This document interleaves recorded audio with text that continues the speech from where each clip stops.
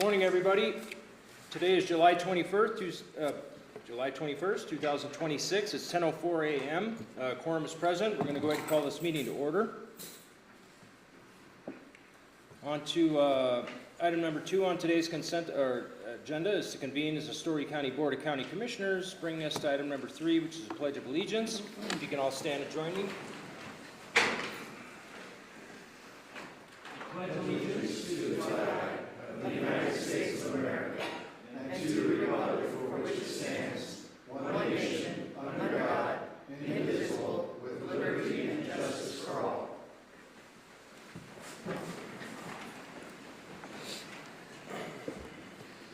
On to item number 4, which is public comment. Public comment is welcomed at the beginning and end of each meeting. These comments should be limited to matters not on today's calendar or agenda. Public comment is again welcomed after each item on the agenda, and those comments should be limited to the agendized topic. As a reminder, public comment is limited to 3 minutes per individual. With that said, is there any public comment in the courtroom today regarding items that are not going to be discussed at the meeting?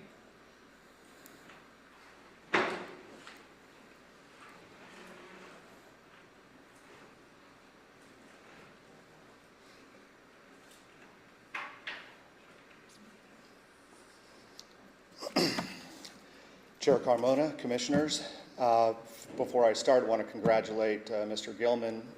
First time I've had a chance to address you directly, and really enjoy the new direction of the Gilman family and the leadership you're demonstrating. Busy week, for the record, Sam Toll, Gold Hill. Busy week in Gold Hill, as many of us know, with the fires that were directly across the street from my house. Before I get into that, I have been up here quite often in years past, and excuse me, have on occasion been quite critical of the county and some of the shenanigans that's gone on. I think it's appropriate for me to recognize that under your leadership, Commissioners, your lone employee, Mr. Austin Osborne, has done a remarkable job. He and I don't see eye to eye on a lot of things, but I'm delighted with the direction that our county has gone under your leadership and his direction. It was really refreshing, but not out of character, to see him at the command center of the latest fire in Gold Hill, doing his job, which is taking care of the residents of this county. So, Austin, thank you very much. I was going to also point out that Lisa Massell has been very helpful with public records and represents that new sort of no-nonsense approach to dealings with county government. With that being said, I would like to share some observations that I had on the fire that was, again, directly across the street from my house, and licking at the chops of Commissioner Mitchell's historic building. Back in the day, we'd say I got my firefighting degree in a Cracker Jack box. Today, it's on Google where I got my degree. But a casual observation was that the brush truck that was sent down appeared to be, I don't know if disorganized is the right word. Adrenaline's pumping, whatever. But the pump that takes the water from the fire hydrant and disperses it to the hoses died 3 times. I heard on 3 separate occasions within the first 10 or 15 minutes that I got no water, and that was, let's say, unsettling. So to whatever degree we can take a look at our equipment, do some tests, go out in the field and run through, that'd be great. Second item regarding the fires, I know it's pretty difficult to actually get a fire started with a live ammunition, but about 15 minutes before the second fire started, the folks behind the train up there in their happy little firing ground up there were shooting weapons, and I think it would be appropriate for us to look at putting an end to that and having people who want to use their firearms do so in an appropriate shooting range. Finally, I'd like to submit for public record Some documents I've prepared regarding our flock camera system. I'm a firm believer in the United States Constitution, 1st, 2nd, 3rd, 4th through 10th Amendments, and I believe that the flock system in place across the country and here in Story County deserves attention. I'd like to submit a proposed ordinance that I've drafted up for the county's consideration, both with the sheriff and Ms. Langer's department. Thank you very much. Thank you. Thank you.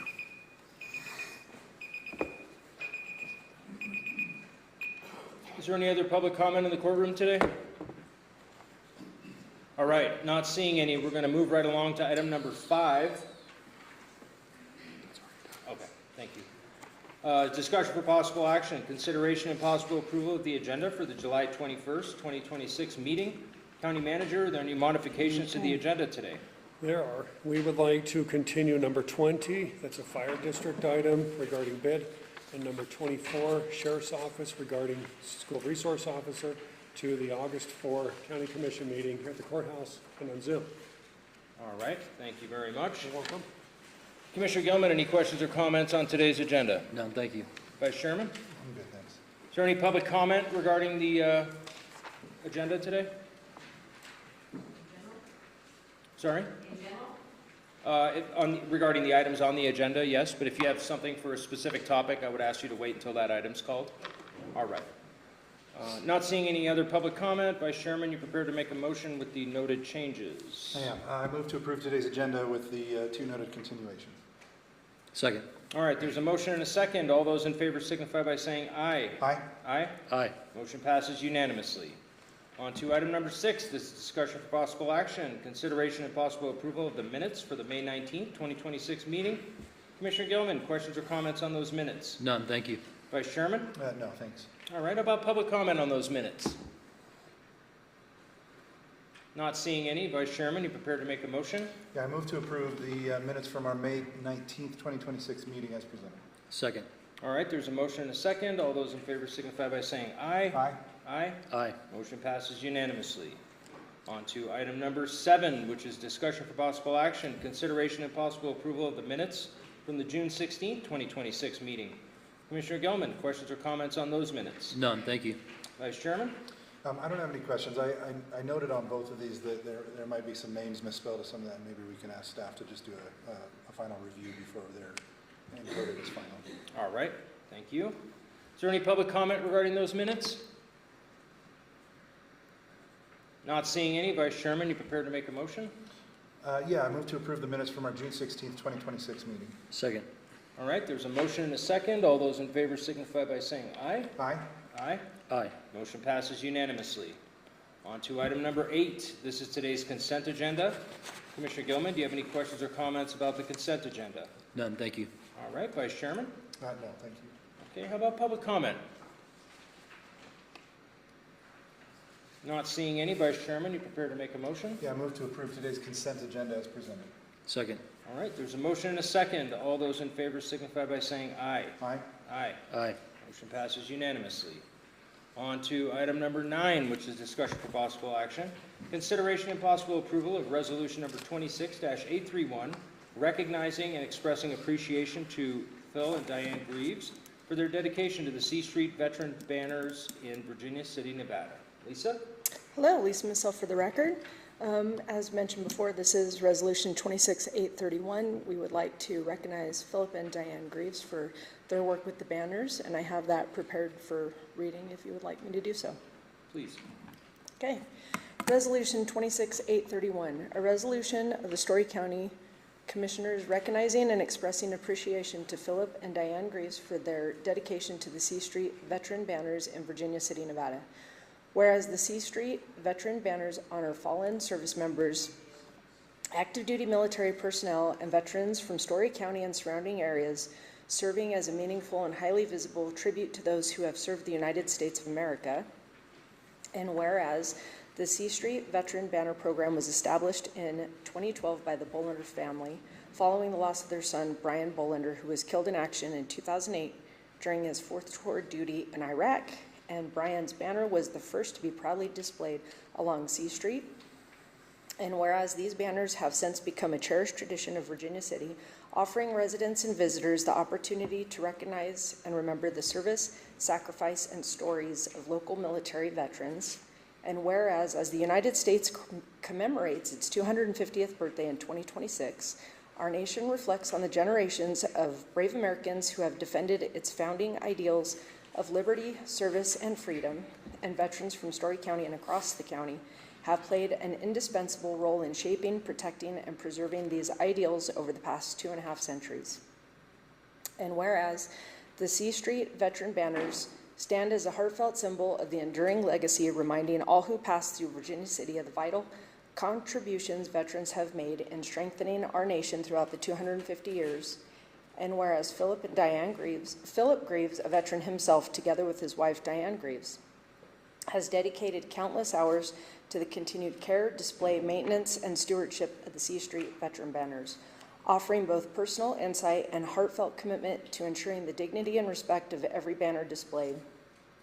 And whereas, through their dedication, Philip and Diane have ensured that this important community tradition remains beautifully preserved, historically meaningful, and prominently showcased in enhancing the cultural and patriotic spirit of Story County.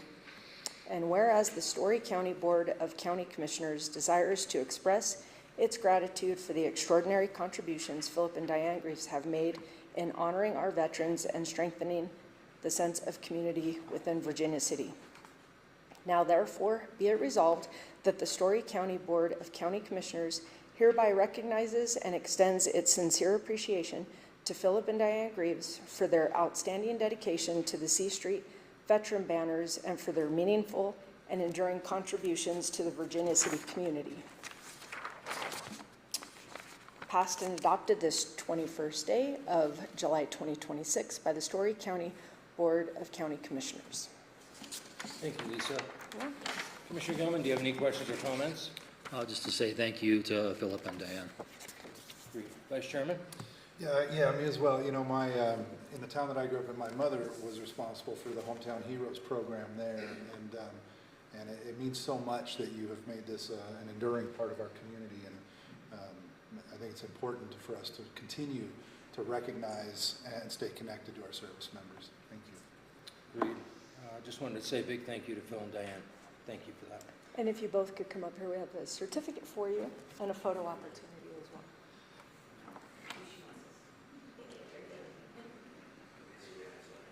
well. Over on this side. Or wherever has a party. Why don't you guys come right down to the end over here? I'll make sure that happens.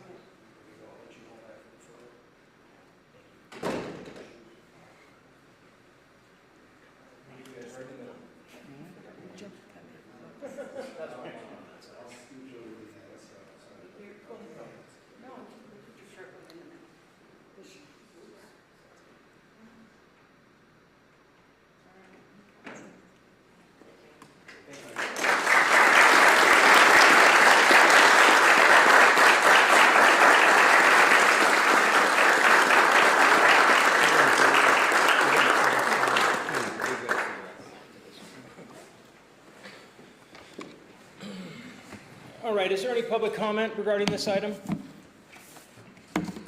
All right, not seeing any. Vice Chairman, you prepared to make a motion? What, no long debate on whether we're going to pass this or not? Let me get back to the motion real quick. I, Commissioner Mitchell, move to approve resolution number 26-831, recognizing and expressing appreciation to Philip and Diane Greaves for their dedication to the C Street veteran banners in Virginia City, Nevada. Second. There's a motion and a second. All those in favor signify by saying aye. Aye? Aye. Aye. Motion passes unanimously. Thank you again.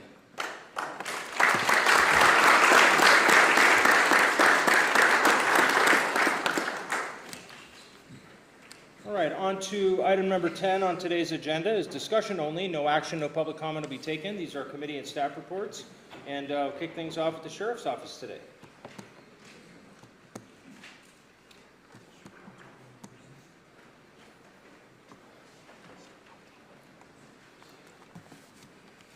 Commissioners, good morning. Sheriff Cullen for the record. I'll try to keep it brief. I do have a few things. Couple things in keeping with the a little bit of the updates in USA Parkway area. Recently, we investigated an embezzlement case, and without getting too much into the case itself, I'll just give you some of the highlights. The embezzlement was for about $200,000. The suspect was located and taken into custody, and during the rest of the investigation, we actually located the launderer, the person that the money was being sent to, which was down in Southern California. And after locating that person, we recovered $100,000 from them as well. The interesting part of it is that they don't seem to know each other, so that's kind of an interesting thing.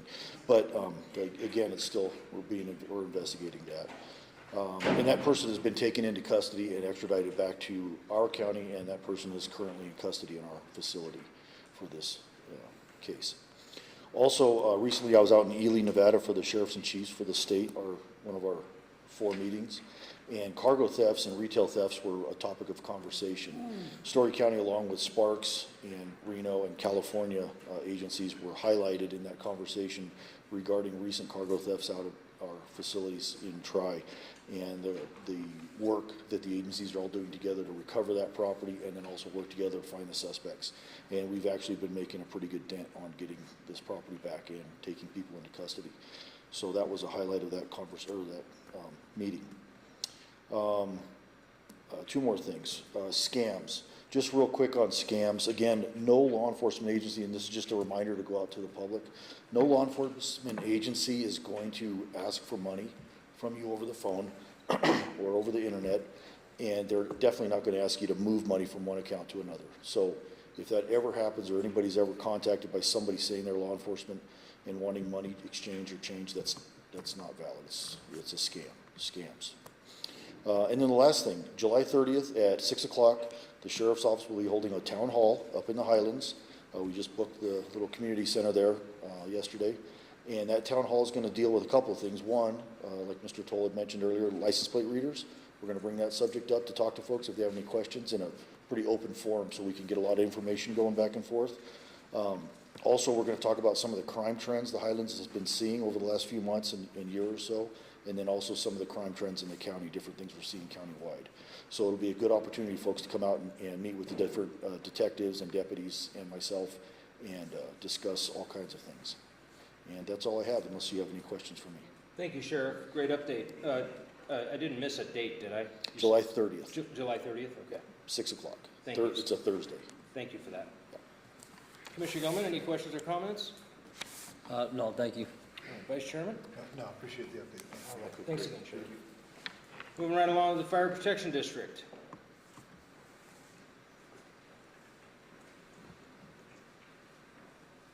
Good morning, Bob Reiser for the record. Not that we're trying to start a biweekly trend, but we have what we refer to as Gold Hill 2, another fire in the Gold Hill area. This time ran much smoother. We didn't want to have the other one as a trial run, but apparently that's what it was. So in this particular one, we ended up at 19.3 total acres. It's shared between Story County and the Bureau of Land Management as far as property ownership. So we'll be working through what that cost share looks like between the entities. We were fortunate timing that we had 11 different mutual aid agencies show up. Had quite the air show with the Type 1 helicopter dipping out of the Public Works pond, as well as a Type 2 helicopter and helitack crews and multiple entities. Able to get it really under control in only a few hours, and then monitor it for another 24 to make sure that it wasn't going to go anywhere and everything was handled.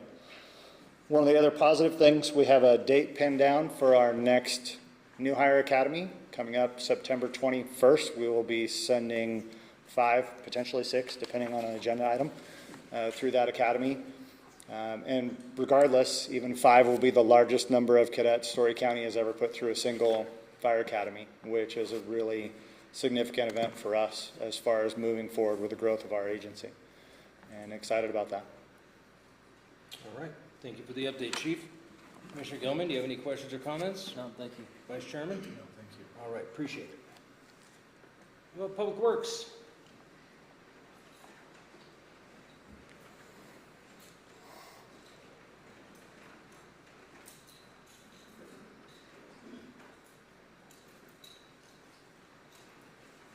Good morning, Commissioners. Sean Starks, Roads Manager, here for Director Wiersbicki.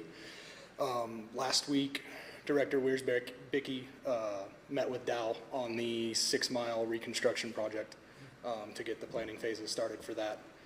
And then Public Works itself has been cleaning up and repairing ditches from the last weather event, armoring ditches that had issues that we saw. And then today I have the crews split between here and Tri for quick response if we do get a weather event that is scheduled for today. So that's what we got going on. All right, thank you for the update. Not to jump the gun here, but do we know when 6 miles is going to get worked on actually next year? It's, yeah, on planned for next year. All right. So, Thank you. I know there's some people very anxious for that, so Yes. get the word out. Commissioner Gilman, questions, comments? No, thank you. Vice Chairman? No, thank you. All right, again, appreciate the update. thank you. Project Manager Mike.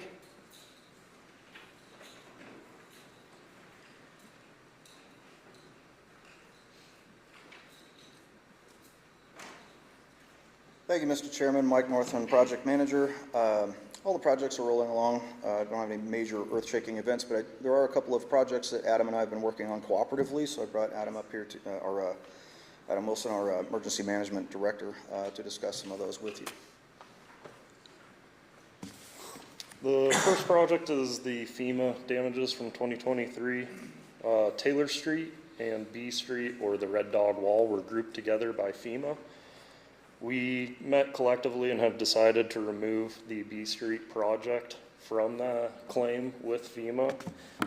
That is a dollar amount of $187,000 and change that we will be bowing out of. This will free up the reimbursement of $156,000 from FEMA immediately for Taylor Street. The decision was based on weather service outlooks of this winter. We are anticipating a above average precipitation year, and the condition of that wall has already deteriorated significantly, and we have serious public safety concerns and need to get that project done prior to this winter hitting. With the processes at FEMA right now, we are already going to have about a $600,000 shortfall with their scope of work, and so we have decided to move ahead without them. It'll be a shorter time frame and a less expense on that construction. So to that end, we've already engaged our engineers. We're getting a proposal for that design work. Should have that hopefully later this week. We did already engage with Comstock Historic District, and we're getting some renderings together for presentation to the CHD Commission at their August meeting. So we're moving along best possible speed on those. Next item is the Lockwood generator. The current configuration of that generator is it focuses on food preservation and the commercial kitchen. This is a known condition since construction, but we've also now engaged our electrical engineers to provide design and equipment specs for energizing the entire building using the existing generator. We actually have a similar condition at the CRI building, so we're looking into picking that one up as well. I think Adam had more to add on that as well. So I know there was a lot of questions about why that center wasn't opened. If it was capable of sustaining the cooling operations under best practices nationally, this isn't something that Story County EM decides. The national best practice for a cooling center has very strict guidelines of a heat index of 105 or higher as a trigger point to open a cooling shelter. We didn't exceed 94 that day in Lockwood. And then the second factor we look at is time, and the minimum time within a lower heat index than 105 is 8 hours. And NV Energy had the power back on at the 8-hour mark. So regardless if the center was capable, we wouldn't have activated a cooling center that day without an order from the board. And that's all I have. I'd be happy to take any questions, sirs. All right, thank you for that update, Mike. Commissioner Gilman, questions, I comments? guess, I do have a question just to understand how it might work. If you need permission from the board, all three of us need to talk to give that permission to open up the center? No, it's not like a declaration. It's basically the county manager says, I don't care what our best practice policy is. I want a shelter open. Then obviously I'll open one. It's, yeah, the chain of command order. Thank you. Thank you. Vice Chairman? Yeah, I was thinking maybe a policy, because it seems like with a, with a power outage, there may be some extenuating circumstances, and maybe we come up with some policy guidelines about when we might consider and giving authorities to authorize the county manager to make a call like that. I have a policy guideline I can send to the commissioners if they would like. Please. Thank you. Thank you. I don't have any questions. Appreciate the update. Great. Thank you very much. Thank you, sir. Project Manager Travis.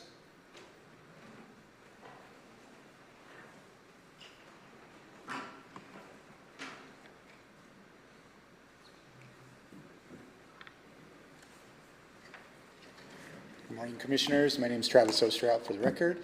I'm a new project manager, started last Monday. Just a history on my background. I have 14 years of private engineering experience and 11 years with the state, so I'm happy to be here, happy to add value. Just getting my feet under me, getting the training done, and starting to get assigned projects, so I look forward to seeing you in the future. Fantastic. Do you have any questions? Or? Thank you. Welcome aboard. Thank you very I'll see much. if the other commissioners have any questions. No questions, but welcome to the team. Thank you. Thank you. Thank you. Look forward to meeting you. Yep, pleasure. All right, I don't see Kevin in here, right? Okay. He's on vacation. All right, thank you. How about business development? All right. Grants? Okay, admin officer.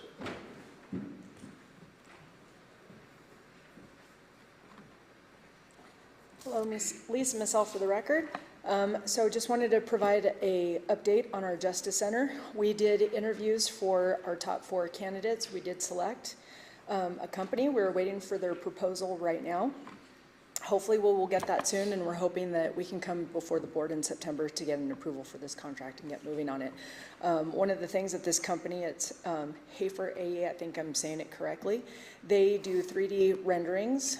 We've seen some amazing designs from them. What they'll do is after January, they'll come and they'll sit with staff who's a stakeholder in this building, and they will do renderings right on the spot basically before they leave town. So they're out of Kansas City, but Pete Dubé is part of their team, so we do have some people that are here locally. So we're really excited about that. The train depot park area, we should have a survey back on within a couple weeks. Hopefully by the end of this week is what I'm hoping for.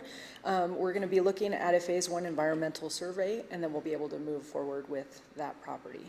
And those are the updates that I have today. All right, thank you, Lisa. Commissioner Gilman, questions or comments for Lisa? None, thank you. Vice Chairman? All right, thank you. How about emergency management?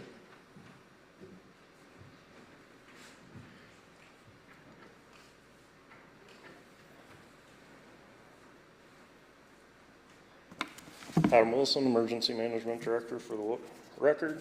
A couple quick ones. So just kind of continuing on the heating and cooling center. This is a reminder for our residents, if you are on durable medical goods or have disabilities, you have to sign up for the NV Energy Green Cross program. That is going to be your fastest access to assistance in a power outage. They provide that for free. Secondly, like the fire chief said, we had those 2 Gold Hill fires. The first one, we were fortunate, was a good learning experience. We've had a lot of changes in staff and processes up here and found some single points of failure. We completed an AAR after action review of the fire within 2 business days of the occurrence. And what's really impressive is we had 10 items of action that we needed to take. All 9 are already completed. The 10th one is a infrastructure one of getting another radio tower. That'll obviously take a lot of time and money. So of course that one is not done yet. However, we did meet about that again this morning to push that project along. So that is pretty uncommon across the nation to have 9 action items completed within days of an incident review. We are meeting this afternoon to review the second fire, and I'm sure we will have more areas of improvement. We always do, and I'm looking forward to finding out how quick we can accomplish those. We set a pretty high standard after the first fire. The hand sanitizer from COVID has been the bane of most departments. We finally got it all consolidated. We had 2,988 pounds of hand sanitizer. Trying to get rid of that has been horrible. It's classified as a hazardous material. Waste management, we can't work with the local team, we have to work with Waste Management National. That was an absolute nightmare. They never got back to us. Tristan was able to work through some contacts within the EM community and found a company for $800. They went and picked it up this morning and it is gone now. So thank God, no more hand sanitizer issues. We were awarded a grant through OEM, as I talked about at the last meeting. We got those 10 projects within the county. So they will be coming out in September and evaluating the earthquake hazard and providing mitigation opportunities for us. That's going to be the water plant, sewer plant, dispatch center, jail, Station 71 and VC, this facility, 26 South B Street, the Virginia City Senior Center, Community Development Office, Public Works Office, and the Virginia City High School. And again, that's just for the first year. The state plans to continually apply for this grant every year, and every year we'll get 10 new opportunities. We've worked with the departments, and we have our list of priorities already to apply for next year. Finally, this is a good time to remind our residents to please sign up for the rave alerts. That is how we communicate the evacuation zones and stuff. It includes the link in the alert. That'll take you to the map. That will show you exactly where those zones are. And if you're not signed up for it, dear Lord, please sign up for it.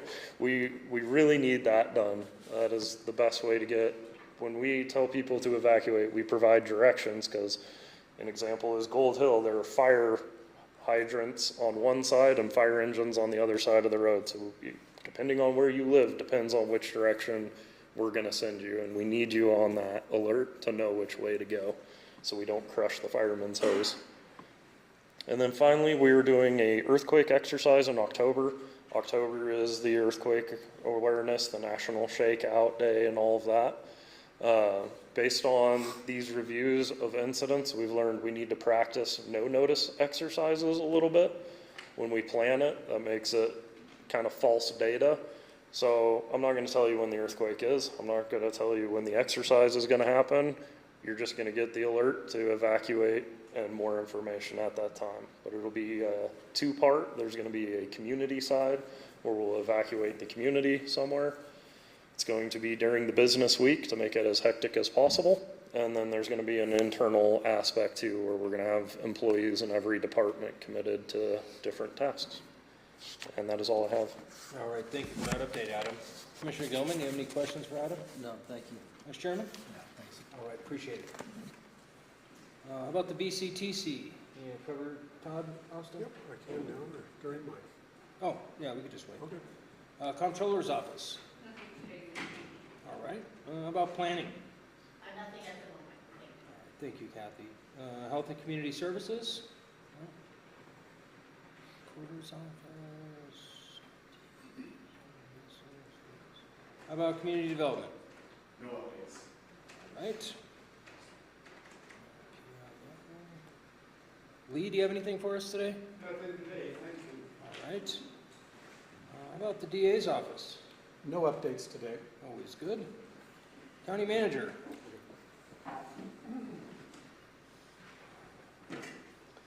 Morning, Commissioners. I'm going to speak on behalf of Todd Tuttle with the VCTC. He just wants to remind the community that Hot August Nights is coming from July 31 to August 1, Friday and Saturday. C Street will be closed from Silver to Sutton. The cars will arrive for parking at 6 o'clock in the morning. The road will open back up at 6 o'clock at night. There are arrangements for people to be able to get through and get to the post office. And I know that there's coordination going on with the Sheriff's Office and Fire for access and those sorts of matters.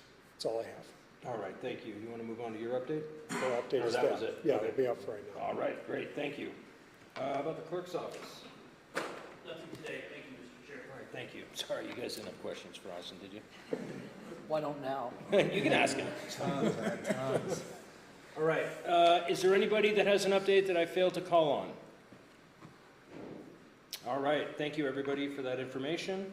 We're going to move right along to our next agenda item, which is board comment. We'll start off to my left. Commissioner Gilman, do you have anything for us today? Oh, I don't on the staff reports, but I do need to go back to something. I need to disclose that items 16 and 17.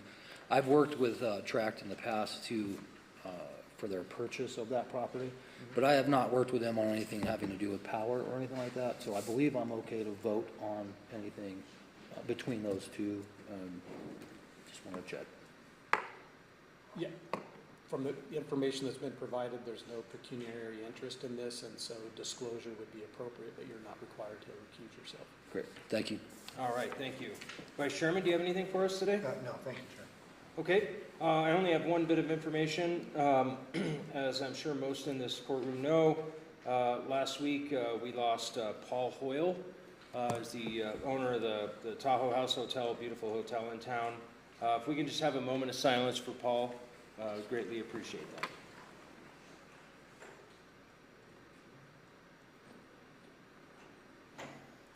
All right, thank you, everybody.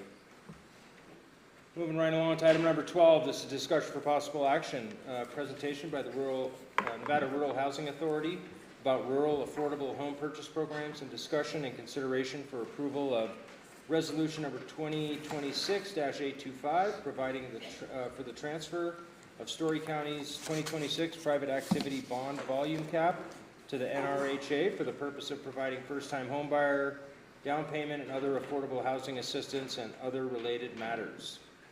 Lisa. Lisa Massell for the record. So Sean Hauser, who's the Director of Finance with Nevada Rural Housing, will be presenting this agenda item. All right, thank you. Thank you. Thank you, members of the commission. For the record, Sean Hauser with Nevada Rural Housing. It's truly a privilege to be with Story County each July. I look forward to this day to be able to come up here and speak with you a little bit. For the past 50 years, Nevada Rural Housing has worked to promote, provide, and finance affordable housing opportunities for all rural Nevadans. During that time, we've been able to assist 11,000 home buyers with $2.5 billion in mortgage lending and $69 million in down payment assistance. Specifically for Story County, during the past 20 years, we've been able to help with $33.5 million in mortgages to 236 home buyers, providing $842,000 in down payment assistance. I hope to be here one day where we could say $1 million, or over $1 million in down payment assistance for that. And during that time, Story County has contributed $3.3 million worth of private activity bond cap. And just for reference, private activity bond cap does not represent cash for the county. The state of Nevada distributes this bond cap based on population size. Our rural counties and cities generally do not receive enough bond cap to really do anything with it on their own. That we then are able to receive that, pull that together as a resource, and then truly be able to serve the residents of rural Nevada. Today, what we're doing with our bond cap is we have entered into a partnership with the Nevada Housing Division. We basically receive the bond cap, we then give it to the Housing Division, and we are then able to participate in their bond program. What this does is this helps us to where basically the cost of this is for me to be out here talking to the cities and counties to be able to receive this bond cap, and then we're able to benefit from that program. Nevada Housing Division also gives the rural counties a 0.25% interest rate reduction, which then helps to make those homes just that much more affordable. During the last year for Story County, we were able to help with 4 home buyers with $1.6 million of mortgages. We have a new program, or a newer program, called Rural Rocks 20K. I'm very excited to be able to report to you today because up until just a few days ago, this program was limited to what are known as essential workers.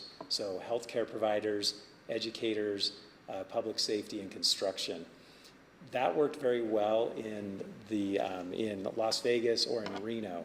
They've been able to go through the funds that they had very quickly. We have not been as fortunate to be able to go through those funds. And what I'm happy to report is that now is, while we focus on that group I just mentioned, it is now open to any resident in Story County that earns less than $175,000 a year for their household. So that program is on our website now. And so we're excited to be able to really ramp up what we're able to do. And essentially that would provide up to $20,000 of down payment assistance, or a combination of that down payment assistance and a permanent rate buy down. So it just simply makes that mortgage more affordable for the residents of Story County. I do have some cards here that I'll give to Lisa. On one side is a QR code for our home ownership programs. On the other side is a QR code for our rental assistance programs. And with that, I'd be happy to answer any questions you may have for us. All right, thank you very much. Commissioner Gilman, you have any questions or comments? Just, it's a great program. Thank you for that. And that's it. Indeed. Vice Chairman? Yeah, no questions. Thank you, Sean. All right. Yeah, I don't have any questions for you either, Sean. Thank you. Is there any public comment?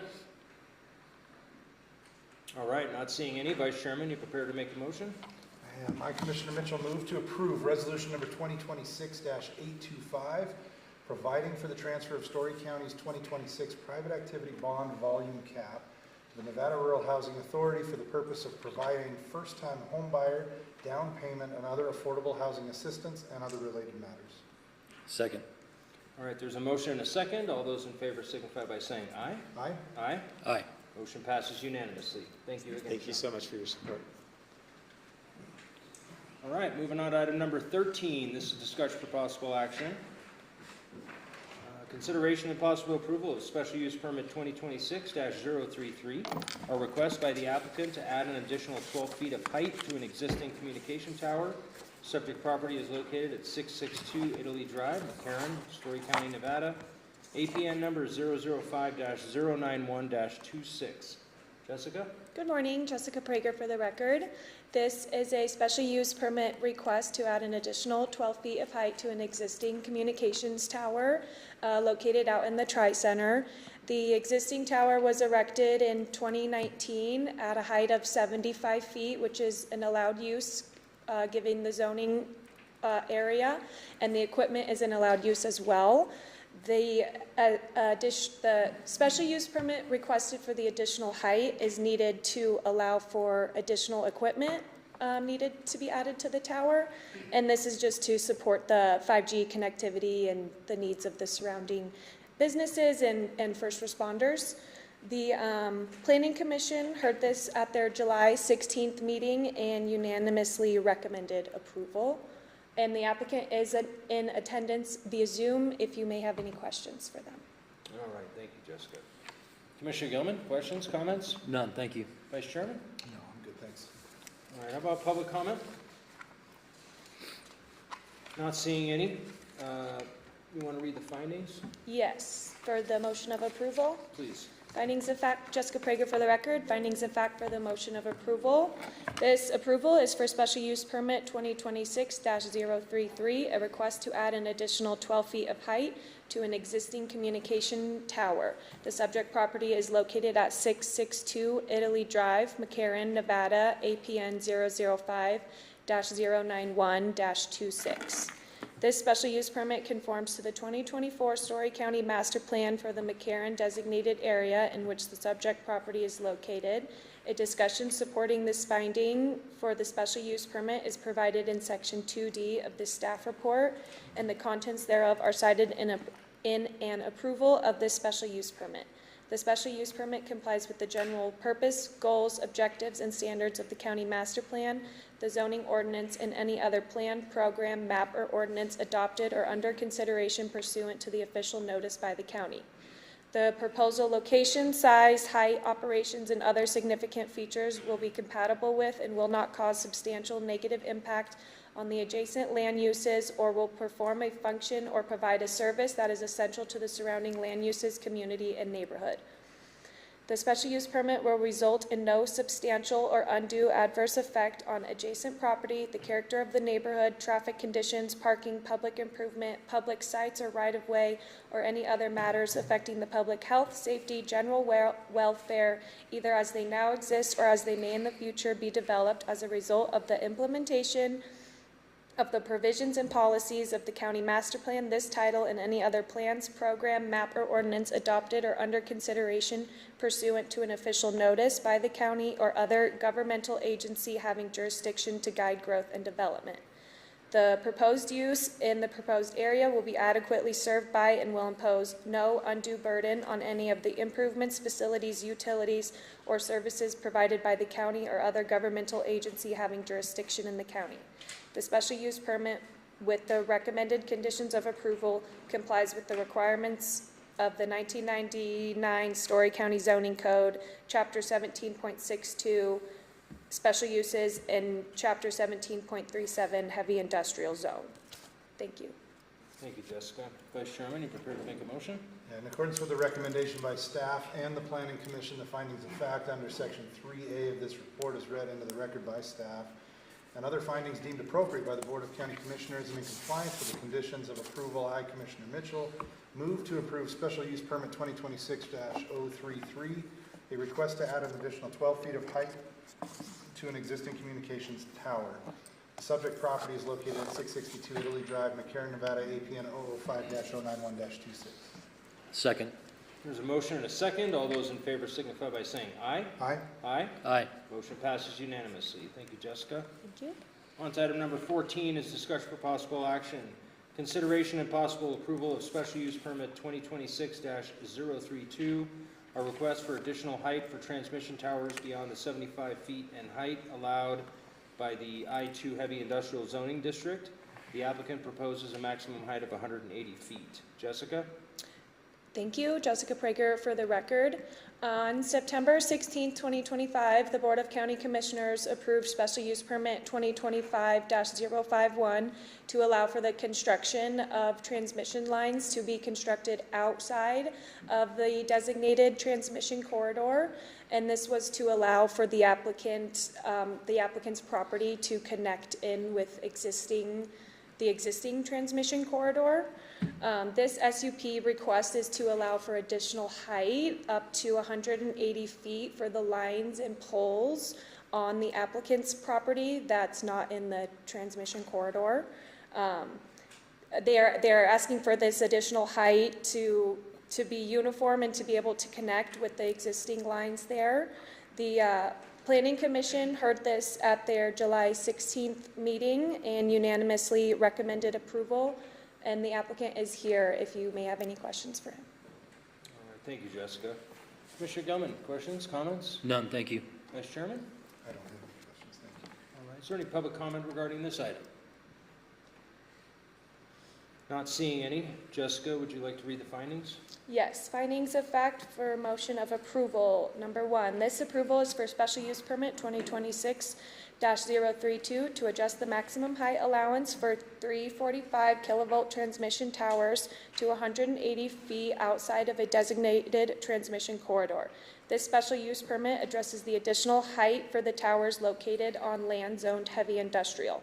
The proposed transmission line subject to the special use permit will be located within parcels APN 004-171-26, -27-28-31 and -32, APN 004-181-11 and -13, McCarran, Story County, Nevada. The special use permit conforms to the 2024 Story County Master Plan for the heavy industrial designated area in which the subject property is located. A discussion supporting this finding for the special use permit is provided in Section 2B of the staff report, and the contents thereof are cited in an approval of this special use permit. The special use permit complies with the general purpose, goals, objectives, standards of the county master plan, the zoning ordinance, and any other plan, program, map, or ordinance adopted or under consideration pursuant to the official notice by the county. The proposal location, size, height, operations, and other significant features will be compatible with and will not cause substantial negative impact on adjacent land uses or will perform a function or provide a service that is essential to the surrounding land uses, community, and neighborhood.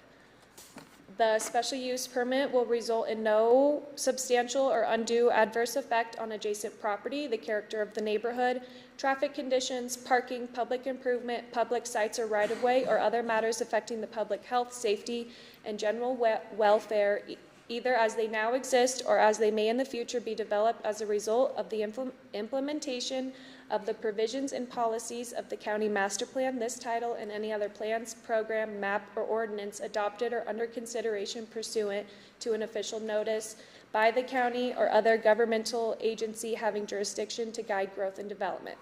The proposed use in the proposed area will be adequately served by and will impose no undue burden on any of the improvements, facilities, utilities, or services provided by the county or other governmental agency having jurisdiction in the county.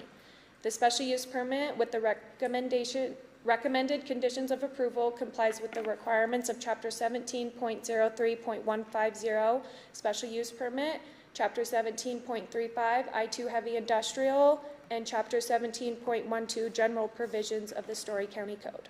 Thank you. Thank you, Jessica. Vice Chairman, you prepared to make a motion? I am. Mr. Chairman, if it's all right, I have a question that came to mind. Please. Yeah.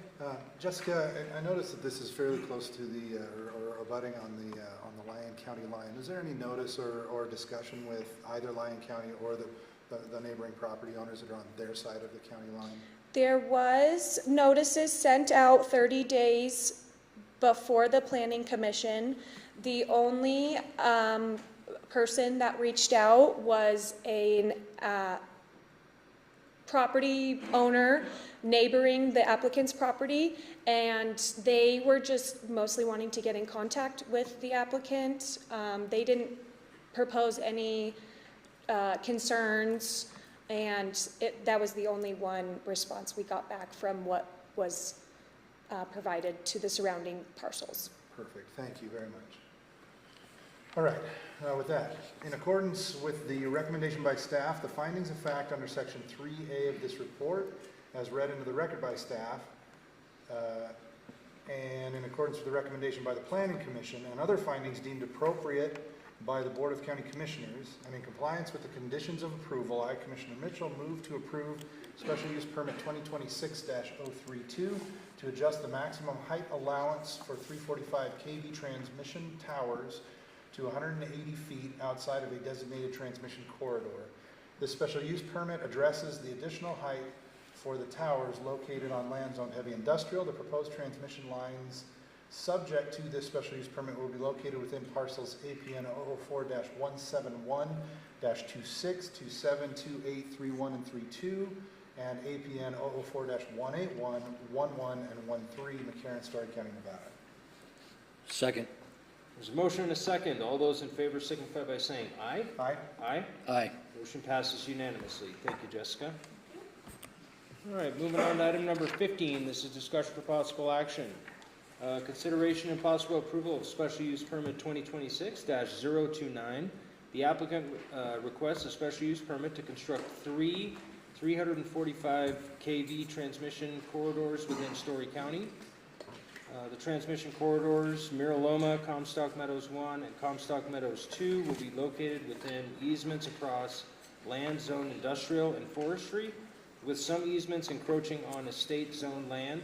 The special use permit addresses the proposed transmission corridors located outside of the official master plan map of Story County transmission corridor, and the additional height proposed for support towers beyond that permitted by the applicable zoning district. Kathy? Thank you. Kathy Cantwell for the record. So this request was heard at our July 16th Planning Commission meeting. NV Energy is here. They do have a presentation for you. I just, talking about noticing, before I let them come up and give their presentation, this is a project that was noticed with postcards that go out with both the Planning Commission and the Board of County Commissioners dates on it. It was sent for every property owner that's within this corridor and every property owner that's within 300 feet of the corridor. That noticing was done in compliance with our Story County Code requirements, and then which we follow NRS requirements. So that's what our timing and stuff is. I know at the Planning Commission there was one comment about getting a postcard late or not before the meetings. Part of that, I believe, with just my own personal opinion, is the post office is taking a little bit longer to send out, or mail is taking longer to process. So if that continues to be a concern we're hearing from people, I think maybe we want to relook at that and see if we want to give more time for the mail to work. It was posted on the agendas, and the agendas are posted like we typically do, but I know that has been a concern. We could maybe see if anybody else in future projects have that and then use that as a consideration. But for right now, NV Energy is here to give their presentation of the project. We have received some comments on this. We did receive a letter that went to the Planning Commission, and then we did receive 2 email letters after the Planning Commission date. All 3 of those written documents are on the back table back there for anybody else that might, and I think those have been handed out to you as well. And I believe there are people in the audience that are wishing to speak about the topic too. So I'll hand it to NV Energy, and then I can answer more questions and give some more information. Thank you, Kathy. Thanks.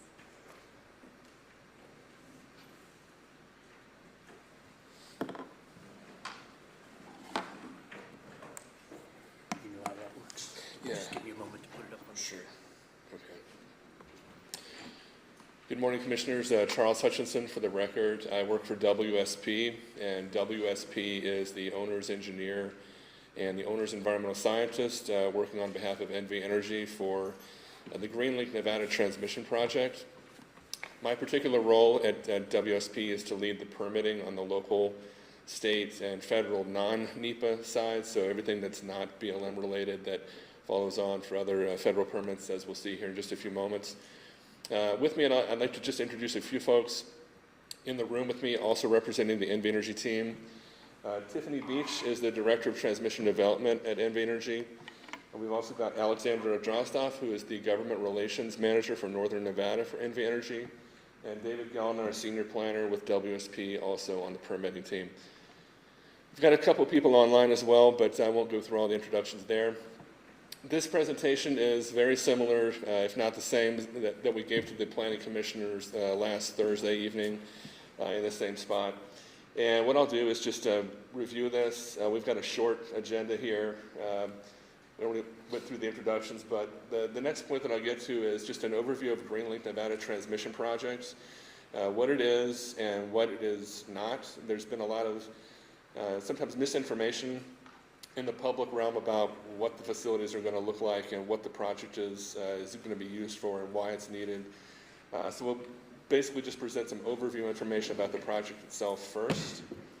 And then we'll go into the common tie facilities, which are the 345 kV lines that are the subject of the special use permit application that we submitted to Kathy's department.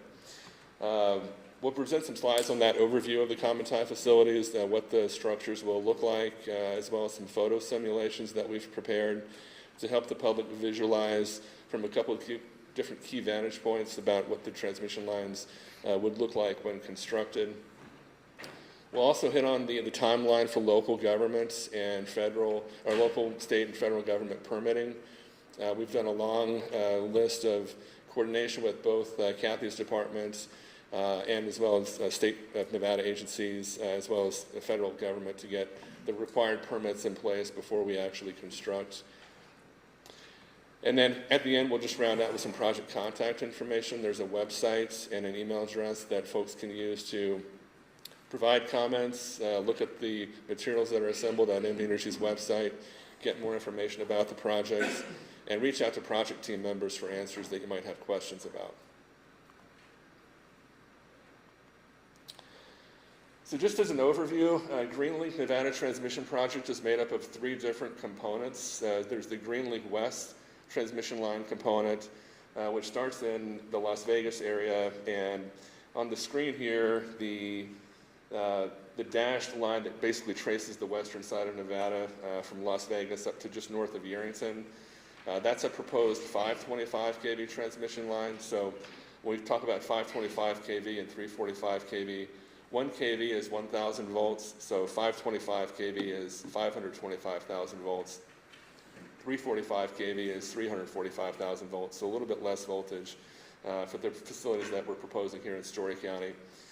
Green Link West orients from Las Vegas up to Yerington. Just about 10 miles north of Yerington is the Walker River substation, which NV Energy is currently constructing. It's about 10 miles north of Yerington. That substation is basically the hub, if you want to look at it that way, is like spokes on a wheel. The transmission lines come into that hub, and then other transmission lines orient out of that hub. The second piece is the common tie program. So that's the 345 kV transmission lines that are the subject of the special use permit application. And as Commissioner Kimota had mentioned, those are the Mira Loma to Walker River transmission line, the Comstock 1 to Walker River transmission line, and the Comstock number 2 to Walker River transmission line. And I'll show a blown up map here in just a few seconds about how those lines orient in Story County. The third piece is the Green Lake North transmission line, which is also a 525 kV transmission line that runs basically from Yerington at the Walker River substation due east to White Pine County to the existing Robinson Summit substation that NV Energy owns and operates. So Green Lake West, Commons High, and Green Lake North are the dashed lines. When those are constructed, they form basically a transmission triangle that provides a redundant, looped, stronger, more resilient system for NV Energy to redirect power in multiple directions instead of currently just in one direction on this particular map here. The solid red line that traces the eastern part of the state runs from Las Vegas up to Ely. That's NV Energy's online project that was constructed a few years ago. That's also a 525 kV system. But when we complete the loop, it provides a more redundant, reliable, resilient, stronger transmission grid to serve NV Energy's existing and future customers. Just an overview continued here. The three main purposes of the project are resiliency, redundancy, and reliability.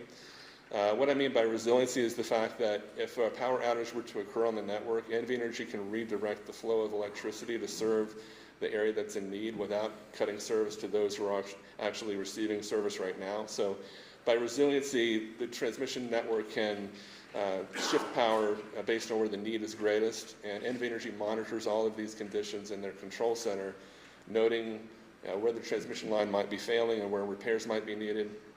They can redirect the flow of electricity to the different assets that need and communities that need that power.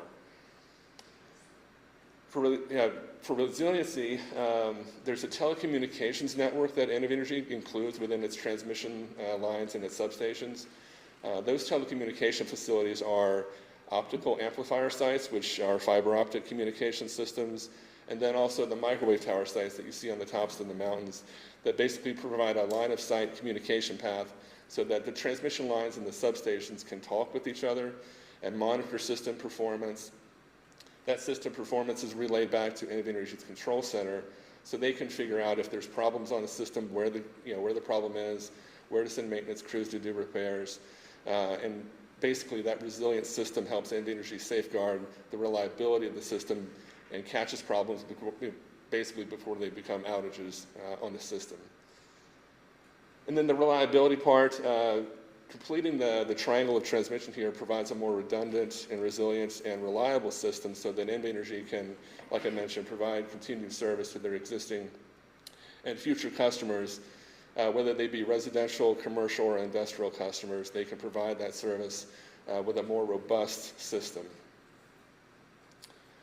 A few key considerations to keep in mind is that Senate Bill 448 back in 2021, when the Nevada governor signed that legislation into law, mandated that NV Energy create this system and upgrade their existing transmission capabilities to include this infrastructure and to construct the infrastructure by the end of 2028. So NV Energy is legally obligated by the state of Nevada to place these lines in service by December 31st of 2028. And I'll get to the history of how the project started here in just a few moments, but just one of the main considerations to keep in mind is that this is a state mandate from the legislature and the Public Utilities Commission to have this infrastructure in place and operational by the end of 2028. Another key consideration to keep in mind is that it's being designed to handle current and future customer needs. The current system right now can't support all of the growth that Nevada is seeing on their electric transmission system, and that comes from residential customers, commercial customers, industrial customers. To keep pace with that demand, we have to keep pace with the transmission infrastructure to be able to serve the existing and future needs and to have that more reliable system in place so that there aren't power outages and that so the system functions the way that it should. And that NV Energy meets its obligations under the PUC and other federal regulatory agencies to provide service to their existing customer base. The primary purpose is capacity and reliability. Lately, we've heard a lot about data centers and other kinds of projects and how Greenlink may or may not be related to those projects. Should those developers, whether it's a residential developer or a commercial developer or an industrial developer, want to connect to the system, they have to first provide some interconnection studies, and NV Energy can't turn away customers. They have to provide service to their customer base. But if there's no capacity on the system, that proposed customer has to look at interconnection studies and figure out how they're going to connect to the system, what facilities that they need to be able to connect, and if there's sufficient capacity, if there's enough room on the system for NV Energy to accommodate that. If not, system studies have to be done, and there's state and regulatory approvals that have to be satisfied, same as NV Energy is working toward on this project. Those other developers and other interests have to provide those same level of requirements for state, and they have to meet that same level of requirements for state and local governments and for federal approvals as well. So it's not just that anyone can come to NV Energy and want to request service. They have to provide some interconnection studies and make sure that there's enough capacity on the system to accommodate that. So this slide just shows a timeline of the overall project start. Back in July of 2020, about 6 years ago, NV Energy filed a joint application to the PUCN to amend its 2018 Integrated Resource Plan. Every 2 years, NV Energy has to provide to the PUCN a plan to say, we need X number of facilities on our system because we are experiencing growth and demand, and they have to make that case to the PUCN. The PUCN looks at that application or that rate plan and says, yes, we can live with these facilities, maybe we have some questions about these, and they also have to present their case for an economics. What would this do to the economic base of the customers who are paying into NV Energy's system? They have to make sure that that meets their requirements and go through that approval process at the PUCN. In March 2021, the PUCN granted NV Energy the approval for the project components that make up the Greenlink Nevada transmission project.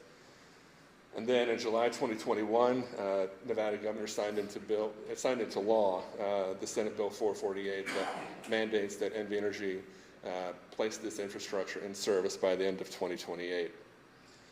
That set in motion the Greenlink West transmission project and the Greenlink North transmission project that the BLM went through the NEPA process to review and to analyze route alternatives.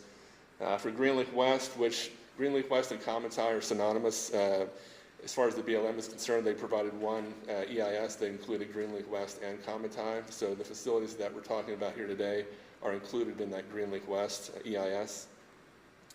That process started with the BLM in May of 2022 and then wound down in September of 2024 when the BLM issued their record of decision for the project, which is essentially their decision document saying, these are the, basically these are the different route alternatives that we looked at. Here are all the different environmental resources that we looked at.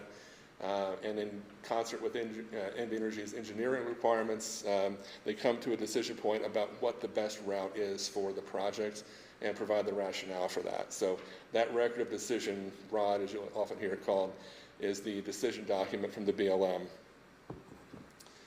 Since then, since September 2024 to the present, for the past 2 years approximately, we've been engaged with local and state government agencies to get all the permits required, whether it's a land use permit from Kathy's department or a state water permit, state air quality control permit for the surface area disturbance permit that we'll see a little bit later. But there's a long list of state and federal and local permits that are needed outside of the BLM's process after the BLM finishes their NEPA review of the project. For Greenlink North, the BLM is going through the same steps that they went through for Greenlink West. So this timeline here is still in progress with the BLM for Greenlink North on that project, but Greenlink West has concluded back in the fall of 2024 on the BLM's part. This just drills down a little finer detail of the NEPA process that the BLM went through for the Common Ties project and Greenlink West in general.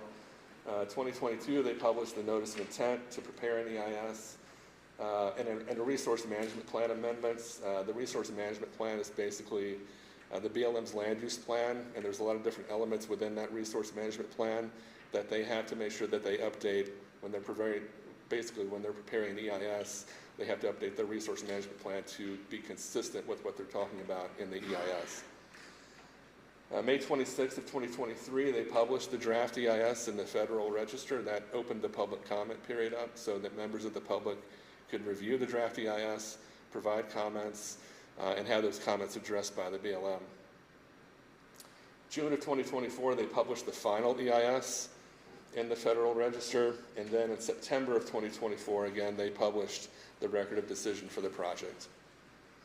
And this link down here at the bottom of the page just provides a way for the members of the public to actually get all of the documents in one place. It's on the BLM's website, so that if anyone is interested in a particular resource, whether it's a threatened or endangered species or cultural or Native American concerns, they can go to that document site page and find the draft EIS and the final EIS, where all of those resources are analyzed and evaluated, as well as all the mapping data that the BLM collected and prepared during the EIS process.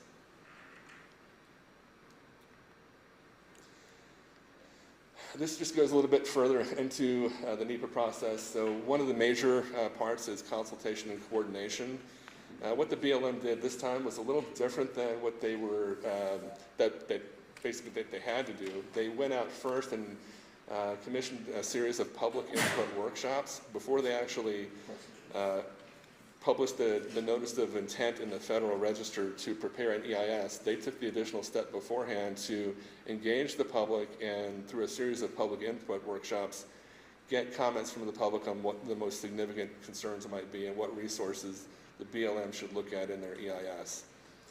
After they did that, they went through the scoping comment period, which is typical after they publish the notice of intent in the Federal Register that they're going to prepare an EIS.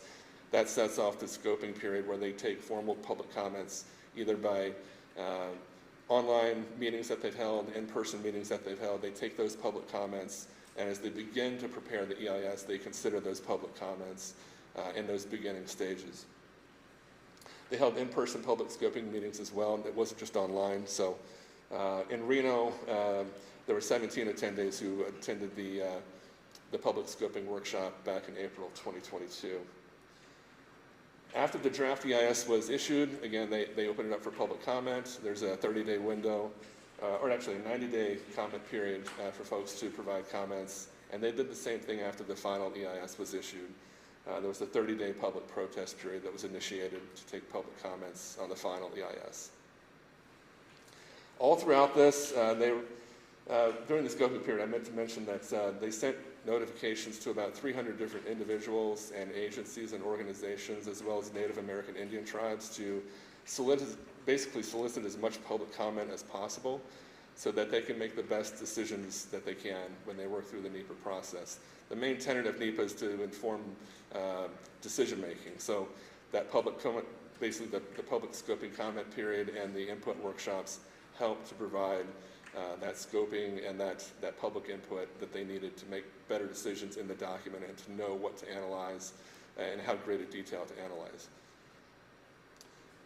They also instituted government-to-government coordination with 35 tribes. There's a table in the final EIS that lists all 35 tribes and the coordination that the BLM went through, not only notification letters, but also in-person meetings that they invited the tribes to meetings to talk about impacts on the resources that are most important to the Native American communities. This list is just the list of resources that the BLM analyzed in their EIS, everything from public health and safety to air quality to water quality to paleontological resources like fossils. The list is pretty long here: water resources, visual resources, land use and realty. These are the resources that are analyzed in the EIS in detail. Every alternative that the BLM came up with for route alternatives has to go through this process of what impacts would there be to water quality, what impacts would there be to public health and safety, and so forth. At the end of the EIS, there's a list of appendices that speak more into detail about, we get questions sometimes about, are there going to be mitigation measures that NV Energy has to comply with? And basically, there's literally a list from A to Z of all the different mitigation measures that NV Energy is going to be required to comply with based on the BLM's analysis. Everything from air and water quality mitigation measures, what to do around cultural sites that might contain sensitive archaeology, buffer area that we can't work in, that we have to evaluate before any construction might happen near there. A long list of literally hundreds of mitigation measures that NV Energy has to comply with on BLM federal land. And as we'll see just in a few slides, on private land, which is most of the land that's in Story County that the project is situated on, they also have to comply with the Endangered Species Act. Even if it's on private land, they have to comply with federal regulations that govern wildlife habitat and sensitive species, as well as a host of state regulations for water quality and air quality. All right, these next few slides are more visual with pictures here. So this slide here just shows Story County in the center. The gray dashed line, kind of the gray-black dashed lines are county boundaries. So in the center is Stagecoach, and then up to the upper left is Story County boundary. There are three 345 kV lines that come into the county from Lyon County. Two of the lines begin in parallel. That's the Walker River Miraloma line and the Comstock number 1 Walker River line. They both come into Story County just a little east of Dayton and then head north. The third line enters Story County on the upper east part of the map there, just above Stagecoach along USA Parkway is where it enters into to Story County. The Miraloma to Walker River transmission line, that far left line, that terminates at the existing Miraloma substation in the city of Reno. And then the two Comstock lines terminate at the existing Comstock Meadows substation in unincorporated Story County along USA Parkway. And for context, I also added the existing transmission lines to this map because sometimes we get questions about are there other lines in the area that are of this voltage, and it's helpful to inform the public about how this project fits in with other existing infrastructure. So on the right-hand side here, this is the existing transmission lines. There's several different transmission lines that orient throughout this area, basically from Yerington to Reno, and we wanted to make sure that we presented information about how this project fits into the existing infrastructure network.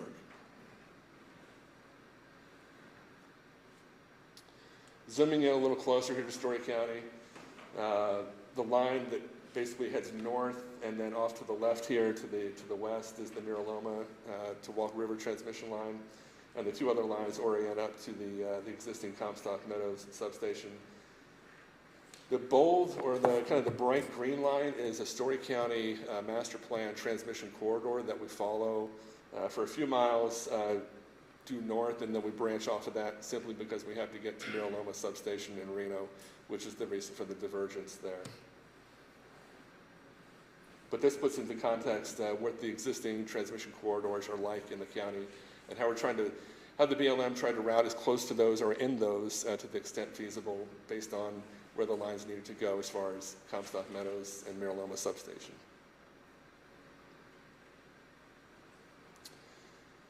This slide shows the Miraloma to Walker River transmission line at the top, the yellow line there. And relative to the Virginia City Highlands community, that's about 3 miles south of where the line would be oriented. The light blue lines that you see, those aren't streams. Those are existing roads that may require improvement for the construction vehicle traffic. To make it passable for construction vehicles, they may need to improve the road here and there, not paving it and nothing like that, but maybe widening a shoulder here to make sure that the construction vehicles can get to the transmission line right of way. If you'll notice the short little yellow or yellow-orange spur temporary access paths that come off of those existing roads, that helps NV Energy get from the existing road to the transmission structure location. And those temporary access paths will be reclaimed after construction, so there's no permanent road that leads from an existing road to a tower location.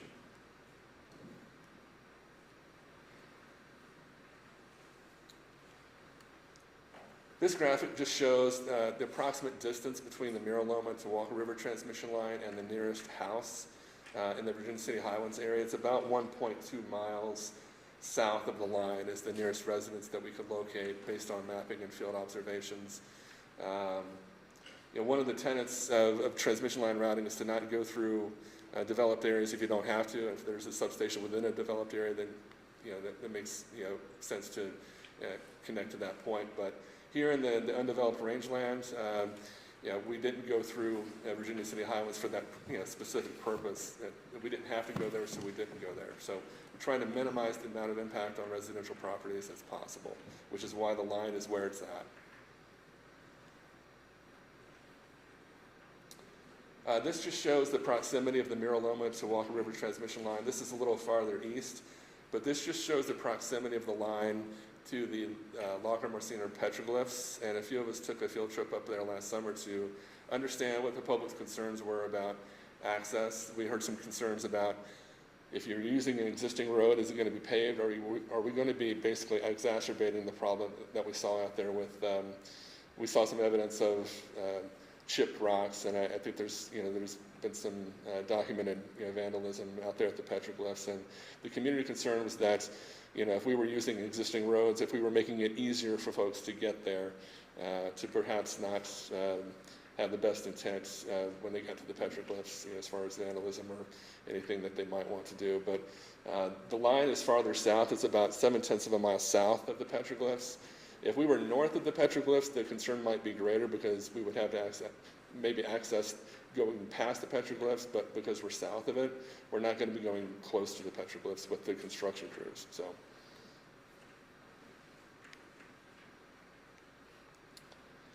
these two pictures show what the transmission line structures will look like. On the left is what we call a tangent structure. It's an H-frame structure, simply because it resembles the form of an H. Tangent structure is basically the ones that you'll see along the highway that are in a single straight line. Those structures are going to be anywhere between 85 and 125 feet tall. At maximum height, there may be some site-specific conditions that dictate that we go to a higher structure height, and that's going to be about 160 feet is the maximum. Each individual structure is engineered for that specific site, depending on terrain, geology, and the soil characteristics that are underneath that site. It has to be engineered specifically for that site, so it's not a one-size-fits-all kind of approach to the transmission line structure engineering. The picture on the right shows a three-pole dead-end structure. Dead-end structures are often termed, there's another term for it called an angle structure, and those foundations are usually larger at the base than a tangent structure because that angle structure has to accommodate the weight of the transmission line pulling in two different directions, which is why it's called an angle structure. And the typical height for those is going to range between 75 feet and 140 feet.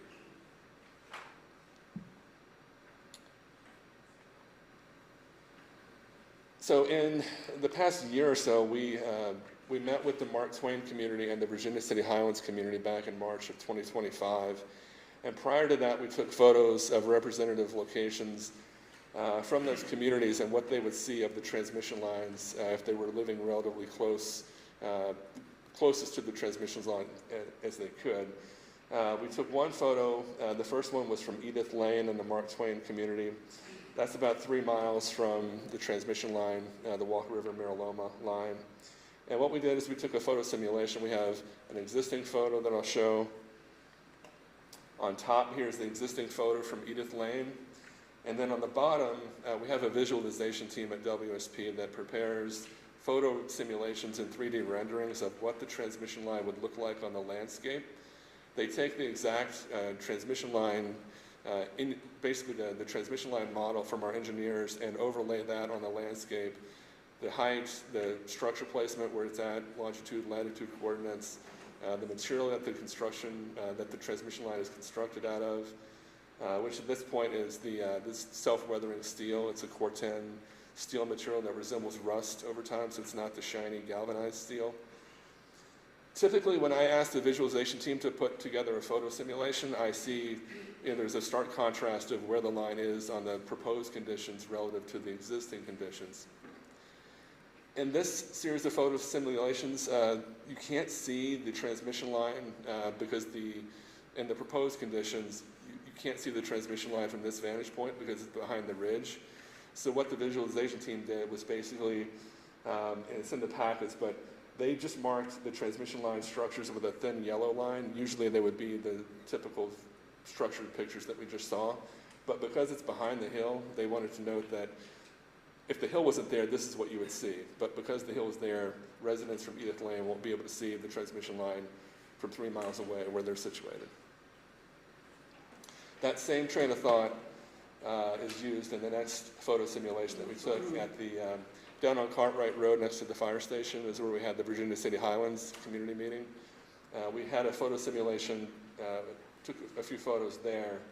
And again, that's about 3 miles south of where the transmission line would be oriented. And again, the top picture here is the existing conditions at the fire station. And then on the bottom panel is the proposed conditions. Again, you can't see the transmission line. The visualization team just marked it with thin yellow structure points.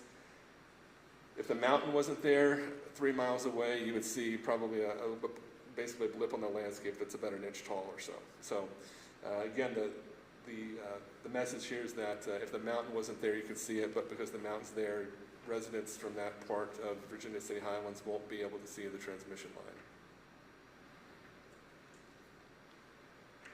And the reason we go through photo simulations is because a lot of times members of the public have one image in their head about what this is going to look like and how close it might be to their property, and so this is a good way to show everyone, the distance away from the residential properties that we're going to be and what the transmission line would look like with or without the mountainscape.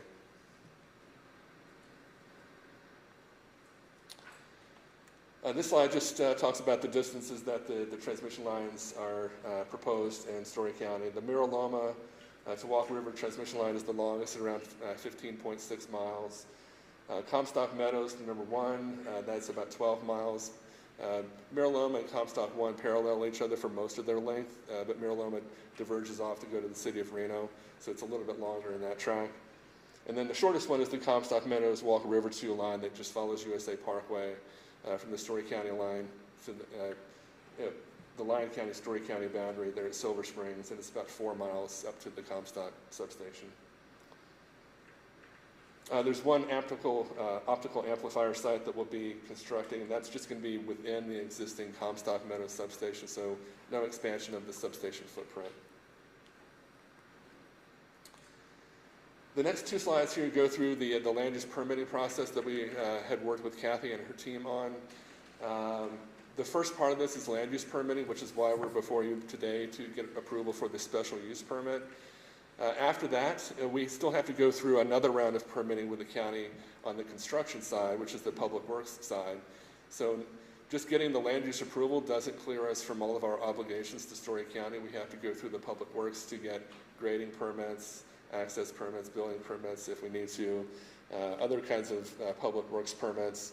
We'll also be negotiating and executing with the county a road maintenance agreement, whereas if construction vehicles damage a road, the construction contractor, NV Energy's construction contractor, has to pay for that damage.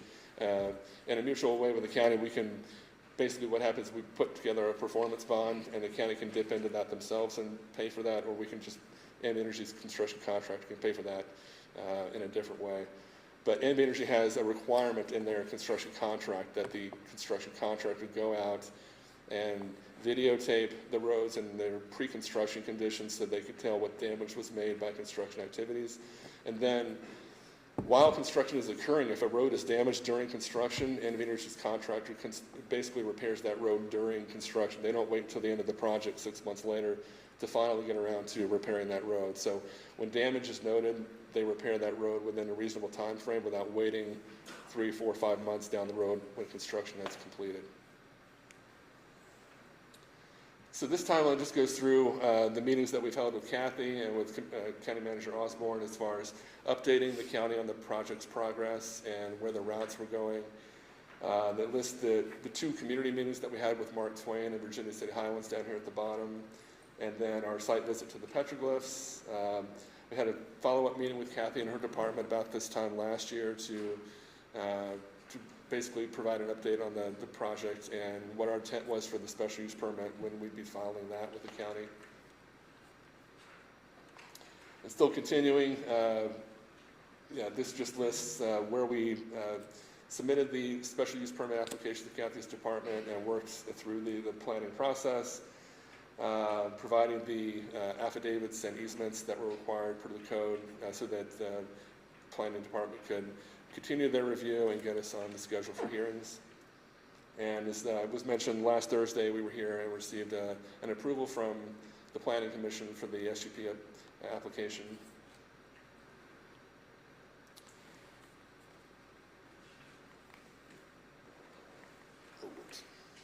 We went through the same process. These next few slides I'm not going to read verbatim, but we went through the same process in Lyon County and City of Reno. First, going through a pre-application meeting to understand what the requirements of those local governments are for special use and conditional use permits, working through the permit process, going through the hearing process. In Lyon County, we received unanimous approval of the conditional use permit application back in early July. And Lyon County, we split the conditional use permit up into two different parts, one from Walker River Substation up to Highway 50. We received unanimous approval for that, and we're providing we just recently provided the second application, which goes from Highway 50 up to the Story County border. We didn't have all of the landowner affidavits signed in that part yet, so the county thought it best that we wait until we get the signatures on land from the landowners there before we move forward with an amendment. So we'll be back before the Board of County Commissioners in Lyon County on August 20th. That's a different date there that's noted here, but it's a more recent development. We'll be back in front of them on August 20th to get the BoCC's approval for the amendment, which basically covers all the facilities from Highway 50 up to Story County border. And again, we're doing the same thing with Reno. We went through the pre-application process and filled out and prepared the application and provided the required landowner affidavits and easements to the city. So we're working through that same process with the City of Reno. And these dates here for the hearings are tentative, subject to change. Last week we received some comments from the planning department at Reno that we need to review and confirm with them when we can get on their planning commission and city council hearings. Just one note, the project is deemed a project of regional significance in the City of Reno, so we have to go through the Truckee Meadows Regional Planning Agency as well. So after we're done with City of Reno approvals, we have to go through the Regional Planning Board to have them update their corridor mapping to show the Green Lake West transmission lines and the common tie facilities. So that's local, and then this is the list of state authorizations that we've received for the project. So it's not only local government permits from land use, conditional use, and construction-related permits, but there's a long list of Nevada permits that we have to get. Nevada Division of Environmental Protection for water quality and air quality, Division of Forestry, there's a protected plant, so we had to get a collection permit for that plant. Division of State Lands as we cross the Carson River, NDOT for crossing roadways, and all of this ends up at the PUCN's desk and a Utility Environmental Protection Act permit that we have to provide.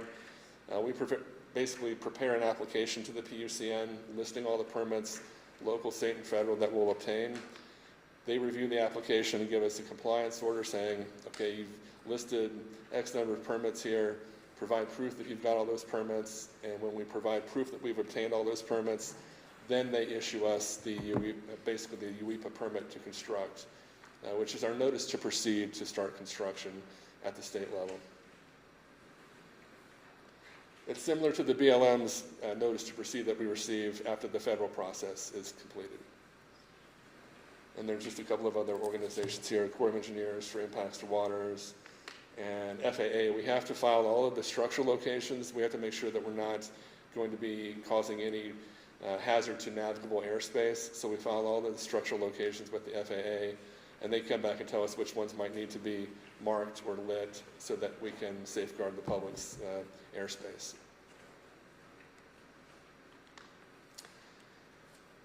Getting down to the last couple slides here, local, state, and federal permitting, like I said, we've been engaged with that for the past couple of years, 2025 through the end of this year. Construction in Story County would essentially start this fall of 2026 and then into the fall of 2027. And at the peak of construction, approximately 200 to 400 construction workers would be working in and around Story County. That number might go up or down based on logistics of sequencing the construction activities. We're also under the mercy of our vendors who are basically supplying all the materials and the transmission equipment, and sometimes those vendors, they get material in sometimes early. A lot of times it comes in late, just based on where we're getting that material from different countries, and global politics being what they are. Sometimes we expect it to take 6 months, and it takes a year and 6 months to get materials. So those construction estimates are just general, and they can fluctuate up or down depending on the dynamics of the construction schedule and when we get materials and when we can have crews in place to construct. Yeah, and I'll just end it here with the project contact email and then the website address where you can find more information. And happy to take any questions or comments from the board. All right, thank you very much. Commissioner Gilman, do you have any questions or comments right now? Yeah, a lot. There's a lot of questions. You know, that many people working on a project like this, you know, is that in our area? Would that be in the Highlands area where there are 200 to 400 workers on that project? Or are you talking in total? In total within the county and in and around the county, there could be that many. Yeah, but basically between Yerington and Reno, there could be about that many people in the area working on different parts of the project at different times. So I assume that's trucks and equipment and getting to these areas, and so. Yeah. The efforts that you put into communicating with the residents of the county in the Highlands area, can you go back and tell me when did that start, and have you made contact with each one of those that this particular line is going to affect? Yes, so that process started a few years ago. Speaking on the community outreach part, we met with Marktown community in March of 2025, and then the Virginia City Highlands the very next night, March of 2025, to provide a project update and share information and answer their questions about what's this going to look like, how far is it, how close is it to my residents, what are the impacts on different resources, how are those analyzed, what are you going to be doing for mitigation measures? As I mentioned, there's a long list of things that we have to comply with, federal, state, and local government-wise, and Kathy's report has a list of conditions, which is typical of conditional use or special use permit applications. The approval that we're seeking here today doesn't just give us carte blanche to just go and start construction. There's a list of conditions that we have to comply with based on what she's provided in her staff report, as well as state and federal obligations that we have to meet. On the landowner side, where the line is actually crossing landowners, we met with all of the landowners, and there are 11 in Story County for the 3 lines. There are 11 landowners that we cross. We've obtained signed affidavits and/or easements from 8 of those landowners. The other 3 are in the eminent domain process. My next question actually is for Kathy, if you don't mind. In the Planning Commission meeting, I believe there was an addition for condition K. Was that correct? Was that added during the Planning Commission meeting? Yes, we discussed that condition. We didn't make any changes to it, but when the Planning Commission was discussing what their motion might be and their internal, they wanted to emphasize conditions J and K, and so I did read those both into the record for the minutes, and trying to emphasize that those were important to them to make their findings. Okay, and then my last question actually is for legal, and I just want to confirm that, you know, if we were to approve this, that it does not constitute a taking under the law, this condition K. Just want to make sure that I'm looking at that correctly. No, nothing in your approval will create a property right or a change in the property rights.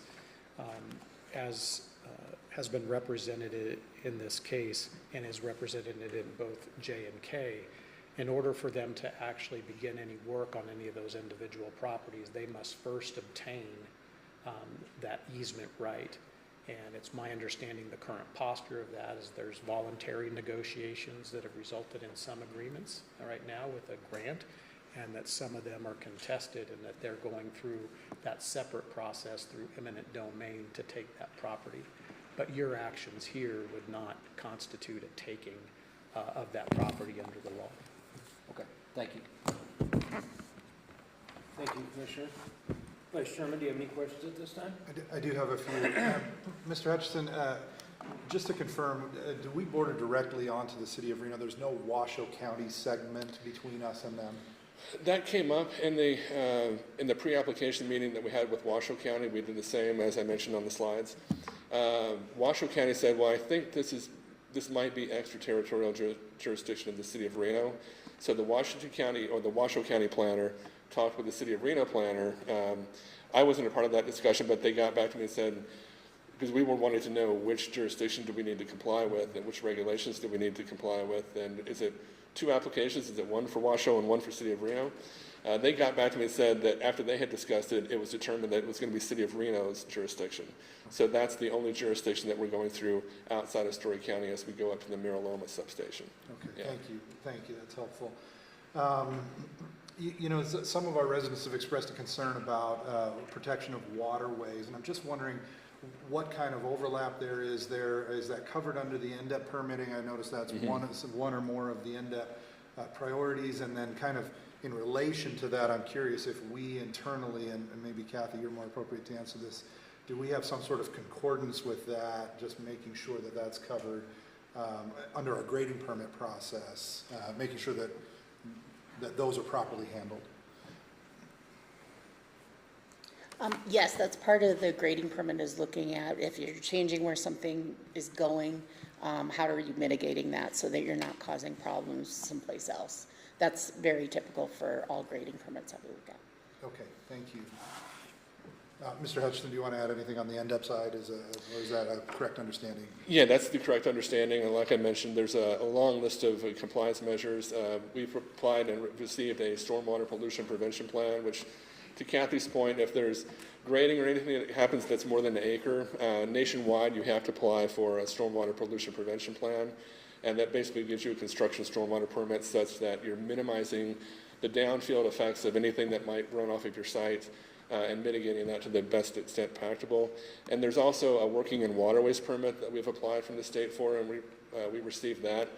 Basically, the state of Nevada considers anything that could hold water to be a waters of the state, whether that's a dry drainage that hasn't seen water in 5 years, or whether it's an intermittent stream that might see water, every so often, or ephemeral. That working waterways permit gives the construction contractor the right to actually use the construction vehicle and go down into the wash and then exit on the other side if there's no passable way. If it's easier to just do it that way than constructing a temporary bridge of some kind. So we have that working waterways temporary permit, and we have to comply. There's conditions that are attached to all of these permits that we get. So the construction contractor has to comply with everything. And there's also basically a compliance inspection contractor in the field. On federal land, it's hired by the BLM that's watching the construction contractor, making sure that they're only going where they're supposed to be going. If there's deviations from that, they get fined for that. They get noticed that they're off the right of way or doing something that's not consistent with the mitigation measure. So there's a lot of checks and balances that, aside from the work that we're doing on the planning side and the land use side, on the resource side, there's lots of checks and balances that have to be maintained. Construction vehicles have GPS trackers on their car so that they can, if there's a deviation, like you're not supposed to use this road and we found you over here, we can tag exactly when that happened, who was driving, what time it was, what day it was, and that you were off of the right of way in a place that hasn't been evaluated for environmental resources yet. So that's another way to make sure that everyone is doing what they're supposed to be doing and following all the rules that they're supposed to be following. Thank you. I appreciate that explanation.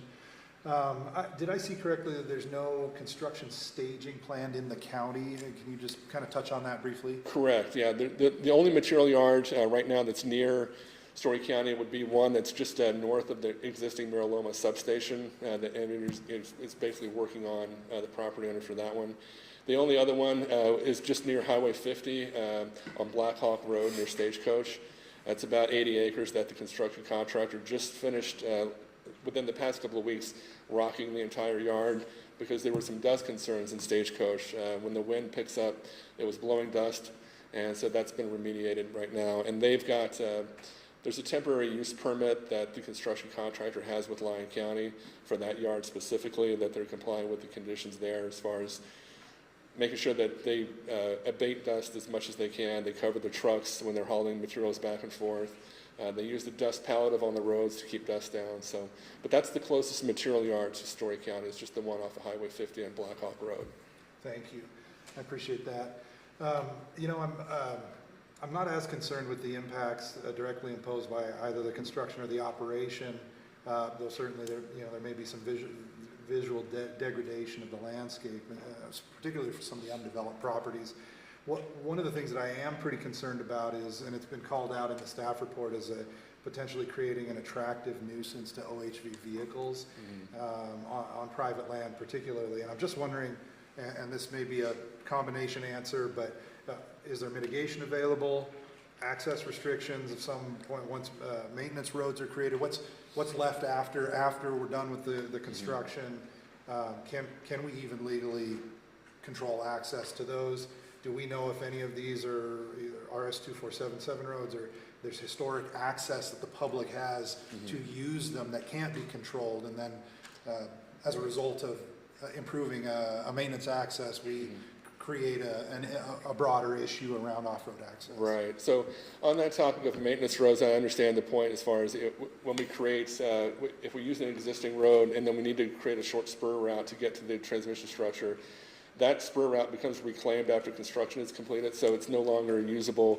We're not exacerbating, that was at the point with the petroglyphs here, we're not creating this attractive nuisance that is easier to get to the petroglyphs now than it was. That's not going to be the case with the project, and those temporary access points that we create, those will be reclaimed after construction. And there could be, some further work that we can do with Kathy's department to either put together a development agreement. Lots of counties are, Nye County, Esmeralda County, White Pine County are on the kind of vein of a development agreement about what might be possible. We've also talked about like a memorandum of understanding, how we can partner with the county to help, I don't know whether the word restrict access, because people, if someone wants to get there, they're going to get there. But to work with the county on a cooperative agreement such that we can strike some language that, is deterrent to folks wanting to go out and to vandalize areas or to use property that's not their own. NV Energy has easements on private property, and it's not to be used for public, just off-highway vehicle use. So there's that kind of obligation that NV Energy has to not allow use within the right-of-way. Perfect, thank you. And if it's all right, I'd like to hear from Kathy as well on that. Certainly there's concern about the petroglyphs, but also we're an anomaly. We're almost completely private land. People assume that it's public land and use it as such. And so we want to be cognizant of that with our residents, and they're already dealing with lots of trespass issues, people assuming that they can have access to their properties. And so I'm as much concerned about creating more access into our residential areas as I am about a cultural site like the petroglyph. So Kathy Canfield for the record. So what staff is suggesting, the second paragraph of condition M, I can just read it here, I guess. In addition, the applicant shall be involved in preventing nuisance OHV travel on areas impacted by construction of the transmission corridors located on private property. Applicant shall actively design and reclaim access areas utilized by construction to be returned to a natural condition and free from future disturbance beyond the area needed for the continued maintenance, unless specifically authorized by the property owner. The condition of approval shall be applicable for the life of the project. So if reclamation efforts are unsuccessful at any point, the applicant will continue to work on implementing solutions to address trespass and unauthorized use of these areas on private property. So that was staff's suggestion to try to address that, and also keep it so that, maybe, they put something down, but then it's kind of gone away after the years and the private property owner still has concerns that for the life of this project, that it's there, that we have the ability to keep working on coming up with some solutions. Very good, thank you. I had just one other question as far as the conditions go, and that has to do with Q, 4Q. And that specifically acknowledges county-owned roads. But I also want to acknowledge that there are HOA-owned roads out in that area and privately constructed or maintained roads by private landowners who do not have any sort of property owners association. And just wondering if those are used, is it appropriate to look at expanding this condition Q to include those as well if there is damage or something needs to be done with those if those are used? Staff didn't include that because there is the requirement that they work with each individual property owner to get their approval for what they want to do on their property. And that would be an agreement between the two. I wasn't putting the county as a middleman or another entity that had to coordinate with that. You know, if that's something that the board thinks is important to do, I mean, something could be added, but the rationale was they have to get approval from each of those property owners, whatever they're going to do. If there's a lot of work that needs to be done, they're coming in for a grading permit, and so we're reviewing that with our community development department, whatever that work and stuff might be. So we are kind of involved with how the improvement, you know, if there's more improvement than just laying some gravel down. But at this point, as staff, I was just putting what the county can control. I appreciate that. Thank you. And I'll defer to my fellow commissioner who probably has a bit better handle on HOA issues and those kind of things. I just wanted to mention Commissioner Gilman. I think the beginning of the meetings, as was mentioned up there, was back in 2023. There were some early meetings with BLM contractors who were taking the lead on the environmental. I'm probably not the only one that felt that in some ways those meetings were spectacularly unhelpful because the BLM tends to go to what they're familiar with, which is public lands, and we don't have much. And so I felt some frustration and expressed some frustration that it didn't feel like they were giving proper weight to the concerns that we had because they were mostly on private land. And I know, Kathy, you did a lot of work to put together and to send over those things. I want to express appreciation to Mr. Hutchinson and WSP for engaging beyond that because that's certainly helpful because I didn't feel like we got much out of that first round of meetings. And so I just wanted to note that there'd been engagement for a few more years, even though it may not have been as effective as it could have been. Yeah, thank you, both of you. Excellent questions. You know, I think we all have the same list of questions, so I'm glad to hear answers. My understanding is that a lot of the concerns that were brought to me by residents will get addressed in future approvals. I think Kathy covered that. As far as the HOA goes, I'm not aware of any roads that'll be impacted for the HOA that I manage, but the other association definitely may have some. And I will communicate with those folks just to kind of give them a heads up as far as how we would handle that. My suggestion, but it's obviously up to that board. I don't really have any other questions that you gentlemen didn't ask already. I know there's public comment here, but what I will ask is that we just take a few minutes, take a break. The buzzer is going to go off here in just a few minutes, which usually causes us to take a minute or so break. So unless there are other questions from the commission, when we return from break, we'll go to public comment. You gentlemen okay with that for now? I'm fine with that. Yeah, Wonderful. We'll just take a 5 or 6 minute recess. We'll see you all back here in just a few. Remember that Zoom is still transmitting. So don't talk about how good I look.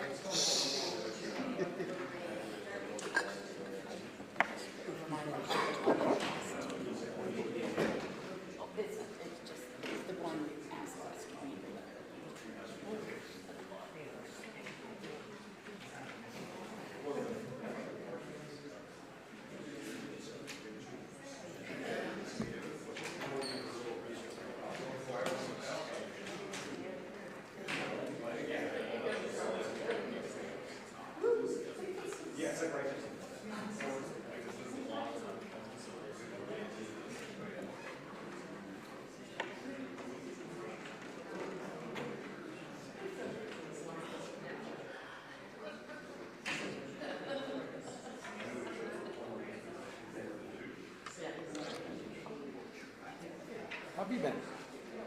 Busy. Busy. Family okay? Yeah.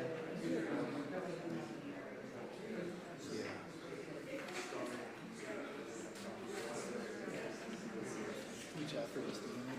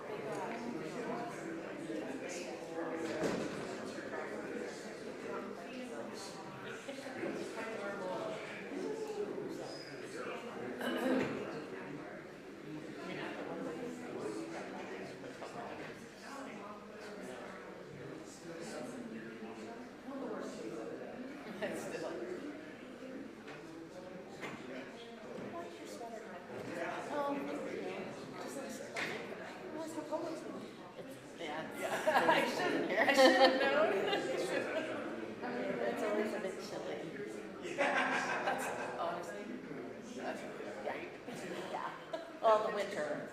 Well, yeah, it's never warm, so. This room in particular, really. I'm guessing this yeah. Because it's dim in here, you can't see very well. Yeah, no. Yeah. I think Kevin drew his friends out with it. Yeah. But when you went there, well, it's my flashlight, yeah.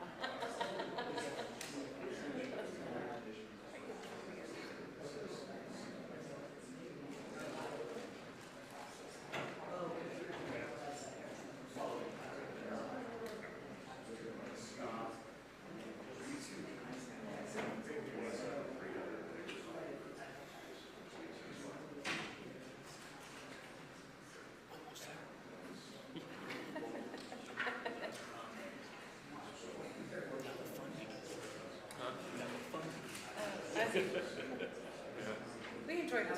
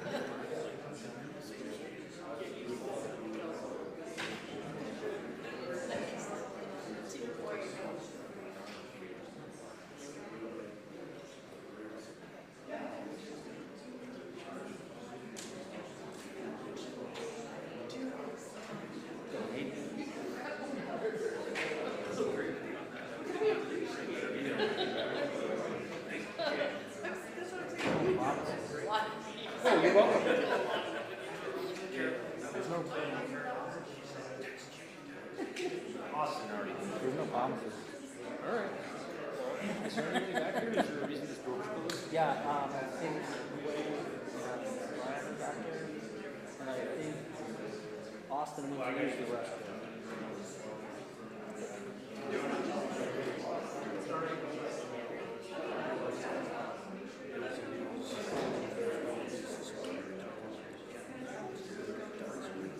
Oh, yeah.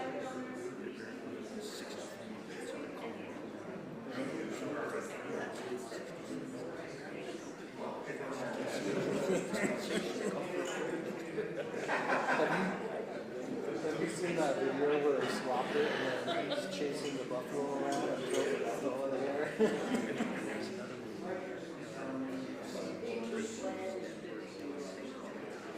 Oh, yeah.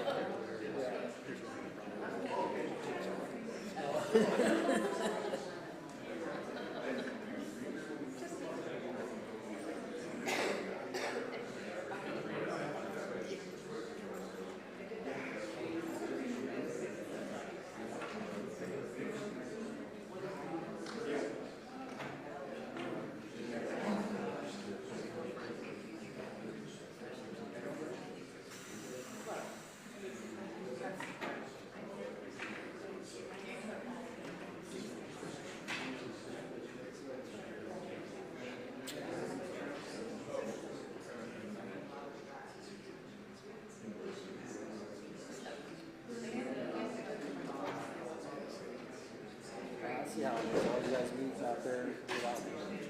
Yeah.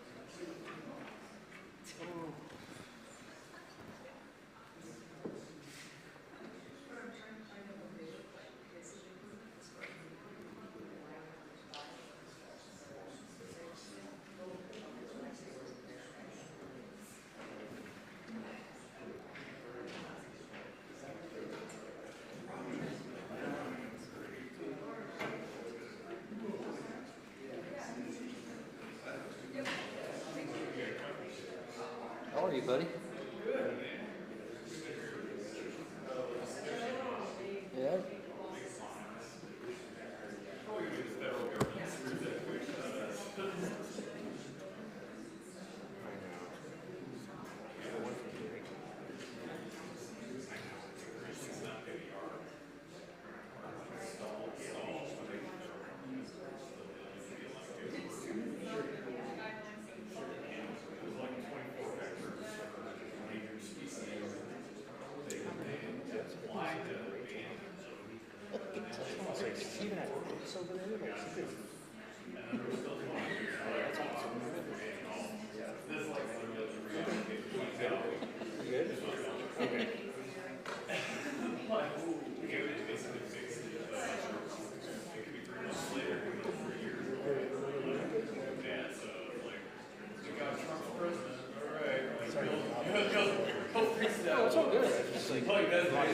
I know. We went in and Donnie came out because he was coming through, and I was like, oh.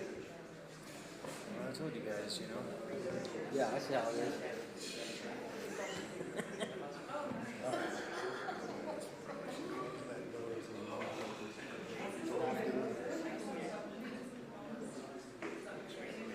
You guys are hogging all the questions. Sorry. It's okay. There's a lot of questions. Yeah, it's good. As long as they get brought up.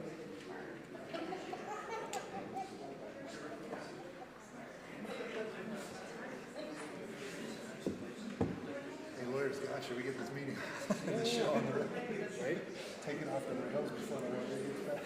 I'm going to be kind enough. Do we need to split this in thirds? It looks very Do we need to appealing. split this in thirds? It looks very appealing, but I absolutely don't need it, so I appreciate that. Anything. Sure, there's a Can't eat couple more more. planning. Really? What about it? Fried stuff, I don't know. Oh, dude. I just bought a whole bunch of tallow last couple days ago. I mean, it's a great curse to have because now I don't eat it. Yeah. Otherwise, I would.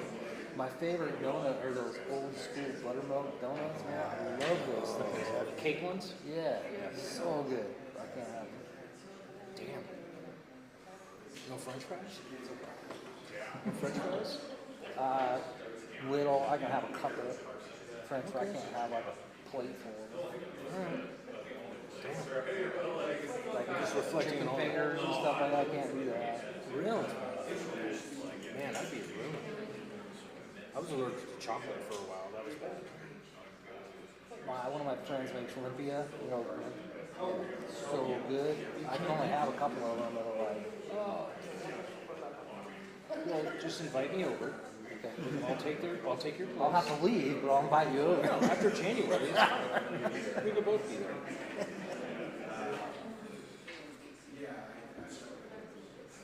Yeah. After January, it's fine. Yeah. I don't have a good answer. Think of something positive. I don't got it.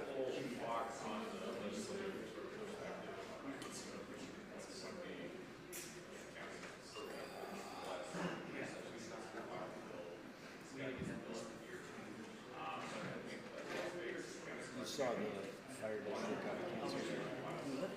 You saw the fire district one got canceled? No. The bid for the. Oh, that one got canceled. Yeah, that got canceled, I think. No, I had a hard time hearing, I had to adjust my hearing aids. So Okay. I couldn't tell which one got canceled, when I figured out it's canceled. Yeah, that one got canceled. Figure it out. Yeah, I think that's the only one, actually there was two.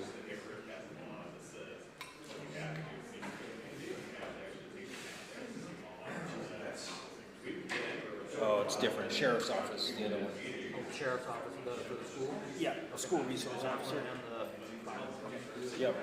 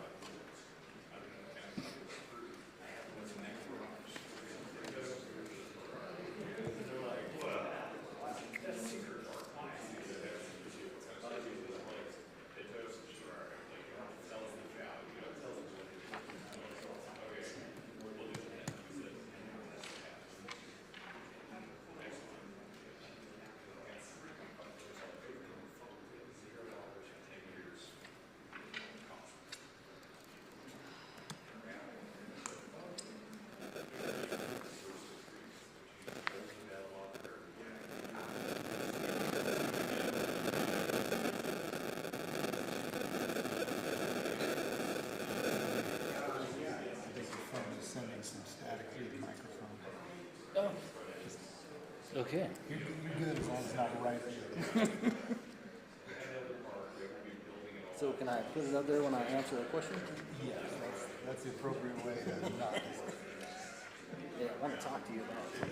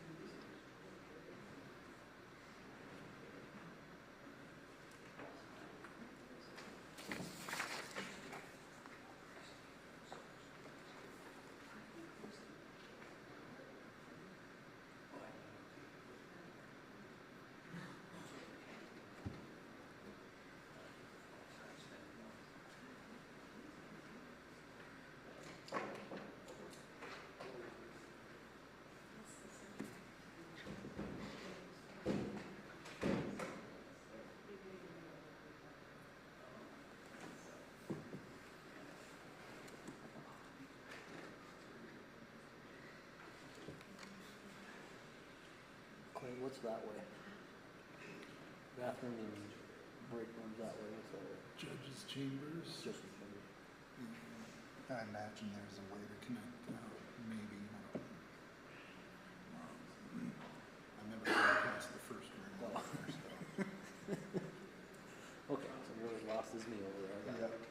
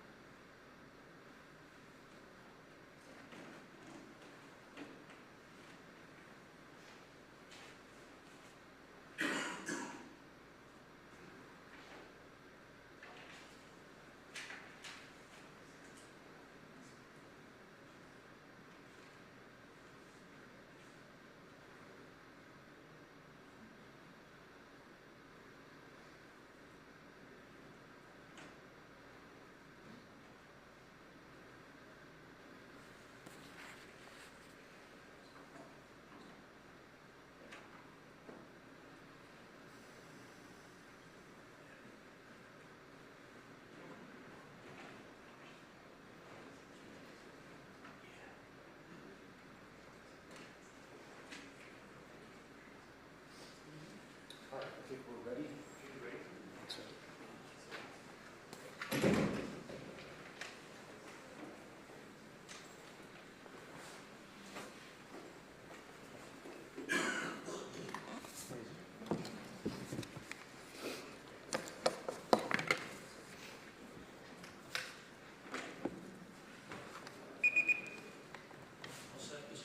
Yes. Sorry for the delay, everybody. Let me know when we're good, Jim.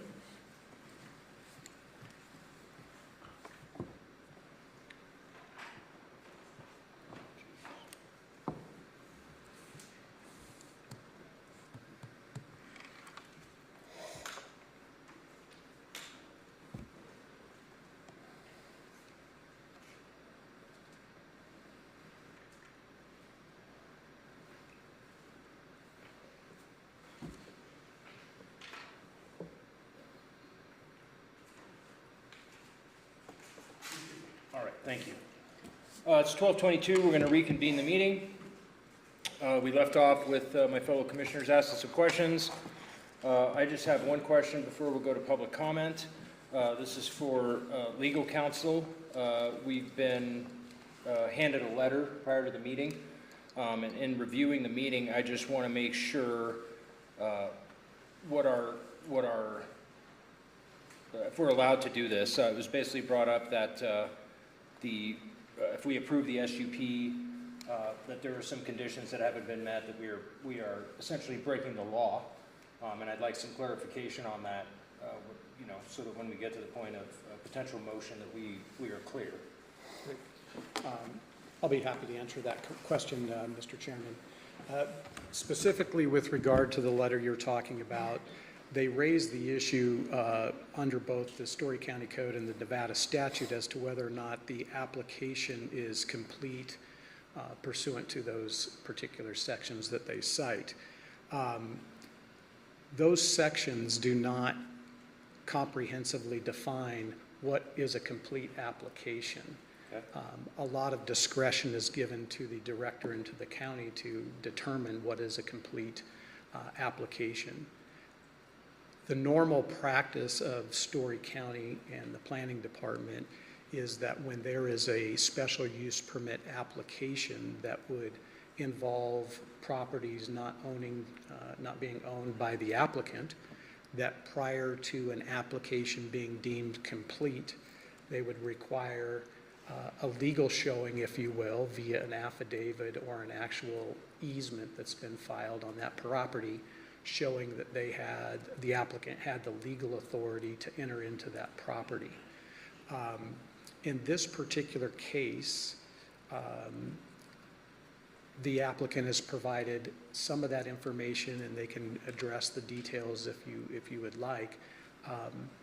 We were able to look at the project as a whole and the scope of the project to see how can we protect the homeowners and process the application at the same time, and that's why we've come up with condition K. Gotcha. However, I want to make it clear that is not the normal process that the county goes through. So when you're making your decision, I don't believe as a matter of law that the application is incomplete, but I want you to also understand that this is a alternative procedure that has not been used. In coming up with the procedure, we reviewed the statutes and case law surrounding this issue, and we also considered, quite frankly, the status of the applicant being an entity with eminent domain power. And that's why we felt that we could balance the interest and proceed in this fashion if the county commission wants to go down that route. It would certainly also be within your discretion to say you do not want to vary the normal application and have those up front. And how that impacts the applicant's project, they would have to address. There may be ways to I know that there's 3 different lines. If one of them or more of them, they have all the approvals, you could carve those out and then wait on the ones where they don't have the homeowner's approval. Okay. There could be many options available to you today. Is that if I'm understanding correctly, that's what Lyon County just did, right? I don't have an in-depth review of what they did, but it certainly sounds like that's what they did, something along those lines. Okay, thank you very much. All right, gentlemen, I'm going to go to public comment. You guys good with that?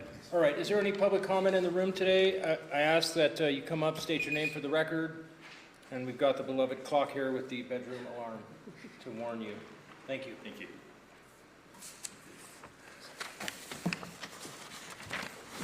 Hey, good afternoon, everyone. Hold on one second. Okay. You ready?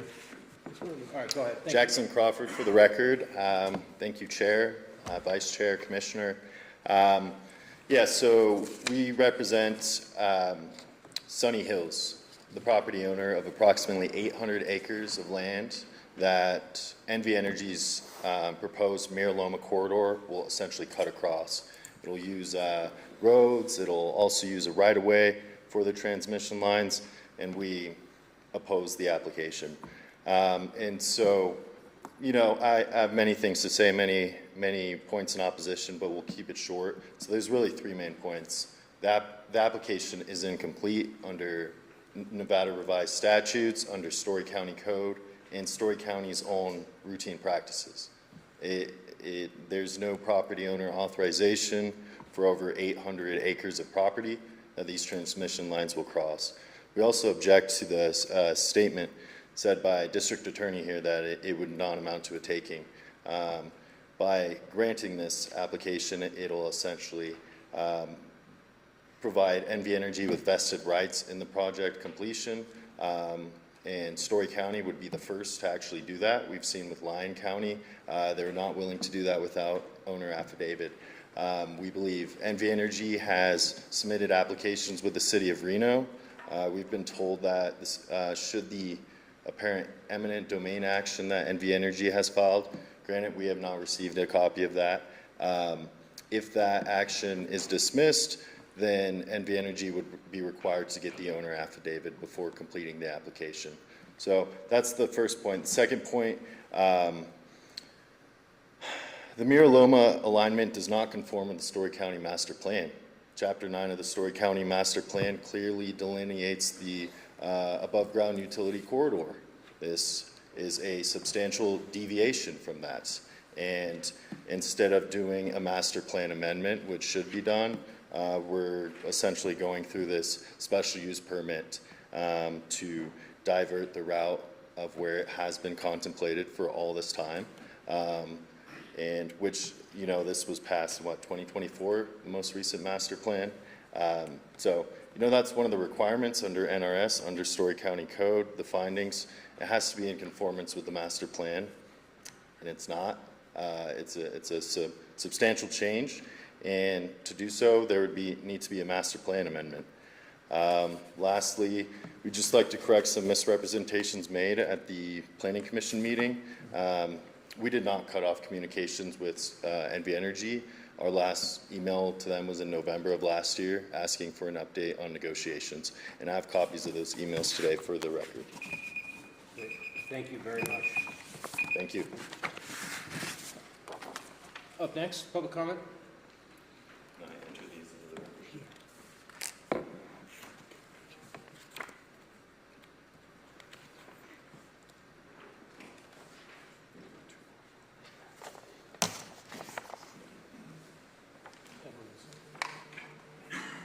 Give us 1 sec, Joe.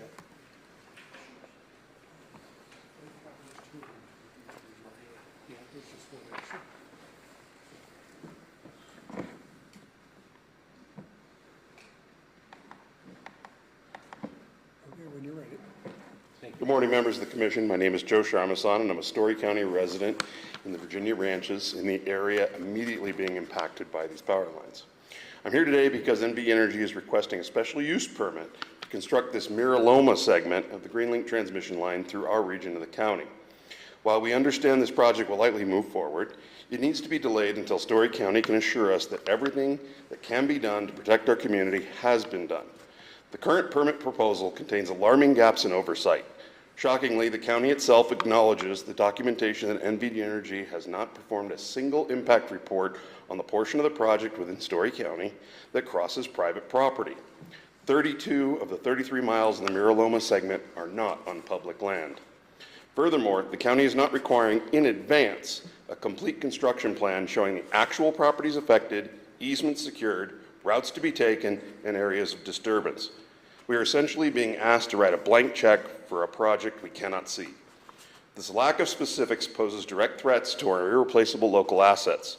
First, the permit proposal fails to establish clear and explicit restrictions to protect the petroglyph site. Instead, it relies on NV Energy's promise to try and avoid the area. If sensitive zones are not mapped, flagged, and fenced in advance, subcontractors' bulldozers will drive right through them. Once that history is destroyed, it's gone forever. Second, the county isn't demanding any tangible plan to mitigate erosion and runoff, running all the way to Lockwood and making the flooding problems there worse. This is not an unusual request. It's standard practice in all major infrastructure projects. Third, the current proposal only stipulates that Nevada Energy must maintain and repair county-owned roads with a capital C. It completely ignores all of the privately owned HOA roads and that will all be heavily impacted by the large construction equipment and vehicles. Why is Story County leaving residents to fend for themselves? We're being left to individually negotiate with a massive utility provider for these protections. NV Energy is a huge corporation. They will not volunteer to do anything that is not legally mandated in their permits or contracts. If you issue these permits today without advanced protective requirements, we lose all leverage. There will be no way to rectify damages. I urge the Commission today to delay approving this special use permit as other counties have done. Hold NV Energy accountable, demand that they complete due diligence, provide detailed routing plans, and guarantee explicit protections for our roads, waterways, and cultural sites before a single shovel hits the ground. Thank you for your time. Thank you, Joe. Is there any more public comment? All right, not seeing any. I'd like to ask a legal question here. Are we allowed to get involved in negotiations on private property? Particularly, I only take it personally because I know that I sit up here with two other commissioners that are very community-oriented, and I just want to clarify for the record, are we allowed to get involved in those negotiations as opposed to, leaving the residents all by themselves to deal with the big company? No, you are not allowed to get involved in their individual negotiations over their property. Gotcha. You certainly have the authority to issue countywide policy that may impact the residents, but no, you Gotcha. cannot individually go in and represent any of the homeowners individually in actions such as these. Okay, I just want that clarified because I don't want, it to be felt that we're just leaving people high and dry here. But thank you for that. No other public comment? Do you gentlemen have any other questions at this time? Mr. Chairman, if it's okay, I'd like to ask staff to address kind of some of the comment and particularly one of the questions that's in my mind has to do with the petroglyphs. It seems to me that there's a condition in here that requires explicit permission from any property owner to enter or use their property, and it seems to me that that should apply to the county-owned property that the petroglyphs are on as well, which means that NV Energy would not be allowed to enter that property without the county's permission. Am I understanding that correctly with the condition that's been proposed? That would be correct, but there's no development proposed near the petroglyphs. It's almost like what he said. It's like at least a mile away? A little less than a mile. 0.7 miles okay. is that's from the proposed route. That's not necessarily the distance from some of the road access and some of those things. Gotcha. But if the map is accurate, it didn't appear right next to it. But okay. I'm just trying to clarify what safeguards and protections we have in place because that is a significant cultural asset. I agree. Did you want to ask the other questions? No, I'm okay good for now. I'm okay. Okay. I would also like to clarify, Kathy. So, in the SUP, it doesn't talk about, for example, any potential damage to waterways. It's been brought to my attention that, due to construction, there could be potential runoff issues. Is that typically covered in the SUP, or is that covered in the, I believe you said it earlier, I just want to make sure I understood you. That's covered in the construction or the building? Typically, you're looking at the very detailed thing in construction. It would be to kind of back up just a bit, when we receive any type of special use permit or even a variance, it's very unlikely that we have completed plan drawings. Okay. The only time I can really think of when we get those is because somebody didn't realize they needed a variance or a SUP. For example, with the height of the tower we just did earlier, they're asking for an additional 12 feet. They've done some additional design stuff, but they didn't turn in design-ready plans to us because most places don't want to spend the millions of dollars it might take to develop plans, in this case, site-specific plans, until they know that the land use is okay to be able to do.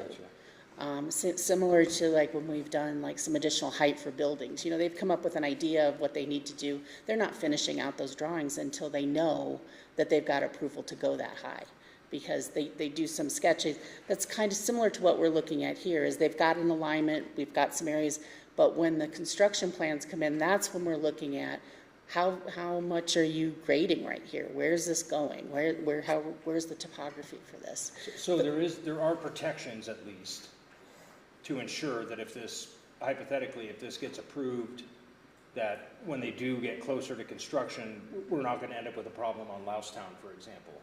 We would be looking, that would be something we would be looking at as far as like, what is the impact of what they're doing right here? Okay. I want to also point out, just, I brought, so this is the EIS document. This talks about all those types of things of what their mitigation measures are to do that. When they talk about land use, they're talking about water, they're talking about air quality. This goes through, that's the environmental pieces. This is what's going through that. In addition to this, it's documenting that it's consistent with NRS requirements. So even though there might be some air emission things or a source water protection plan that NDEP would require, that's listed out as that they will do that. But, but NDEP is going to be checking to make sure that they've got those permits. They have the list of all the other permits that they need. So this is the type of stuff that instead of pulling out every little mitigation measure, that's why this document is saying you have to conform to the EIS. And when we review the creating plans, we'll be opening this up to make sure that they've either got their NDEP permits for certain things, and then we're looking to make sure it's consistent with this. That's part of the review that we're doing. Okay, so some of these concerns that are brought up are definitely not, we have stuff in place to make sure that it isn't overlooked. Correct, because we're concerned about that too. Okay. So it's not, you know, here you go and just stamp the plans. I mean, we're reviewing the plans. Okay, I just want to make sure that we're not missing something at this stage of the game, and it sounds like it'll get addressed. It can. If I mean, we gets could approved offer later. potentially going through something like coming up with an operating plan and then having them identify specifically all the pieces that are in here that we would be looking for with the plans. I mean, we could ask for that to be developed if that makes the commissioners more comfortable as a condition of approval to have that. Or it could be something that you want to look at that first before you're comfortable making a recommendation. Okay, thank you for that. I have one other question, if it's all right. Yeah, please. Kathy, would you mind addressing, you're kind of the guru of our master plan at this point, having led the most recent update. Could you address the issue with utility corridors? Certainly a master plan amendment would be preferable, but it seems, if I understand correctly, that we have the flexibility to allow for utility development outside of utility corridors through the special use permit process. And is that how it's set up? Yes, we knew about this project when we were doing the master plan update. Once you have the utility corridor identified, there's no special use permit required. So they would just be going through and getting whatever kind of grading permit is. So staff made a decision not to update that mapping until we had gone through the whole special use permit requirements and were confident that we were okay with that alignment that they're doing. So it was a conscious decision that we didn't update that map because we wanted control over doing the special use permit for the project. Thank you.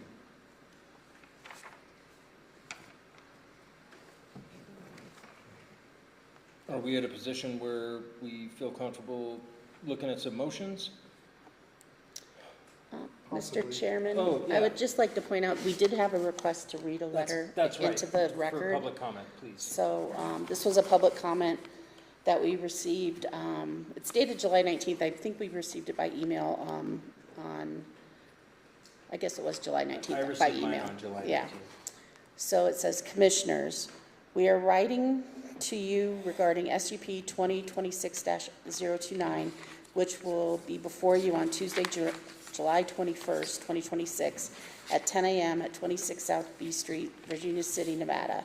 I've sent this letter to all three commissioners, copying the county manager, the planning department, and the county clerk, since I will be unable to attend in person. I'm requesting that this letter be read at the meeting. We are residents of 5300 Wild Rose Road for the past 9 years and own a number of adjacent parcels in the vicinity of the project, in addition to the parcel our resident is situated on. We call this area the North NW 40s. Our views are real property, along with those of a few neighbors, will be directly impacted by the towers and construction proposed by the SUP application. Overall, we are supportive of the Green Link project and want to build for the public good as long as measures are taken and processes followed to minimize the impact on the environment and the residents. As a resident in close proximity to the project, I believe it's necessary to have a detailed plan for the following.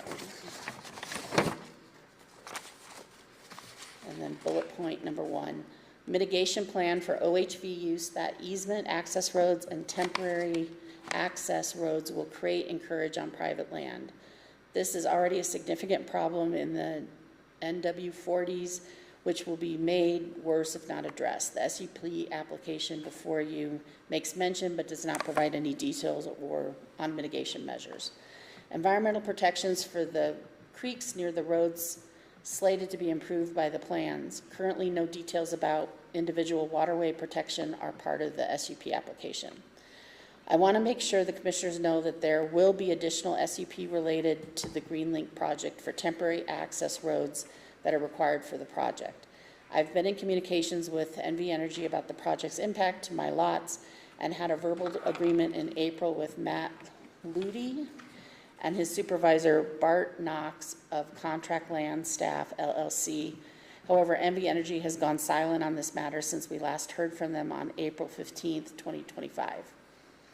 And then he has an email, I believe, copied here that says, "Hi, Greg and Ann. Apologies for delay on our end. We are in a holding pattern pending NV Energy's decision regarding those 3 APNs. Will you let us know as soon as I get word? Respectfully, Matt Ludi, lead right-of-way agent, Contract Land Staff, LLC." And then his address. The only subsequent contact was on July 8th after I reached out on July 7th to them about this SUP application not matching the plans I had seen proposed for the temporary access roads. This response mentions an additional SUP application for those roads. And it says, the email, "Hi Greg, the maps included in the agenda and permit application show proposed access roads at the time those documents were created. However, there are some pending reroutes that could affect the number of your parcels NV Energy would require an easement over." So that is why we haven't been able to get an updated temporary access easement package over to you yet. Our sincere apologies for the delay and back and forth. As noted in the agenda, all access roads will require property owner authorization via temporary access easement separate from the special use permit. Going forward, I'll make a monthly calendar reminder to send you a quick update email to help you informed on the latest, since this could potentially affect a number of your parcels. Respectfully, Matt Ludi, and then his contact stuff. Given the facts above, I want to make sure the commissioners are aware that the SUP application may not reflect NV Energy's current plans.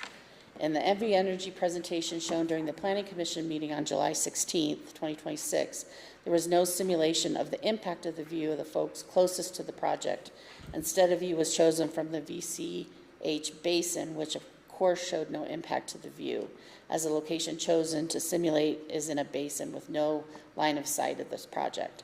I view this as a serious omission in the SUP application, which makes it impossible for residents of NW40s to evaluate the SUP's impact on their view and express either their support or concern. Based on the above observations, I'm asking the commissioners to withhold approval for the Mira Loma segment of the project until the following 4 items have been addressed. Bullet point 1, NV Energy provides a simulation of the view impact for residents of the northwest 40s, where the lines will actually be in line of sight using the following locations where folks actually reside. And then he gives some GPS coordinates, I believe. Second, NV Energy updates the SUP application to provide our current plans as related to this SUP application. NV Energy provides a detailed OHV access mitigation plan for private lands that are impacted, and NV Energy provides a detailed plan for the protection of Lousetown and Long Valley Creeks and the petroglyphs. Beyond the above, I hope the commissioners can encourage NV Energy and their contractors be more transparent with their plans going forward. Holding those plans close is causing fear, uncertainty, suspicion, and rumors to take hold, creating unnecessary friction for this project, which is what Story County's and Nevada's economic growth, which is vital, In closing, Greg would like to correct two statements Greg made in the Planning Commission meeting on July 16th to set the record straight. Greg stated that NV Energy had gone silent since September, October 2025. His recollection was flawed. April 2026 was the last meaningful contact. And Greg states that APN 004-221-05, which is within 300 feet of the lines, were not noticed. This was incorrect. In retrospect, we were contacted via postcard but did not receive it until after the planning meeting on July 16th. The notice period is unrealistically short for the average resident, in my opinion. If we had not seen the agenda posted to the VCH groups list, we would have missed those important meetings which have a direct impact on us. Sincerely, William Gregg Stefancic and Ann T. Flory. Well, thank you. Thank you, Kathy. All right, gentlemen, so I think we have a couple of potential options. I think we can deny the SUP, we can approve the SUP as it is, or approve Comstock 1 and 2, and postpone the SUP for the Mira Loma one that seems to have all the problems. Are those options that are available to us today? Yes, they would. Okay, and if I understand correctly, Kathy, Comstock, the Comstock 1 and 2 lines, if I'm calling them the right things, those are good, there's no issues with I would property refer to owners? NV Energy to make for Would you mind coming up and just clarifying for us?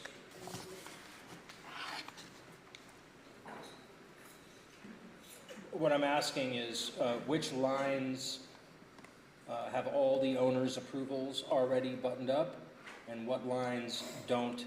And if they don't have all of them buttoned up, how many are left hanging?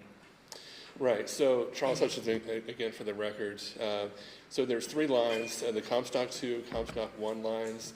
We've received all of the right of entry and grant of easements along those lines.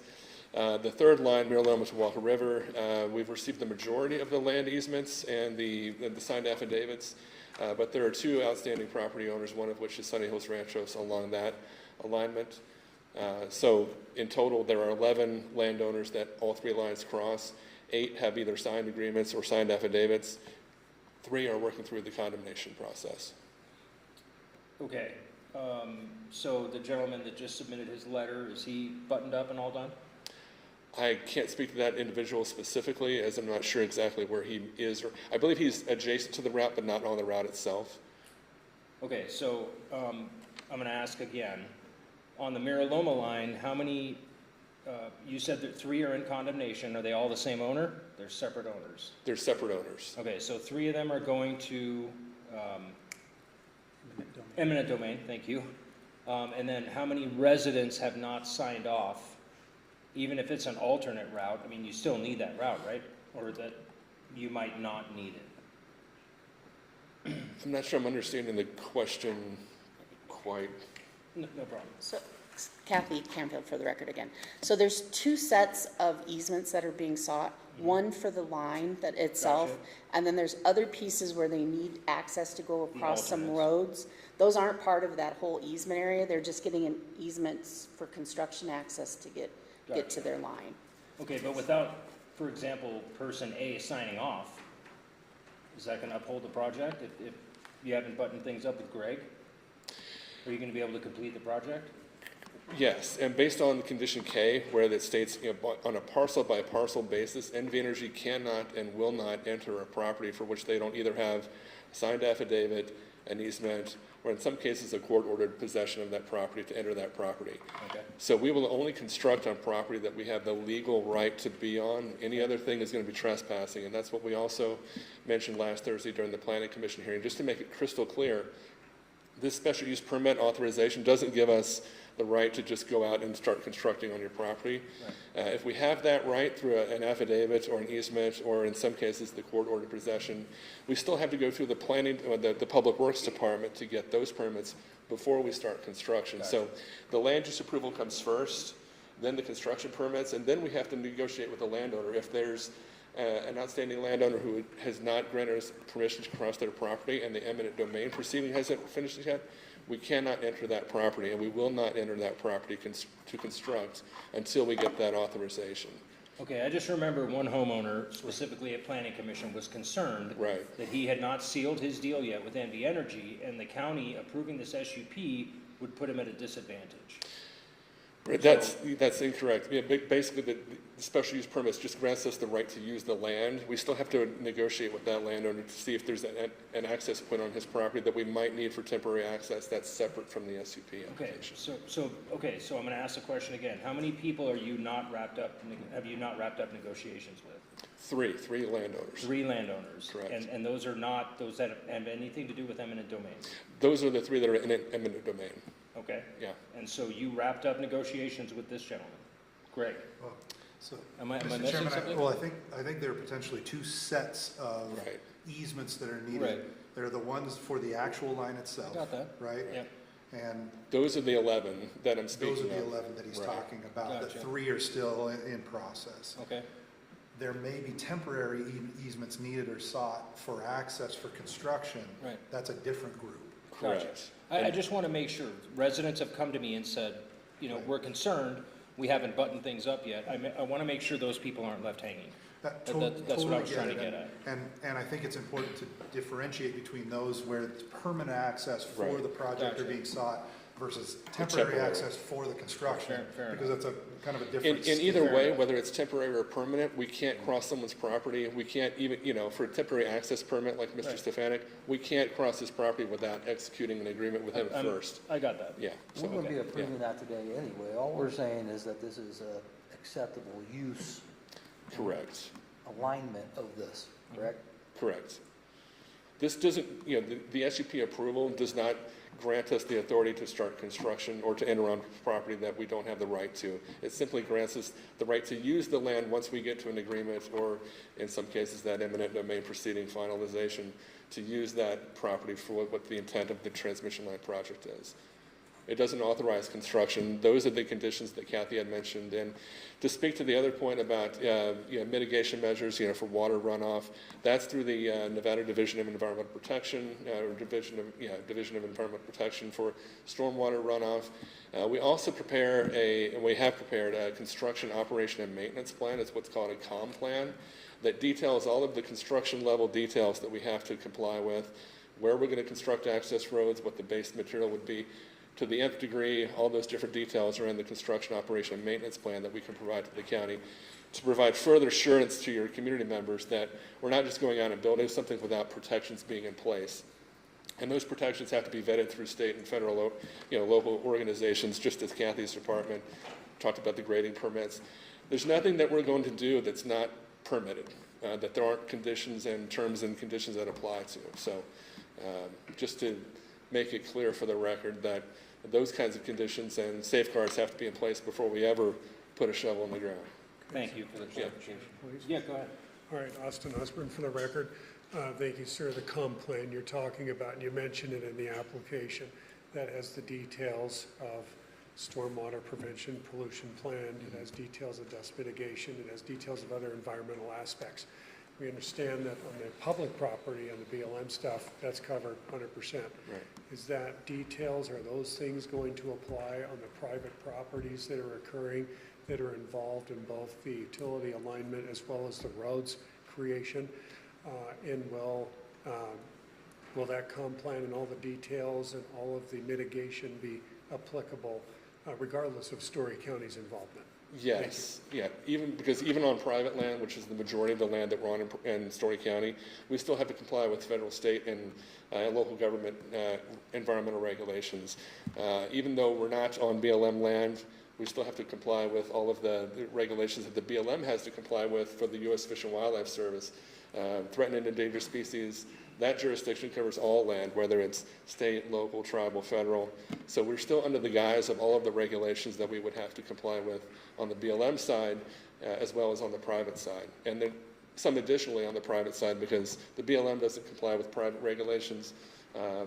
So there's still that host of regulations that we have to comply with on the land use side, the construction side, and mitigation measures that we have to implement to make sure that we're meeting our obligations to the local government, the state governments, and in places where we cross federal lands, the federal government, if they have regulations that we need to comply with there.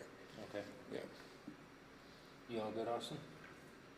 Any other questions? I don't think so at the moment, thank you. Okay. So I think we're back to where I was saying, I think we have three options. Well, there's a fourth as well. Fourth? Yeah, which is a continuation. Oh, sorry, continuation is. Yeah, if it's all right, Mr. Chairman, I have one thing I think that I'm stuck on. Sure. And, you know, in Story County, we typically move fast. We don't have a lot of bureaucracy, but that doesn't mean that we're reckless, right? And what allows us to move fast is that working through our staff, they're working through with the applicants, projects are fully baked, properly assembled, ready for prime time when they hit our agenda. That's what allows us to move fast. And the sticking point for me has to do with the property ownership. You know, virtually everyone that I've talked to is aware and kind of acknowledges this project will move forward, that a utility is empowered to acquire rights to the land that it needs for a project like this. But that being said, philosophically, what I'm having a hard time with is giving out a permit for a use on land that the applicant doesn't have control or a legal right or permission to yet. And, you know, we sometimes vociferously defend NV Energy's property rights to use their property as they see fit within the laws and rules that are established. And sometimes we're criticized for doing so. So we do the same for our industrial, you know, citizens in the county. And so it's hard for me not to, you know, look and say, how am I a hypocrite, not a hypocrite, if I don't do the same thing for property owners that are in the path of this project? Us taking action prior to those agreements being finalized has an impact on the property rights of other owners. And I'm fully aware that our legal counsel said that we can take action with conditions in place at this point. I'm just not sure that we should. And you know, at the plant, one of the things that really kind of stuck with me is at the planning commission meeting, we heard not slightly differing stories about kind of where we are in the process of agreements, but vastly different stories about how that engagement was going. And I'm having a hard time squaring that up. And so, you know, I'm certainly open to bifurcating the application and approving the SUP for the Comstock Meadows 1 and 2 as those seem more cut and dry. I'm leaning towards continuing this item until at a bare minimum we get some clarity around what has and has not happened. Sunny Hills provided some documentation here. I've been assured that the applicant has records of the contact that's happened on their side. I'd love to just compare those and at least have an idea of kind of where things stand, where things were left, and to ensure that, you know, long-standing and clearly expressed concerns from staff and residents have been adequately addressed. So I'm leaning, our next meeting's 2 weeks away. I'm leaning towards giving ourselves just a bit of time to make sure that we have a clear picture of where those things stand. But certainly I'm open to whatever thoughts you gentlemen have. I have the gavel, it's you first. I'll jump in. I don't have a problem, I definitely don't have a problem splitting it up. If we want to approve Comstock 1 and 2, I'm good with that. To address your concerns, which, you know, obviously have been brought to me as well, we can postpone the SUP for Mira Loma. I think to hold up the entire project for, you know, if two parts of this project have been met the requirements, I don't know why we would hold that up. I'd feel better doing it that way. Holding up the Mira Loma one, if that's the desire, and letting the other two move forward in the process. Yeah, well, and Mr. Chairman, that may be a distinction without a difference, because according to the presentation that we had today, the construction schedule may be such that the Mira Loma is prioritized before the others, and it may cause substantial disruption to the applicant to have one and not the other. While that's certainly my preference as well, as to things that we can move on to move, it may not make a difference for them in the grand scheme of the project. Yeah, well, I mean, look, like you said, we're business friendly. I will tell you, I participated in this process, and there was definitely a lot left to be desired. Things did not go as smoothly. I know staff has done a really nice job of not throwing anybody under the bus, but there were definitely times that the ball was dropped, and I know that staff has pushed and pushed and pushed to get the information, and the information was not produced. I know things happen. It's a big project, but I can feel comfortable saying Story County has done everything in its power to help this project move along as smoothly as possible. And whether it was the outside agency that NV Energy used, there definitely were some deficiencies in communication and getting information in a timely fashion. So. Yeah, so I would say that, the land use, seems to be reasonable to do something like this, so I understand why they would choose this route. But I do feel like the cart is before the horse a little bit here, and I do think they need to get the ownership, at least at the table, and the conversation moving forward before we can make a decision, in my opinion. So, the other two, I think we're okay to move forward on, in my opinion, but continuing Mariloma may not be a bad idea. Okay, thank you.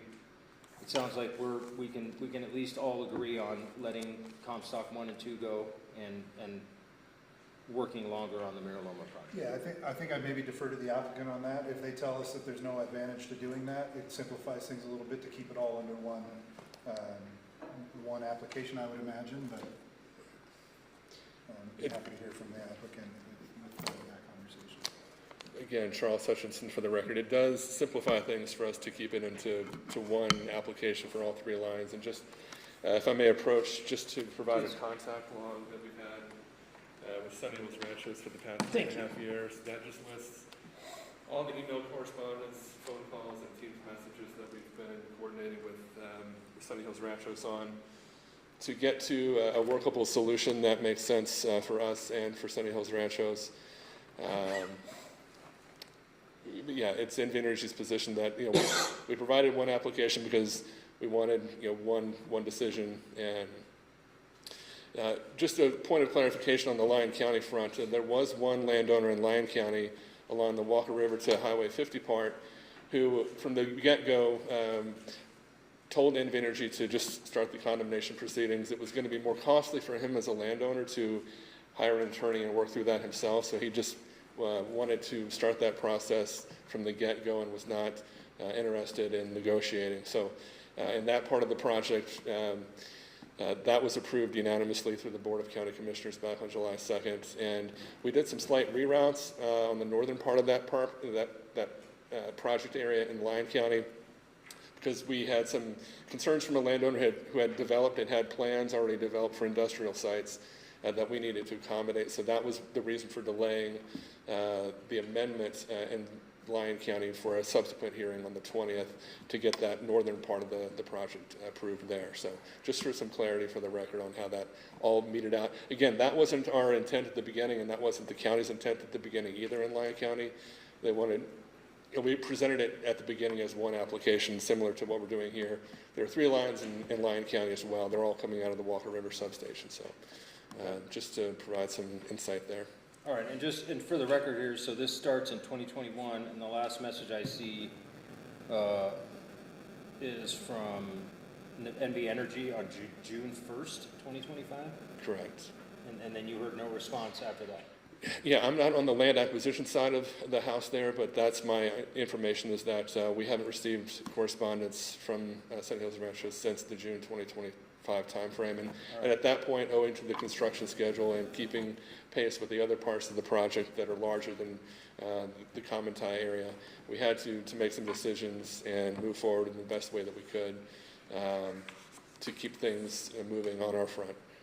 Okay, thank you very much for this.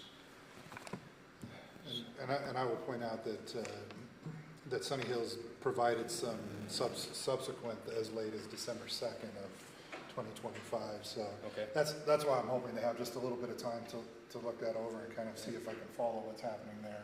I agree. Just maybe a continuance to the next meeting would be good. Yeah, I mean, Is that enough time to get that information? Well, I mean, I'll continue it again, I guess.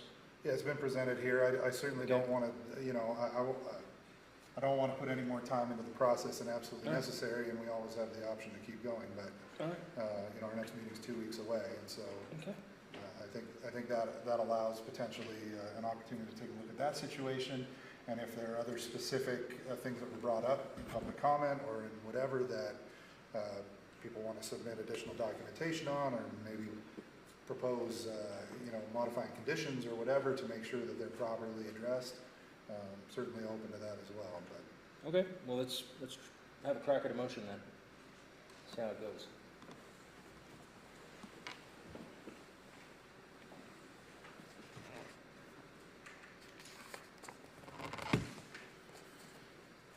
all right, well, if it's a continuance, I think it's a fairly easy one, and that is I, Commissioner Mitchell, move to continue item number 15 to our next regularly scheduled commission meeting to be held on August 4, I believe. 4. Double check. Hold on before you say it. Pretty sure it's the 4th. It's August 4th. August 4th, here at the courthouse, starting at 10 a.m. Second. All right, there's a motion and a second. All those in favor signify by saying aye. Aye. Aye. Aye. Motion passes unanimously. Thank you. Thank you very much, Kathy, Commissioners. everybody, appreciate the time. All right, moving right along. Everybody's good? Okay. Yeah, I just want to say thanks for everyone who took the time to either write in or to appear in person. It's helpful for us to get that kind of where people are at and what their concerns are. Agreed. All right, moving on to item number 16. This is discussion for possible action. Consideration and possible approval of special use permit request 2026-017 to construct a natural gas fueled electrical generating facility. The electricity generated will be used on site, will be accessory to the development on the property. The project includes on-site storage of compressed natural gas. The property is located on land zoned heavy industrial at 8990 USA Parkway, Story County, Nevada. Assessor's parcel number 004-171-31. Kathy? Hi, thank you. Kathy Campold for the record. The applicant is here, and he does have a brief presentation for you of what the project is. I did want to again point out the noticing that we did for this type of project. This project, because of the potential hazardous materials on site, we followed the NRS requirements that go along with the chemical accident prevention program. So notices were sent out 30 days ahead of time to the Nevada Department of Business and Industry, the State Fire Marshal, the Nevada Division of Conservation and Natural Resources, and our local emergency manager. We didn't receive any comments back other than the State Fire Marshal saying they would defer to our local fire district for fire and safety concerns.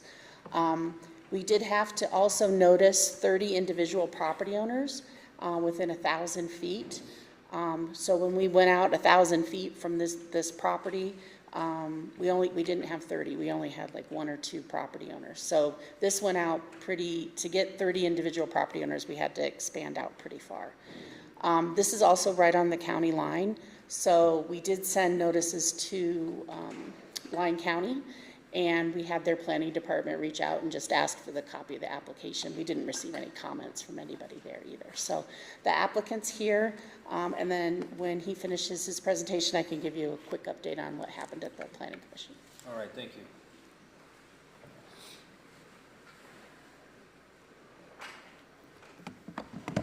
Thank you, Commissioners. Mitch Nelson for the record. Thank you. Representing Fleet Data Centers today, and appreciate you guys hearing this item. I want to start by, I don't have my magic slides up. Thank you.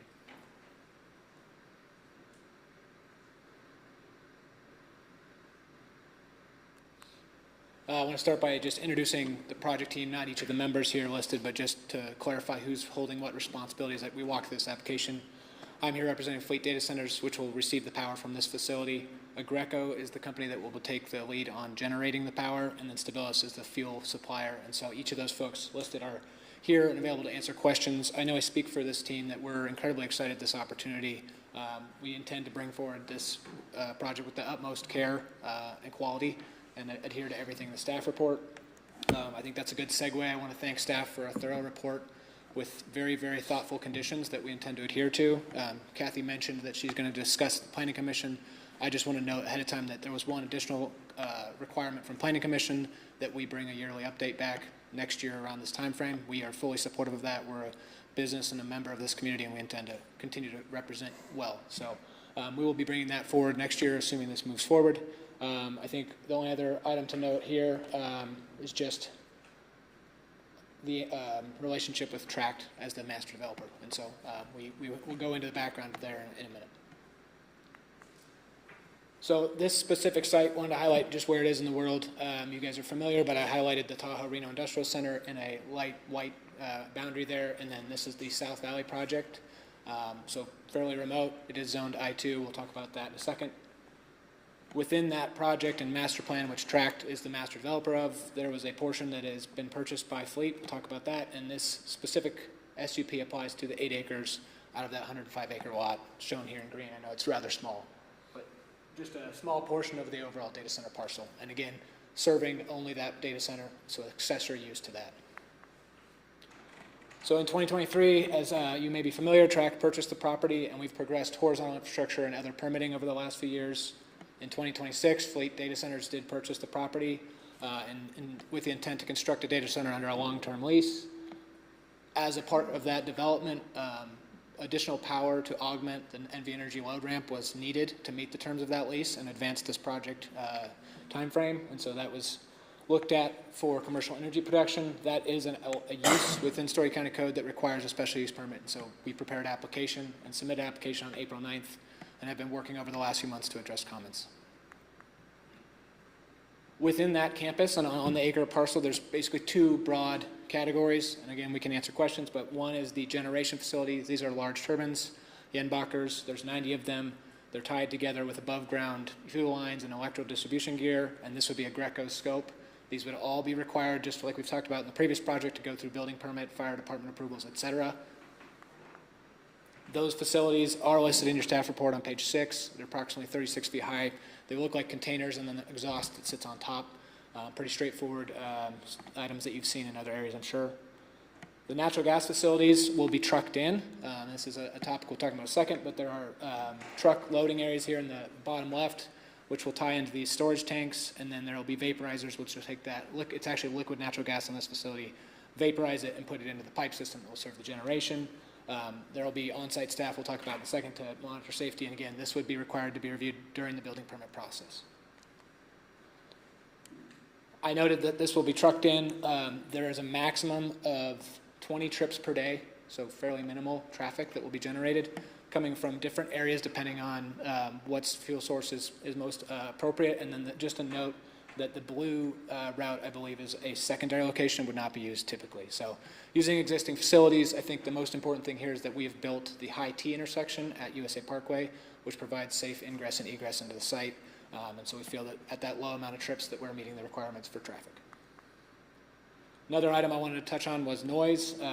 We did a noise study as a part of our applications for UEPA. And as you can see on the screen, this darker red is about a 65 dB noise generated at the site.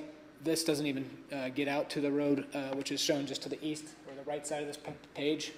And so it's compliant with the Story County noise ordinance. It's actually about 20 dBs below that, and obviously fairly remote. That was our reasoning for targeting these I-2 zoning areas without impacts to residences. I won't get into all the words on this slide, but I think the summary here is we had to apply for UEPA and PUCN permit to construct, and as a part of that, we've also done air quality assessment. When the air quality assessment was done, and it's an OTPC permit that they would issue through NDEP, they looked at the entirety of the campus, so not just this. They looked at the data center, backup generation, and this generation, and we met all of the requirements. That permit was submitted earlier this year, and we anticipate it being complete before the end of the year. It's also a condition of our approval through the Story County Planning that's achieved, that OTPC permit, or OPTC is in hand prior to a permit issued through Story County. I just also want to note that this equipment has the highest quality of SCR, which is basically a catalytic converter for your car, but on these engines. And we've worked to reduce NOx, CO, and VOCs, which are all part of the criteria pollutants that are part of the permitting. A couple last notes that I think are important, given some of the regional concerns. One, water. There will be no consumptive use of water on this project. There will be temporary restrooms. I didn't get into the temporary nature of this, but this is intended to be a 2-year bridging solution. It's not a long-term facility. It will be permitted, as staff may point out, as a permanent facility. There will be fire hydrants and fire requirements, which we'll continue to coordinate with staff and building department. And then moving into investment, the Fleet Data Center project does have a large investment, $4.6 billion that we anticipate in capital investment in this area. This standalone facility is another $400 million, so we're excited to bring that investment to Story County. There will be 30 on-site jobs with construction as these go vertical through the permitting process, and then once completed, about 18 on-site jobs that will vary throughout the day, but there will always be staff members from both Agreco and Stabilis on-site to ensure the highest level of safety. And then as far as time frame goes, we did present last Thursday and received a 4-2 approval, recommendation of approval from Planning Commission with the condition I mentioned. We're here tonight, and then if this does move forward, we will work hand in hand with staff to address all of the conditions prior to permitting and anticipate construction commencing early next year. No other comments here other than just appreciate the time. Happy to answer questions as I mentioned, and we're requesting formally that the Board of County Commissioners take action to approve the item as noted by the staff report. Thank you. All right, thank you. Commissioner Gilman, do you have any questions or comments? I do not, thank you. Vice Chairman? I have a few, and you'll have to forgive me because I reviewed both this and the next item back to back, and so I may need some help in clarifying. You clarified that the concept here is liquid natural gas for this facility. Can you just comment on that? Compressed natural gas for the other one? Just clarification between the two projects. Absolutely, yeah. I think that was something we had noted on the agenda as maybe a typo. But this site will be liquefied natural gas. It'll come in different containers provided by Stabilis. The next item on the agenda is compressed natural gas. There are some differences, and we can answer questions about how those are valved and how that all, but generally it's the exact same from a land use standpoint. Trucks will be delivered on site. They will fill up certain facilities that will serve generation. So good clarification. Perfect, thank you. Second, and you touched on this, but just on water usage or consumption. We understand that these turbines are cooled by a closed loop of sorts, kind of like a car has, but not consuming any significant amounts. That is correct. There's no consumptive use. Thank you. I think you touched on this in the Planning Commission meeting, but some rough job projections for as long as this is in operation? Yeah, the permanent ones, and by permanent, as long as it's in operation, is 18 for this facility, and it's a similar number for the other facility on the agenda today. There will be construction jobs, and we approximated 30. We're very conservative. I think it's probably more, but it's not so many more that we'd have concerns about traffic. Thank you. And you did touch on this, but it sounds like these Jenbacher units run quite clean as it is, but the plan is to have the SCR emission controls on all of the units on site? That's correct. Thank you. And then maybe this is a question more specifically for our fire chief, but I just wanted to hear of any specific concerns and confirm that our fire protection district is comfortable that we're equipped to handle risk associated with the transport and storage of the fuel and operation of the facility. Just want to make sure we've got and certainly I know there will be a formal approval process somewhere along the way, but just want to make sure directionally we're in the right spot. Bob Reiser, Fire Chief for the record. Excuse me. I've spoken with the Fire Marshal specifically about this project, and he's been involved with it from early on. The only concerns that we had were with the transportation and the connections as they're doing that, and that's going to follow procedure, making sure that they're very familiar with what they're doing. Not concerned as far as the liquefied natural gas or even the compressed in the next item as far as suppression needs and concerns with those, as our personnel are trained for suppression of those in the event of an emergency. But no specific concerns from the fire district for this project. Appreciate it. Thank you so much. I'm supportive of the annual review component. I think that's a great call out from the Planning Commission. I know we have a little bit of a quirk because anything longer than 6 months is not temporary. The plan for this is to be temporary. I'm wondering if the applicant is amenable to some sort of a sunset And I'd like to, if that is something to consider, make sure it's plenty long so it doesn't squeeze up, maybe, I don't know, 5 years or something like that. Because our temporary only gives us a very small window, this is being permitted as permanent, but it seems like it might be wise to put some sort of an end date on the permit. Again, wanting to make sure it's plenty of time, that we don't squeeze any unforeseen circumstances, but that it can't just run into perpetuity. Wondering if there's been conversation around that. I don't know what an appropriate time frame, maybe 5 years. Should there be a renewal process, or have to start from scratch as we get to that point? Thoughts? Yeah, thank you, Mitch Nelson, for the record. It's currently contemplated that these would wrap up generally in 2027. I'm going to say the end of the calendar year. I think 5 years would probably be a good number to start. I'm looking at head nods. I think we would like, anything with business, you want an opportunity to renewal if things change. So I'd be open to a 5 year with an opportunity for a renewal to the Board of County Commissioners and justification. And that could be something that we discuss further. I guess another point of clarification, we're planning to do the Planning Commission update. I'm committed to doing it for the Board of County Commissioners, so it just happens similar to this in the same week. So I'll let you guys discuss. Very good, thank you. And Kathy, is it fairly easy for us to craft some a condition that, or an expiration like that? Is that something we have to do some wordsmithing on, or can we make a motion that's specific enough and then authorize the specificity to come from staff? I think you'd want, Kathy Campbell, I think he wants, I think our lawyer would like specific language, but I could probably craft something like, something to the effect of this would be a condition AA, the use allowed under this special use permit shall be valid for, I guess one of the things is, do you want it from when it starts operation or when it gets approved? So that's one thing, I guess, to consider. The land use shall expire in, we could do July 20, what am I at, 31. And if additional extensions are requested, the applicant should apply to the Board of County Commissioners for an extension of time if needed. Does that seem cleaner with a definite end date, or with a 5 years from a start date? What's a cleaner way to do it? It's really nice to have an actual date because there's no interpretation of one thing or another from somebody, but I mean, it's up to whatever you think is appropriate. Mitch, does it feel comfortable if we say through the end of July of 2031? Does that feel like enough? I think that's a good time frame. I'm willing to commit to that. Actually, one comment from my team. Yeah, come on up, please.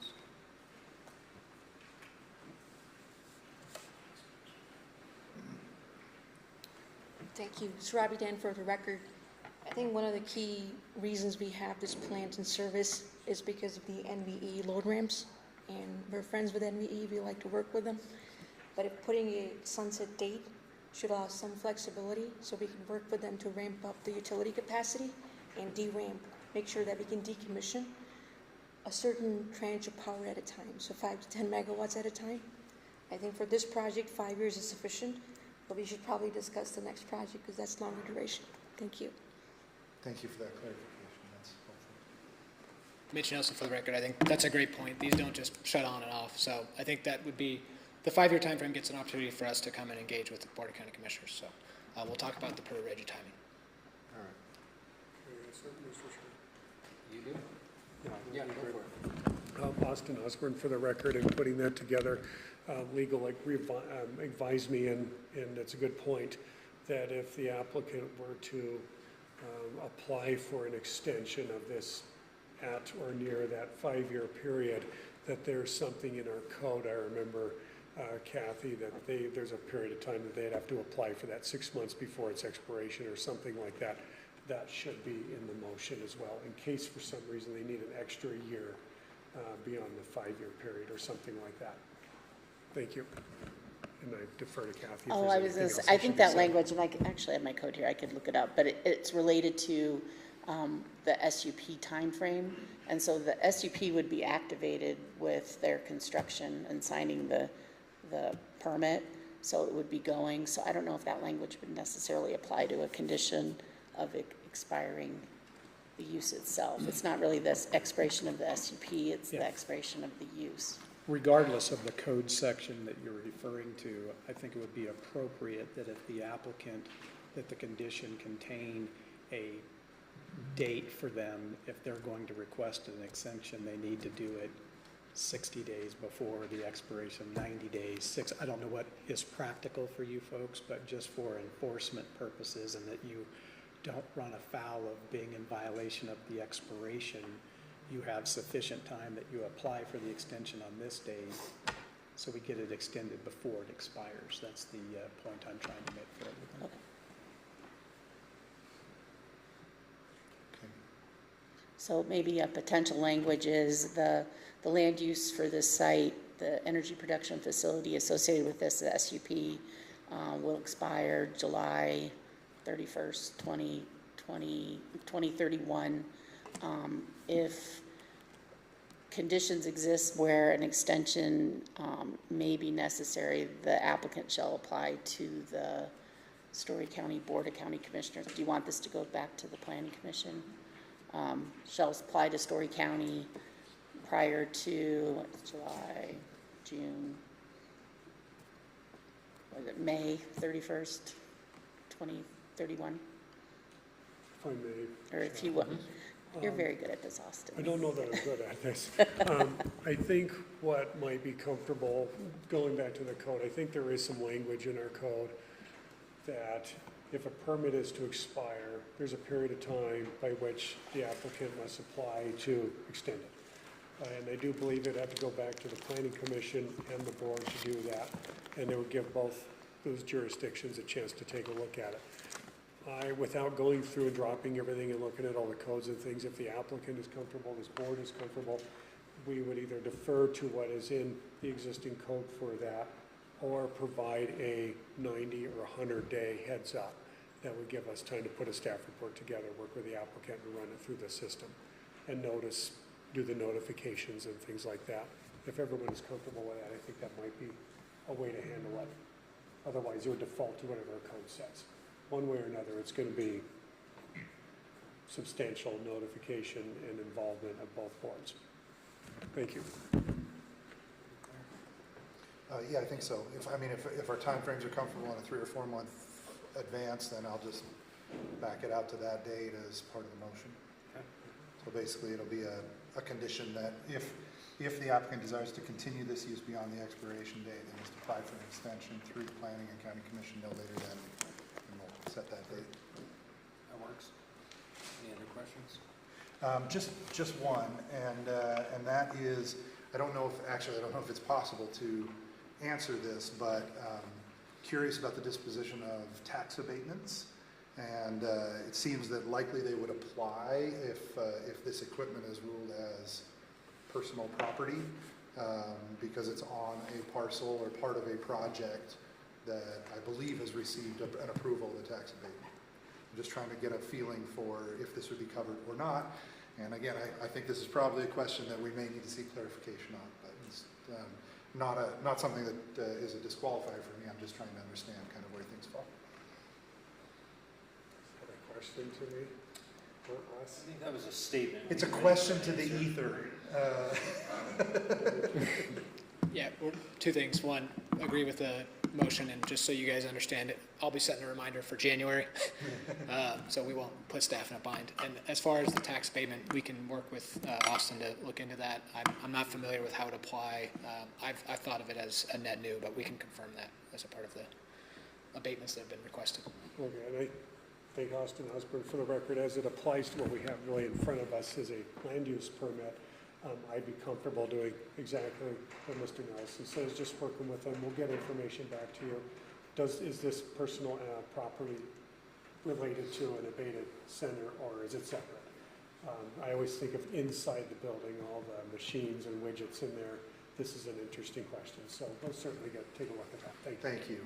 Yeah, I know. As I was looking through some property tax records, you know, we do charge personal property tax on equipment that's mobilized for a construction site, and so it seems like it might be included. Not something that really impacts my feelings about it one way or the other, but I think it's good for us to go in eyes wide open, knowing kind of what we're looking at as we approve this use. Yep. Those are my questions. Thank you. Okay, great. Is there any public comment on this item? Come on up. Can I ask a question more than a comment? No, I need you to come up to the podium regardless. Okay, can I ask a question to them, to the speaker?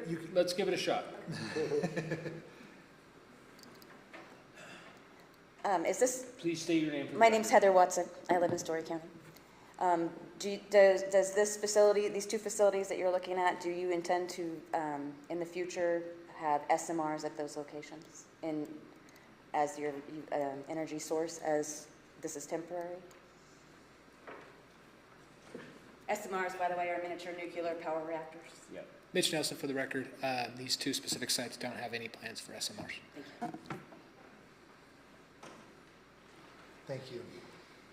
Is there any other public comment? Are we ready to make a motion? Could, Are you ready? Excuse Oh, me, could I fine, ask so- one clarifying question, because Yeah. it was mentioned? The condition that we added, condition Z, was for an annual update, was just to the planning commission. Is the board desiring them to also give that same update to the board? I think so. I think so. If they're I doing think it it to the should come planning to the commission, board. yeah, they Don't should you? come to the board. I mean, I'm comfortable either way. I mean, we can certainly listen to the update to the planning commission. You know, meetings get recorded. The example that we have right now that we do is Comstock Mining has done a yearly update on where they're at, and they just do it for the planning commission, and we do it between August, September, October timeframe every year. It kind of fluctuates on our meeting schedules and such. So that's a condition that the board's not hearing it, but if the board would like it, I don't think it's a problem either way, just whatever you desire. Yeah, I don't have a particularly strong feeling. To me, it feels a little bit duplicative to do both. I feel like as long as we have access to whatever that report is to the planning commission, I like having them provide the direct oversight. I was just thinking, since we're putting a stipulation on it with a 5-year, they maybe should come to us, but I'm okay either way. I don't have a strong feeling either way. No. If I may add, Yeah, Mr. Chair. please. Austin Osborne for the record. Should be probably noted, good for the record on that too, maybe help you in your decision. If there was a non-compliance issue, that would ultimately go back to the planning commission and this board for consideration of the special use. If everything came out clean, then it would be what you all talked about. Thank you. I'm going to ask for findings, but are you prepared to make a motion? I am, yeah, and just to get it on the record, that condition Z then will be to give an annual report to the planning commission, if that's okay. Yeah. And then we'll further add a condition AA, which would be that the use under this permit shall be valid until July 31st, 2031. If the applicant desires to continue this use beyond that date, they must apply for an extension through the planning and the county commission no later than March 31st of 2031. Which backs it out by 4 months. Can I add to that? Thank you, Mr. Chair. Austin Osborne for the record. I think that would be okay. I asked if there can be a default, if our county code says something different, that time by which the applicant would apply for the extension would default to that, in case it's 180 days or something different. Otherwise, it would do exactly what you motioned. Thank you. Great. Kathy, are you ready to read the findings? Yes.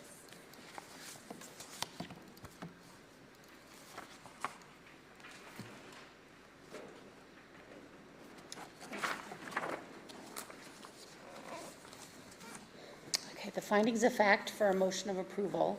This approval is for special use permit 2026-017 to construct a natural gas fueled electrical generating facility. Electricity generated will be used on-site and is accessory to the proposed development. The project includes on-site storage of compressed natural gas. Property is located at 8990 USA Parkway, McCarran, Story County, Nevada. I'm sorry, Kathy. I'm sorry. Liquefied natural gas. Liquefied natural gas. Property is located at 8990 USA Parkway, McCarran, Story County, Nevada. Assessor's parcel number 004-171-31. Special use permit conforms to the 2024 Story County Master Plan for the McCarran planning area in which subject property is located. Discussion supporting this finding for the special use permit is provided in section 2.d of the staff report, and the contents thereof are cited in the approval of the special use permit. The proposal location, size, height, operations, and other significant features will be compatible with and will not cause substantial negative impact on adjacent land uses or will perform a function or provide a service that is essential to the surrounding land uses, community, and neighborhood. Special use permit as conditioned is not expected to result in substantial or undue adverse effects on adjacent property, the character of the neighborhood, traffic conditions, parking, public improvements, public sites or right-of-way, or other matters affecting the public health, safety, and general welfare, either as they now exist or as they may in the future be developed as a result of the implementation of the provisions and policies of the county master plan, this title, and any other plans, program, map, or ordinance adopted or under consideration pursuant to an official notice by the county or other governmental agency having jurisdiction to guide growth and development. The proposed use in the proposed area will be adequately served by and will impose no undue burden on any of the improvements, facilities, utilities, or services provided by the county or other governmental agency having jurisdiction in the county. The special use permit with the recommended conditions of approval complies with the requirements of the Story County Zoning Code, Chapter 17.03.150, Special Uses, and 17.35, I-2 Heavy Industrial Zone. Thank you. Thank you, Kathy. Vice Chairman, you prepared to make a motion? I am. In accordance with the recommendation by staff and the Planning Commission, the finding of facts under Section 3A of this report, as read into the record by county staff, and other findings deemed appropriate by the Board of County Commissioners, and in compliance with the conditions of approval, including those discussed today on the record, I, Commissioner Mitchell, move to approve Special Use Permit 2026-017 to construct a natural gas-fueled electrical generating facility.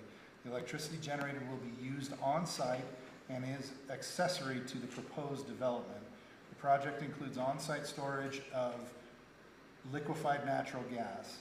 The property is located at 8990 USA Parkway, McCarran, Story County, Nevada, assessor's parcel number 004-171-31. We have a motion. Do we have a second? Second. All right, there's a motion and a second. All those in favor signify by saying aye. Aye. Aye. Aye. Motion passes unanimously. Thank you. Moving on to item number 17, discussion for possible action, consideration and possible approval of special use permit 2026-018, a request to construct a compressed gas-fueled electrical generating facility. The electricity generated will be used on adjacent properties owned and or controlled by the applicant. The project includes on-site storage of compressed natural gas.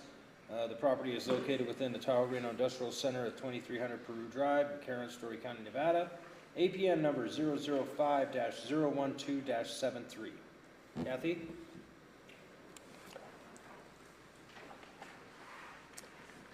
Thank you. So this is similar to the past one. We did the same type of noticing for that to the different state departments.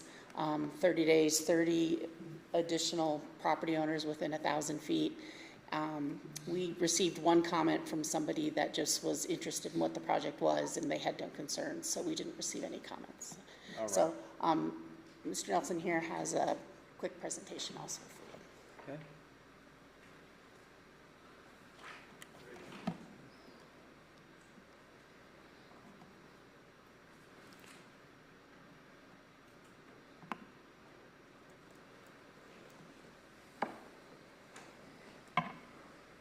Great, thank you. Mitch Nelson for the record. In the interest of efficiency, I won't skip over this because it's not important, but there are a lot of parallels, so I'll touch on the major differences between the previous item and this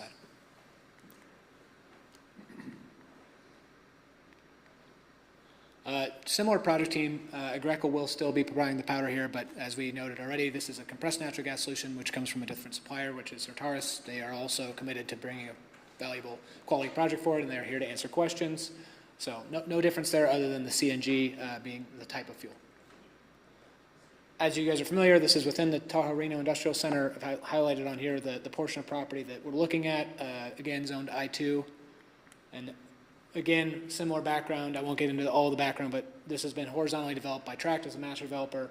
The portion that this site will live on is the green box. It's actually 16 acres. It's a typo by me, but this is a 16-acre site on an adjacent parcel, as noted in the staff report, owned and controlled by the same entities.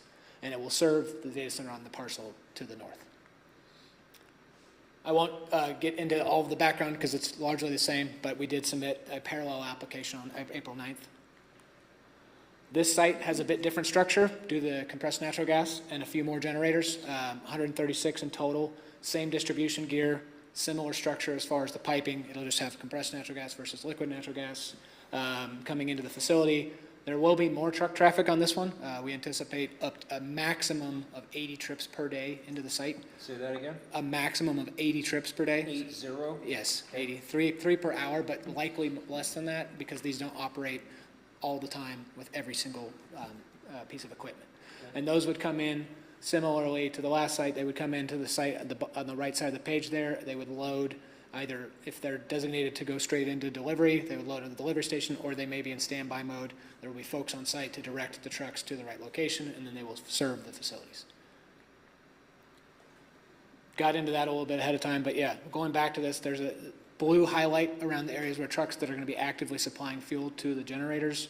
Everything else is a standby truck that's stored on site. Again, these are all required to be permitted through NDEP and Story County, et cetera, so that they're meeting all their chemical accident prevention requirements, et cetera. And these are over-the-road trucks as well that will come in, so there'll be DOT requirements met as well.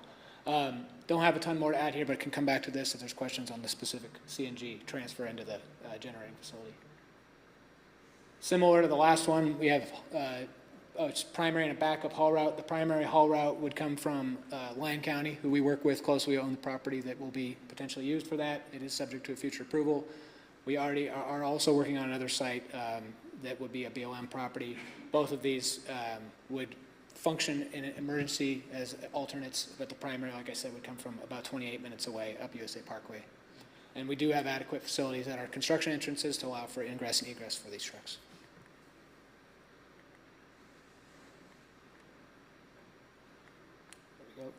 Same study was provided on noise, and this one again showed about a 60 decibel impact around the property. This doesn't get near any of the neighboring properties. The neighboring properties are industrial, and we did meet with one of our neighbors as a part of the notice and discuss this with them, and to date have received no concerns. So in line with the industrial zoning around us, and we believe we're mitigating to the best extent. This is, I'm not going to repeat everything on this slide. We mirrored the exact same process with UEPA and the same modeling, taking into account all of the facilities on our campus to receive our OPTC permits. And those will be required prior to issuance of building permit with Story County. And again, I don't want to repeat myself, but similar here, no consumptive water use. We are excited about the investment. We will follow up, as noted on the previous item, on the exact tax implications for the facility beyond the data center campus. And similar jobs, the change here is about 15 on site for the operational, so similar number as I mentioned before. Same timeline. This facility, however, has a bit later start date in early 2027, so that's obviously a rough, we think this one's probably in November that it comes online.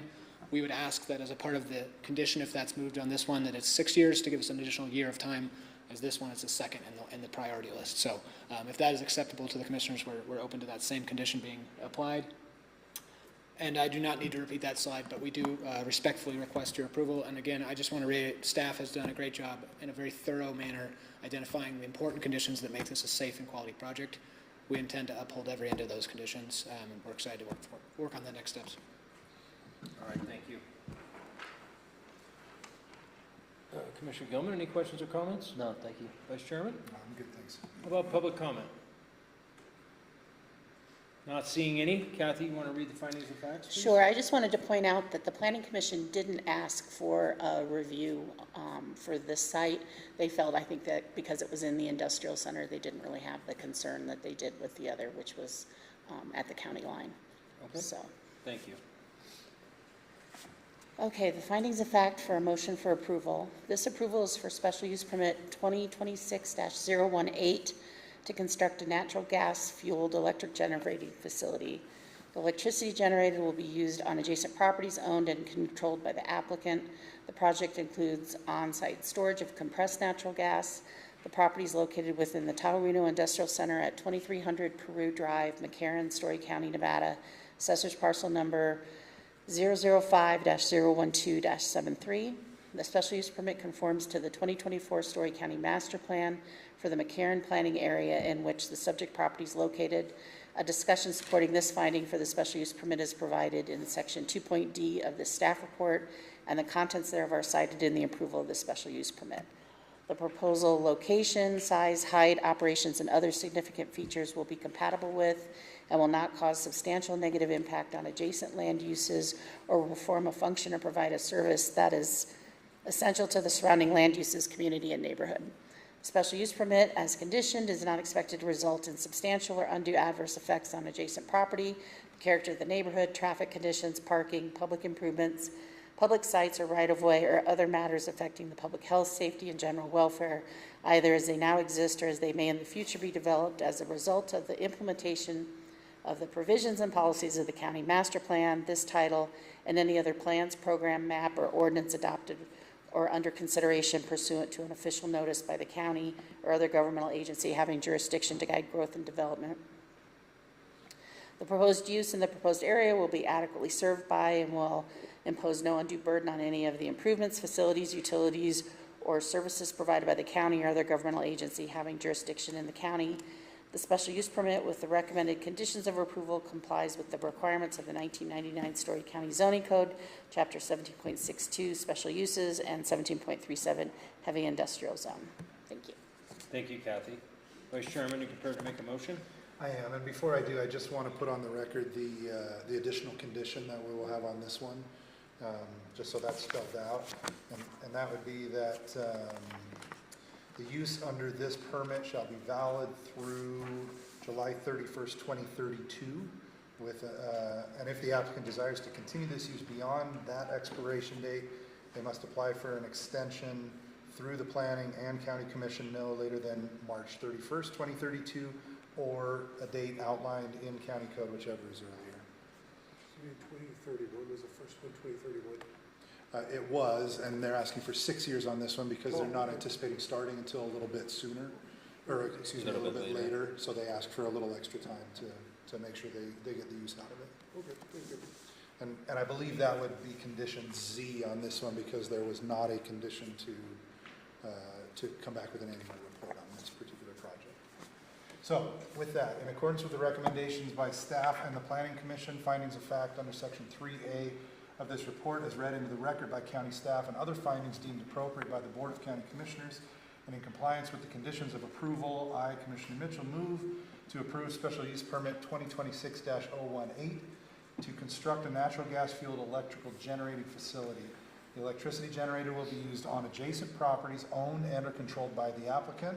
The project includes on-site storage of compressed natural gas or CNG. The property is located within the Tahoe Reno Industrial Center at 2300 Peru Drive, McCarran, Story County, Nevada, assessors parcel number 005-012-73. Second. There's a motion and a second. All those in favor signify by saying aye. Aye. Aye. Aye. Motion passes unanimously. Thank you. Appreciate you folks coming out. Moving on to item number 18 is to recess to convene as the Story County Fire Protection District Board. Bringing us to item number 19, which is discussion for possible action, consideration and possible approval to overhire one firefighter AEMT or firefighter paramedic in preparation for fall 2026 Fire Academy enrollment. Chief? Fire Chief Bob Reiser for the record. We're anticipating at least one retirement in the coming approximately 6 months, as well as a potential internal promotion, which would necessitate hiring a new person to fill that spot. Given that we have a current candidate pool remaining and we have an upcoming academy, the timing would work out well for us if we were able to put an additional person through this upcoming academy in September. Subsequently, not knowing yet whether it would be offered to a medic or an advanced, depending on whether the medic that's at the top of the list would accept the position, requesting the opportunity to offer the position to either a medic or a firefighter advanced. I've spoken with Jennifer as far as finances go, and very comfortable that given the delay that we're having in filling the assistant chief spot along with other positions that we have budgeted for, that we will have sufficient funding to cover the cost of the position. All right, anything else, Chief? No. All right. Fire Commissioner Gilman, questions, comments? No, thank you. Fire Commissioner Mitchell, No, thank you. is there any public comment? Fire Commissioner Mitchell, you prepared to make a motion? I am. I, Fire Commissioner Mitchell, move to approve the overhire of one firefighter, AEMT, or firefighter paramedic in advance of the Fall 2026 Fire Academy to proactively address anticipated staffing needs due to internal movement, including promotions and retirements, for a period to not exceed 12 months from the time of hire. Second. There's a motion and a second. All those in favor signify by saying aye. Aye. Aye. Aye. Motion passes unanimously. Thanks, Chief. Thank you. Moving right along to item number 21. This is to recess to reconvene as the Story County Board of County Commissioners, bringing us to item number 22, which is discussion for possible action. Discussion and possible direction to engage within set parameters and focused education and outreach with legislative and regional leaders, residents and businesses, and members of the public regarding commercial and industrial uses, development and related impacts and infrastructure, including technology uses, data centers, advanced manufacturing, and energy management. County Manager Osborne, you taking this one? I think we're deferring this one to you and the board. I'm happy to be of assistance as needed. Okay, to me and the board. Yeah, I'm happy to make a statement, Okay. Mr. Chairman, just to introduce the item. So I, for one, I may not be the only one, but I asked for this item to seek board direction around some transparency and education efforts regarding industrial development in general, but also more specifically digital infrastructure and data centers. We've had data centers in the county for a number of years, with the first two facilities starting in 2017 and 2021, if my recollection is correct. And what that means is that we have a track record both on performance and potential impacts, but also on revenue, tax abatements, benefits to the community. And so I have engaged in some personal efforts to share information about these with counterparts in the region, but would like to ask the board if they see fit to guide staff and possibly empower me to officially conduct this type of educational activity on behalf of the county. To be clear, this is not an advocacy effort for or against anything in particular. We hear over and over again that information is not available and that we don't know what the impacts actually are. I don't believe that that's the case. We have data and experiences to share, and that may provide both the public and decision makers with context for policy decisions going forward. And so I'm asking the commissioners to consider providing guidance in this regard to determine if there's a sufficient benefit in us sharing our experiences and information, both with our residents directly, as well as other individuals and groups that might benefit from that information. All right, thank you. Commissioner Gilman, questions or comments? So I don't think it's a bad idea to gather this information and be able to have it readily available for our residents, legislators, and our regional leaders, as I'm seeing here. I have a concern if we're trying to do anything that is like a public meeting where we are inviting guests from outside of our community.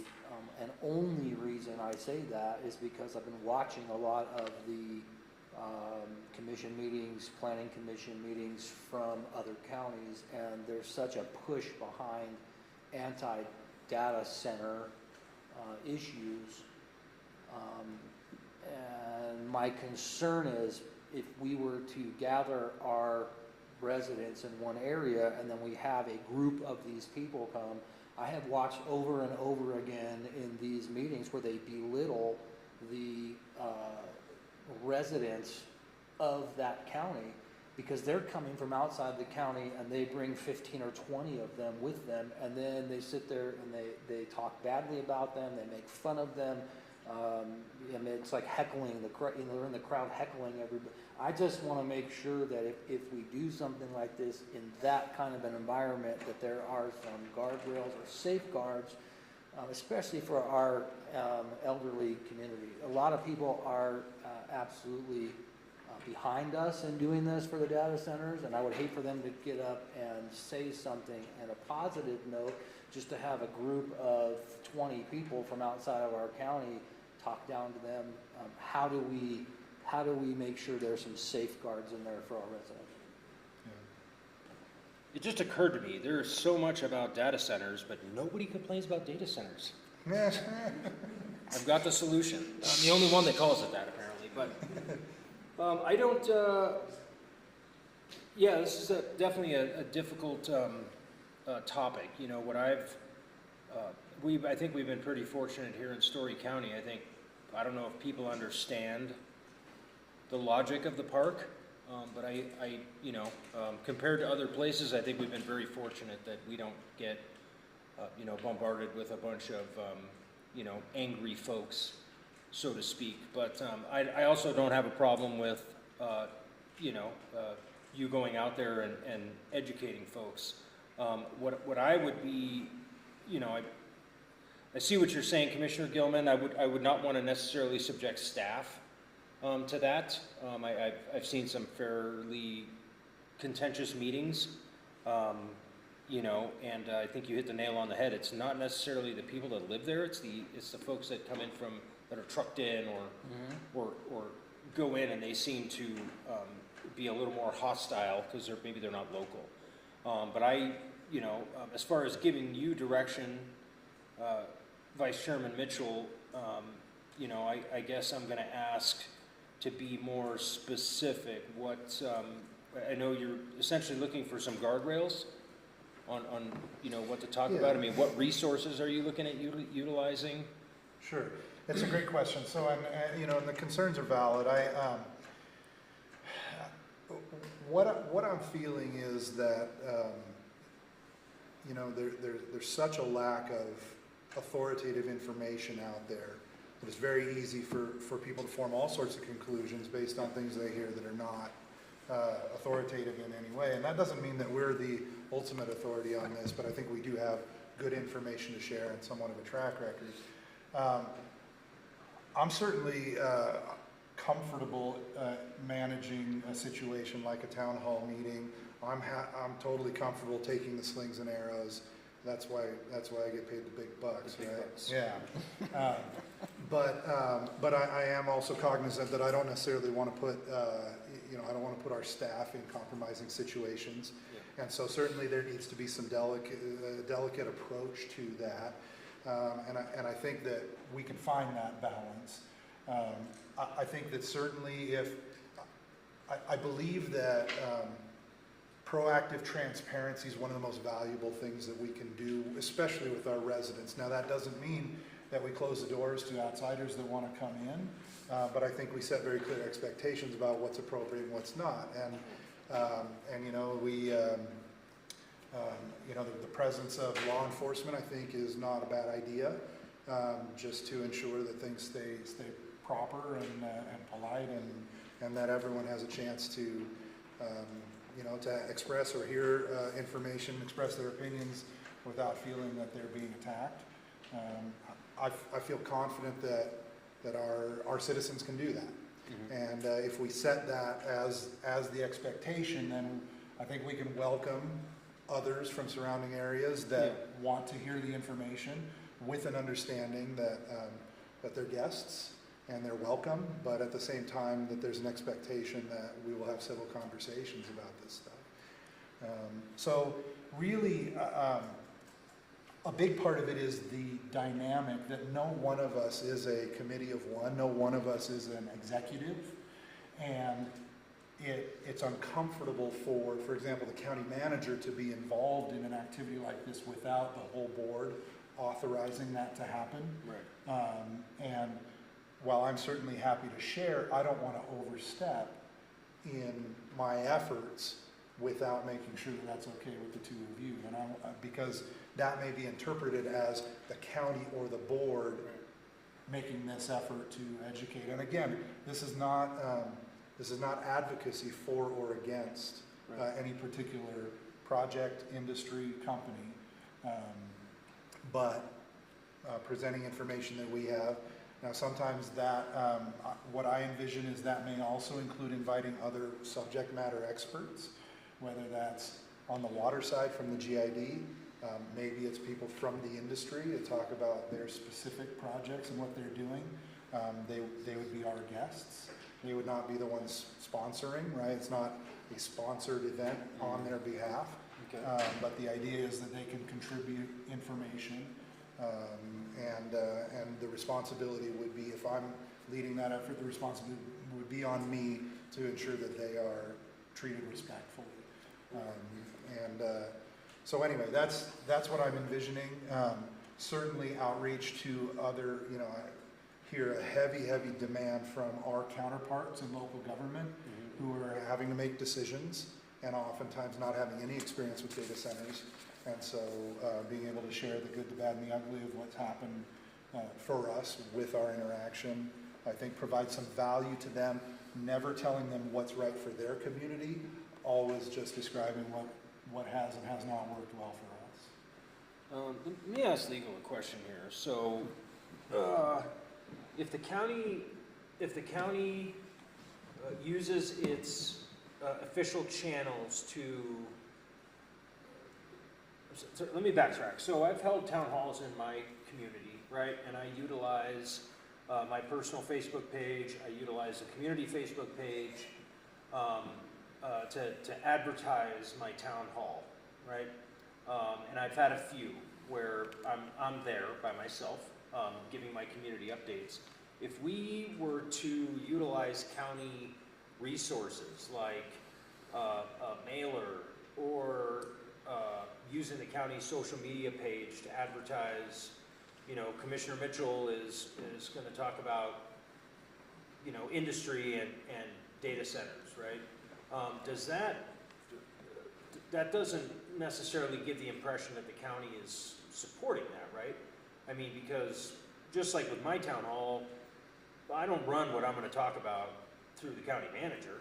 I don't talk to the other commissioners and tell them I'm going to give community updates about what's going on in my community. Does that put the county, in order to advertise for this data center informational town hall, does that put the county in a position where, regardless of what Vice Chairman Mitchell says, it's going to be interpreted that the county is in support of his message?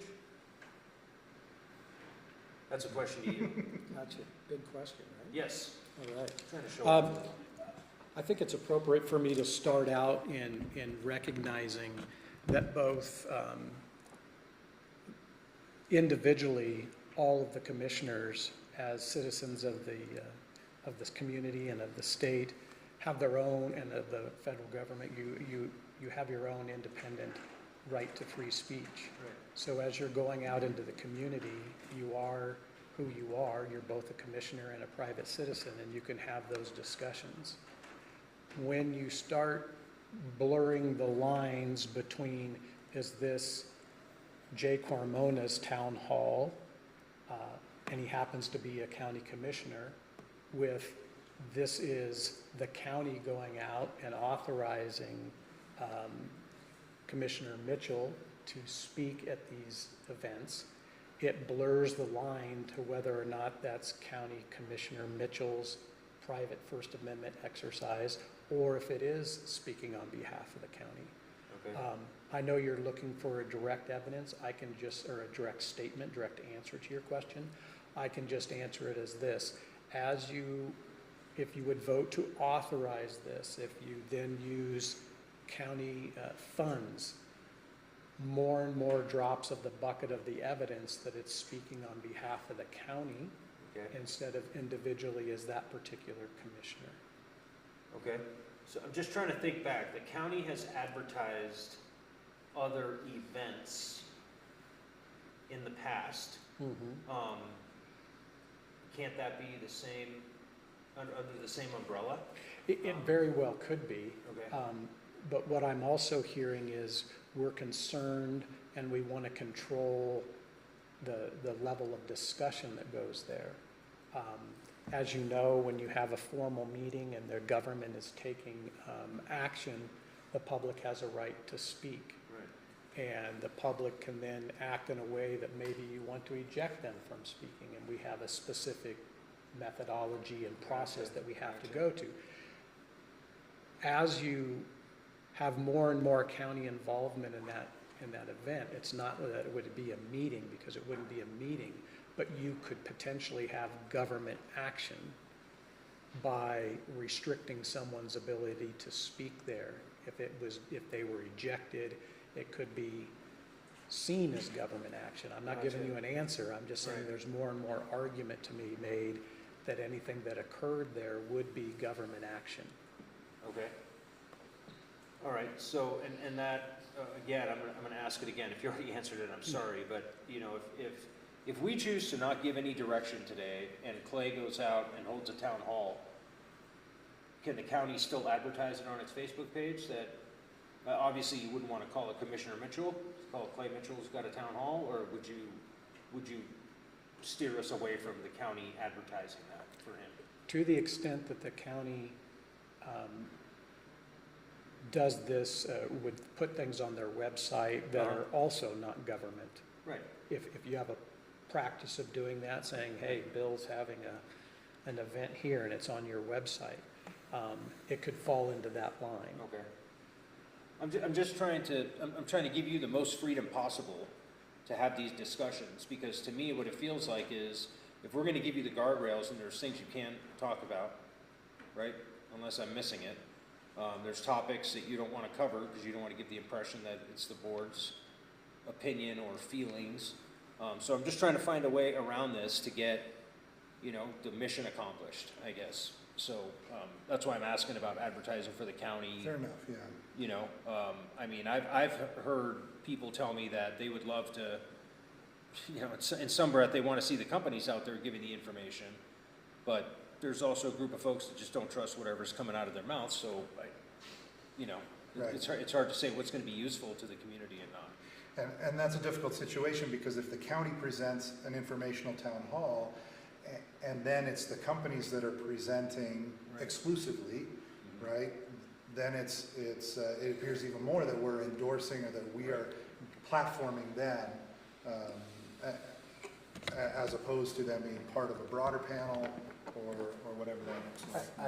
I think my question is, and I think my thoughts here are, I don't have an issue with the county putting together the information to have it in a single place. And if you'd like to do town halls and use that information of what these things are doing for the county, I don't see that as a problem. But to have county staff there, it makes it look like it's the county putting something on, not you yourself with that information. Yeah, but even if I understand correctly, even if the county were to advertise for you that you're meeting in Mark Twain with the Mark Twain residents, I think that puts a little unnecessary pressure on you as far as what to say, what not to say. Sure. Did I?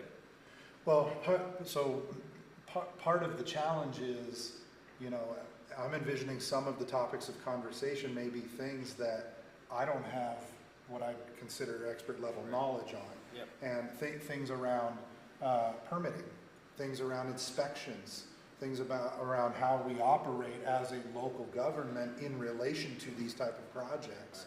And again, there's a real fine line there, because I don't want to put our staff on the hot seat, maybe say something that gets taken out of context, but at the same time, they have unique, specific knowledge that could be shared if we find a way to do that about, and you know, and maybe that can't happen in a live setting. Maybe that's, I collect questions that people have and then go get answers and then return with the answers.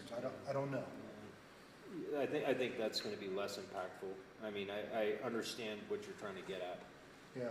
I just don't know how to, at this moment, I can't think of the, you know, I can't think of the guardrails that we got to put in place there. I mean, Sure. Unless, you know, we come up with a list of items that are going to be covered, and then get that information ahead of time. Right. You know, sort of like an agenda, if you will, and get that information ahead of time, and that frees county staff from having to be, you know, put on the hot seat. Yeah. Well, and maybe there are two topics of conversation here, and then certainly at some point, of course, we're going to open up for public comment, but you know, maybe public communications is different from direct communication with other elected officials. Maybe some guardrails around what's appropriate there. You know, if we feel comfortable, you know, sharing information, offering tours of the park, what that might look like. Maybe that's a different set of that's a different set of guardrails that are a little more easy to tackle or understand versus a public setting where we're open to anyone who's being part of that conversation. Yeah, I mean, I don't want people listening to misunderstand. I mean, I think everybody here is pretty big on transparency. You know, 100%. It's not a matter of keeping information from the public. It's, you know, it's obviously a very contentious subject, the data center thing right now.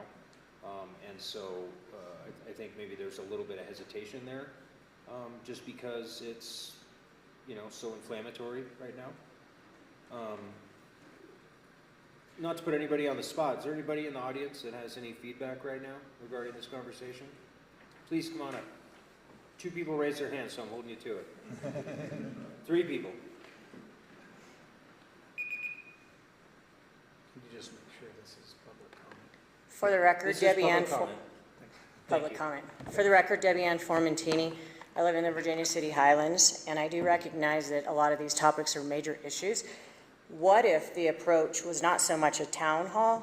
Because town halls in individuals' minds seem to become or have the possibility to become a combative environment. What if it was strictly an educational approach? Presentation, here's the facts, here's your takeaways. We just want the public to be able to know what is a data center, what kind of resources is it using? Is it using loop-back water systems? What is it? Here's your education. Because a lot of these data center influences, or these social media influences out there are telling a bunch of lies, basically. But they don't necessarily know the facts, and they're skewing what they're throwing out there, and people are believing it. Because people believe, if it happened on the internet, it really must be true, right? So what if we take a different approach? Strictly educational. Yeah. That's my thought. Thank you. Can I say something to that? Yeah. So, you know, unfortunately with the influencers that push that, I don't think they care to know the truth about the situation. It's easier and better for them to push a false agenda that just gets people to follow them while they're using a data center on their platform to gain followers to try to make money doing what they're doing. And so I would say there's probably some out there that would like to know the answers, but I think the majority are just they just want to push the misinformation. So I completely agree. The target necessarily isn't the influencers. It's to educate our residents of what the influencers are saying or how they're skewing things and the facts. I did see something that was posted recently on the data center influencer that went around making the comments, and some other individuals said, do you know every time that you click on this influencer, they're getting paid, they're getting money. So, and the feedback from that was, oh, I didn't know that. And so that's also an educational process. Sure. So I just kind of feel that if we approach it differently than a typical town hall, there might not be a necessary requirement for all of those guardrails. And we might not have to protect our staff and individuals as much. Thank you. I'm terribly sorry with names for the first time around, but did you still want to come up? Sorry, say it one more. Heather, thank you. Never forget it. All right. You're good. Again, Heather Watson, and I am a resident of this county. I'm not just coming in just to say my piece. I had something prepared that I think maybe have the format wrong for the question, and so I'm just going to not say what I was going to say today. I'm going to come back and say it another day, but I'm going to respond to your question about does that make you appear biased? I have to say that sitting here hearing this discussion sounded incredibly biased. It sounded like you're talking about how to inform the public and how to convince the public that they're incorrect in their concerns about these data centers. I do say data, not data. And so I think it's a great idea to have a discussion on this, but if you do, I hope we do, it needs to include both sides, both perspectives. We need to talk about, we have somebody in here talking about how many of these things have caught fire across the nation, other impacts, negative impacts that they have had on local communities.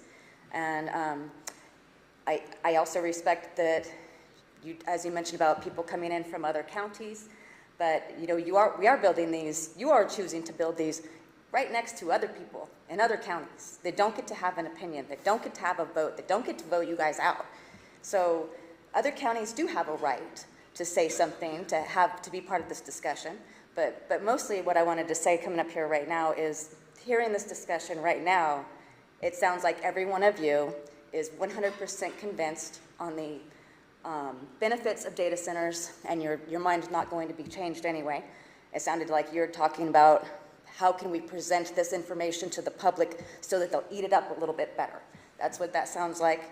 So absolutely, there needs to be a discussion on the pros and cons of these data centers, and not just educating the public of what you feel is beneficial. I understand there's definitely benefits to these data centers, or there's benefits, I will say, there have been benefits to this county for the land development of USA Parkway, but I think it's very important to separate land development, the benefit of land development, from the benefit of data centers. Data centers are not a huge contributor to this county, the data centers themselves. If other businesses were built where the data centers have been approved, we would have more jobs at those locations, and we wouldn't have the resource draining that these data centers have. I haven't heard anybody in here today talk about the resources. You did address the question about that it's going to be evaporative cooling, at least one of the places they're talking about, but that's, there's so much moving forward with all of this. Like, the data center industry is seriously talking about SMRs, nuclear power plants, to run these facilities. So please keep that in mind. Thank you for your time. Thank you.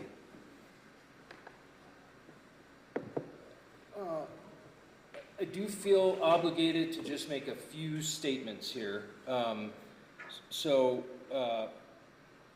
The discussion was for your town halls to get the information out to the public. If it's being interpreted that we are pro, I'd say it's a good reminder for us then in our messaging, because I don't think anybody here is one way or another. What I would like to set the record straight on is that within the industrial park, it is an allowed use. So while in the city of Reno, for example, they can put a moratorium on data centers or not approve a project, long before any of us were sitting here, the decision was made to allow this use, and that's why I will say that maybe I assume the residents understand that, and maybe that's why there isn't such an uproar in Story County from actual residents. Maybe they don't know, or maybe they don't care, but either way. And then as far as benefit to the community, again, I'm not pushing one way or another, but I just want, my goal is to make sure that the facts are there, because I've had people confront me and say, hey, they suck up a ton of water. Well, in Story County, they don't. In Virginia, they might. But one of the data centers in Story County, with their tax revenue, gives Story County about $4 million a year. So the impact is low from an employee standpoint, which increases traffic. When we had Zulily out there and some other big companies, there were hundreds of people working there. And so from that perspective, I would say, anyway, the employee count is low. We do get some revenue, but it's obvious that we have got to get the message out there. But I would also maybe say this might be a good reminder for us to be cautious in that message, because I don't think either one of all three of us are out here pro data centers with our signs. We just want our residents to understand the facts as we know them, whether it's good or bad.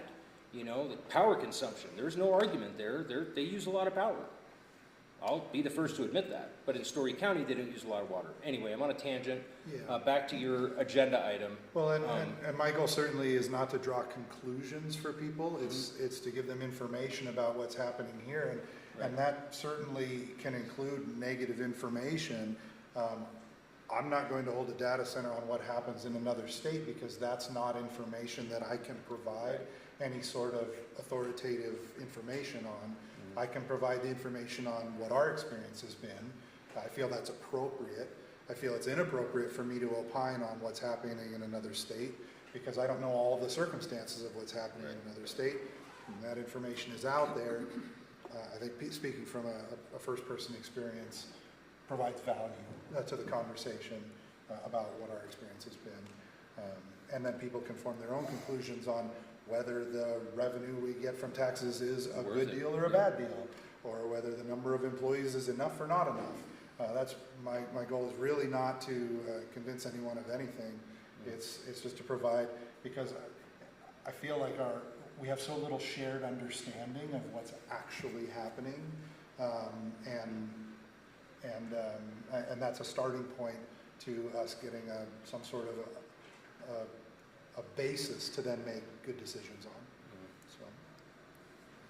Would it be appropriate to ask the county to assemble this information for us to look at it and then to have a discussion on the best way to put that out to our community? Would that be appropriate?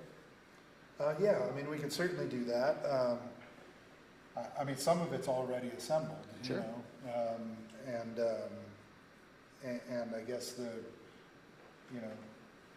I don't think there's any huge rush, and I'm happy to continue this conversation to a later date. I have already been accused of gaslighting people because I've tried to put together a town hall, and it's been problematic. Part of it is that we had decisions that we had to consider today that I would say are data center adjacent, and prudence. We have to approach decisions that we have to make officially from an unbiased perspective, and so prudence is not to go out and talk about things that are similar when we have decisions in front of us. Right. And so that, you know, some caution about doing that, and that's why I've pushed it off. And it's frustrating because I know there's really a hunger for conversation and for information. But I want to be clear that I also don't want to put us in a bad position where we have official business that we have to consider, and then we've disqualified ourselves from being able to consider that business. And so that's part of the reason that I've kind of taken more time, and taking more time is fine if that's what we have to do. I do like the idea of maybe recharacterizing from an open discussion type of a town hall to an informational presentation, and then maybe with an opportunity for people to submit questions if there are things that were not covered, and we can follow up on those and get back information to them. Maybe that's a more acceptable way to have public conversation around it. I don't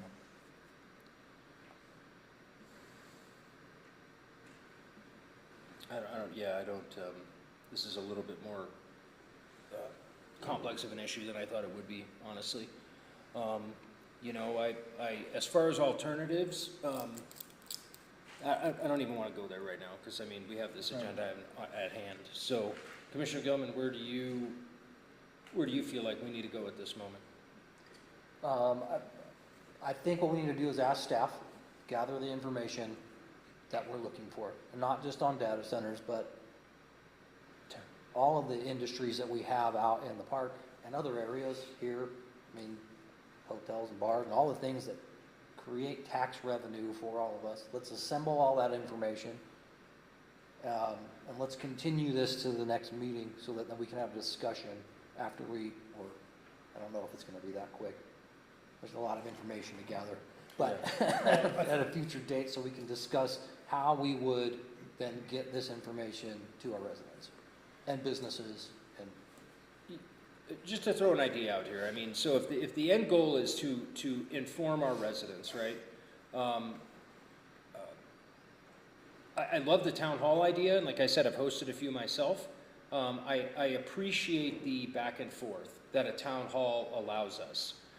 Due to the nature of the topic, that's where I would say I understand you want information there so that when the question's asked, the answer isn't, I don't know. One thing I thought of was that if the goal is to inform our taxpayers of what's happening, maybe there needs to be a social, we need to figure out what we want to put out there, the tax revenue that's generated. People are starting to complain about traffic at the park. locally, our constituents have started to hear about it.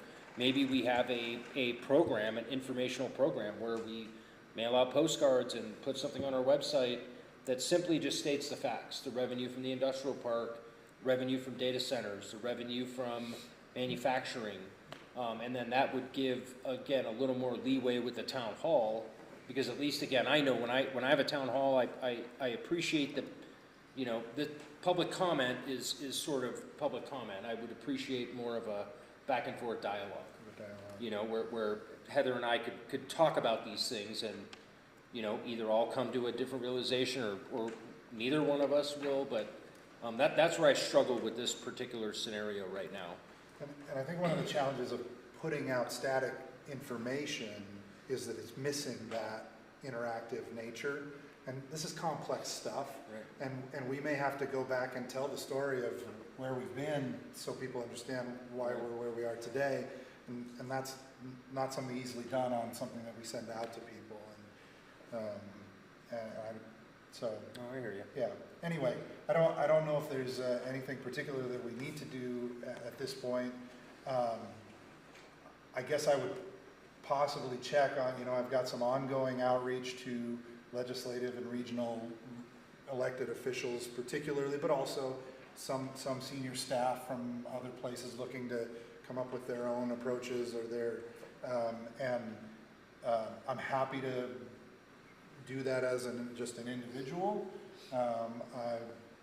If there's a desire to allow me to kind of continue doing that, or that there's an expression of support for those efforts in some way, shape, or fashion, that would help me kind of know, do I say, hey, as Commissioner Mitchell, I'm reaching out to offer information that we have about our experience, or whether I keep it totally separate.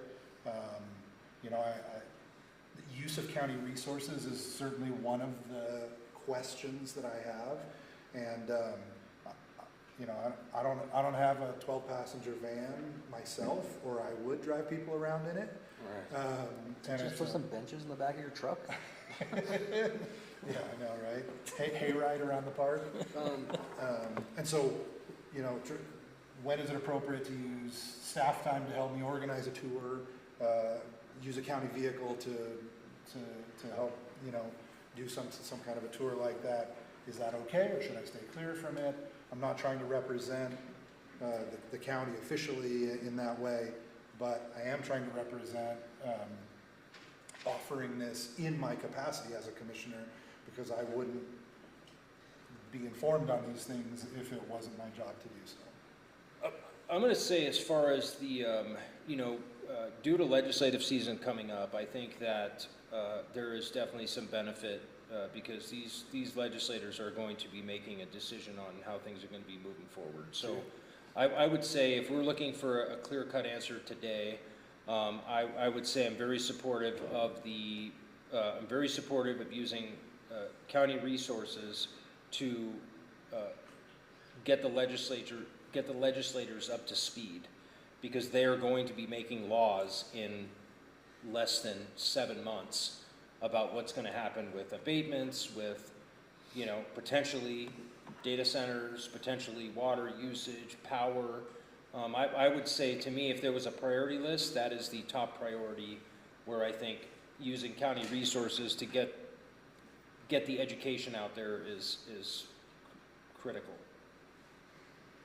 Is there a comfort level in instructing staff to, in whatever capacity, support those efforts, and then to continue further discussion of public outreach, and maybe invite staff to brainstorm some ideas to approaches or ways that they think that might work, and possibly bring some recommendations on that.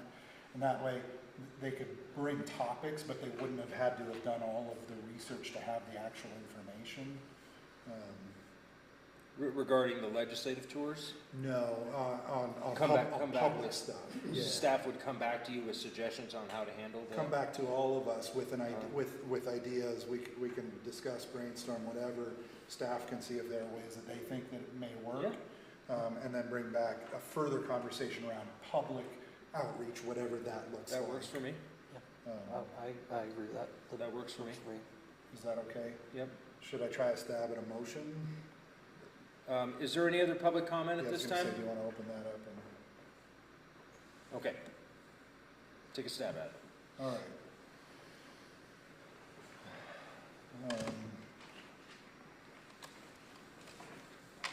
So I, Commissioner Mitchell, move that the county and staff support efforts for focused education and outreach with legislative and regional leaders to discuss commercial industrial use, development, and related impacts and infrastructure, including technology uses, data centers, advanced manufacturing, and energy management, and to continue further discussion of public outreach efforts to our next meeting. Second. You want more specificity than that? You good with that? I think I am, but I'm Austin Osborne for the record. What I'm hearing is at this point, the legislative stuff, go ahead and proceed forward using resources, and then we'll work on developing for the next meeting kind of some structure for you to reconsider on more of the town hall aspect of it, the open town hall. Okay. Yeah, to return with some ideas or Thank you. suggestions around structures That helps me. for a town hall or a public meeting, public outreach. Okay, so there's a motion and a second. All those in favor signify by saying aye. Aye? Aye. Aye. Motion passes unanimously. All right. Item number 23, discussion for possible action, discussion and possible consideration directing county staff to conduct due diligence, design and engineering preparations for a consolidated mailbox and package facility near the intersection of State Route 341, Cartwright Road, entrance to the Virginia City Highlands and Highland Ranches, and engage the Highlands community through education and outreach through the process. Further action will be subject to board approval, bidding, and budget capacity. You're feeling this off to me? Because this is me. I'd be happy to, and I also have some background and support that would be potentially helpful to you as needed. So go ahead. Okay, so really what this agenda item is my district is one of the few districts that has probably half still available to build on. There's approximately 1,600 lots just in the ones at tens. There's about 800 houses there, give or take. Maybe throw in a couple because of the 40s. The infrastructure for mail delivery is at its capacity, I think, at this point already. We've been, I've been toying around with the idea of new mailboxes. Unfortunately, the only real available spot is what I believe to be is the abandoned right-of-way between 341 and the white fence. And so what I'm asking is for the ability for staff to move forward with the idea that this is where our new mail facility will be. Let me clarify, this is not a new post office. We currently have two sheds that have mailboxes in them. There aren't enough parcel lockers, etc. Currently, my community has to go down to Steamboat.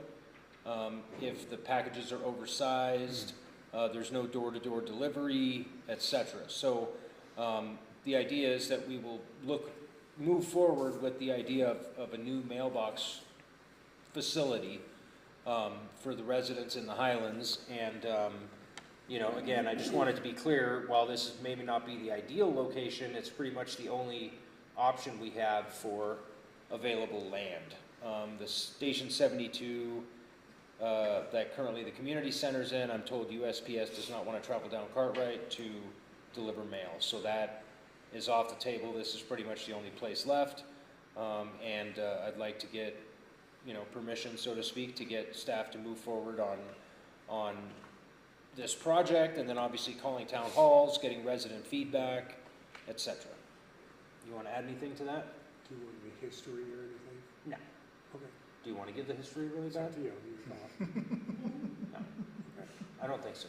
The history of what?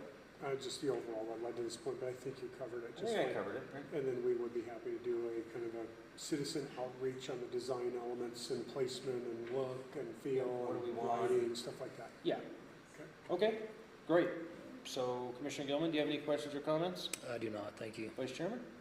Have you considered a pizza no, I'm just kidding. Yes, it's been talked as about. part of the complex. Yes. No, I don't have any questions, thank you. All right, is there any public comment? Come on down. I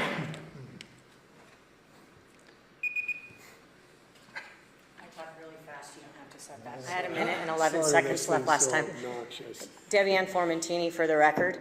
It's just a question, actually, because I'm obviously impacted by the mailbox situation being a resident of the Highlands. Whether it's feasible or not, but has there been any investigation into the possible option of a mailbox center at the Loustown entrance? That way the Loustown, the individuals and the residents on that end of the Highlands would not have to go all the way down to the beginning of Cartwright to check their mail, and it would kind of split it up. So you know that piece of land, right when you come off of Geiger, and you make that left on Loustown? I know it's privately owned. Austin, I know you know who owns it. Have we entertained or considered conversations with that landowner as it being a possible location? It's larger than our location as far as space. So do you mean having two facilities? Two separate ones. So then the people like from the fire station to the end of Loustown can check their mail there. People from the fire station up to Cartwright can check the mail there instead of having everybody drive down to the end of Cartwright. Food for thought. It has, thank you, appreciate your comments. What I will say is that there are some inherent issues with the current location of the mailboxes now. Correct. So leaving them there, I think, is going to be a bigger legal issue going down the road. So if we looked at two, then I think we still have to relocate the ones that are currently in place. Mm-hmm. That would be probably the history you were talking about.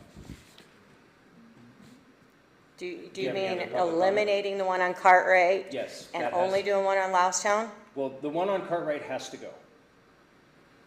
The facility itself, but not the location. Is that what you mean? There's a problem with the location as well. Okay. So, or the land that you're talking about, right there at the end of Cartwright. so build two mailboxes. Correct. I'm just asking. That's an option. Yeah. But leaving the current mailboxes there and then building a second one doesn't address the problems Agreed. of the current. Agreed. I was just saying an additional one to help alleviate the issues of the one that's going to replace the ones on Cartwright. Sure. And Mr. Chairman, for Yes. clarification, Austin Osborne for the record, this is actually brought to my attention a little bit earlier. Didn't think of bringing up at this point, but I do understand the clarity of moving forward as the agenda item is right now to look at the space between the 341 right-of-way and the white fence at Cartwright entrance. Mm-hmm. I would be totally comfortable if this board wanted to add Ms. Looking at a separate. Yeah, doing a separate one at that other end of town. I never thought of the 40s. They got quite a drive to get over to the Cartwright area. Mm-hmm. So we could look at it, and that would entail reaching out to the USPS, reaching out to the owners of the 40s, of course, the property owners that might be affected or want to have mailboxes built, thereupon, whatever. And then see what happens. Then we could come back to this board with findings from the USPS on both sides, and then get further direction from this board to start exploring design and property acquisition and stuff like that for all of it. Sounds good. There's a lot of Thank you. Thank you. Yeah. Okay. So did you get that on the modification? Oh, yeah, got it. Perfect. All done. Don't need to repeat that. Is there any other public comment? All right, not seeing any. Vice Chairman, are you prepared for the motion? I will be shortly. Awesome.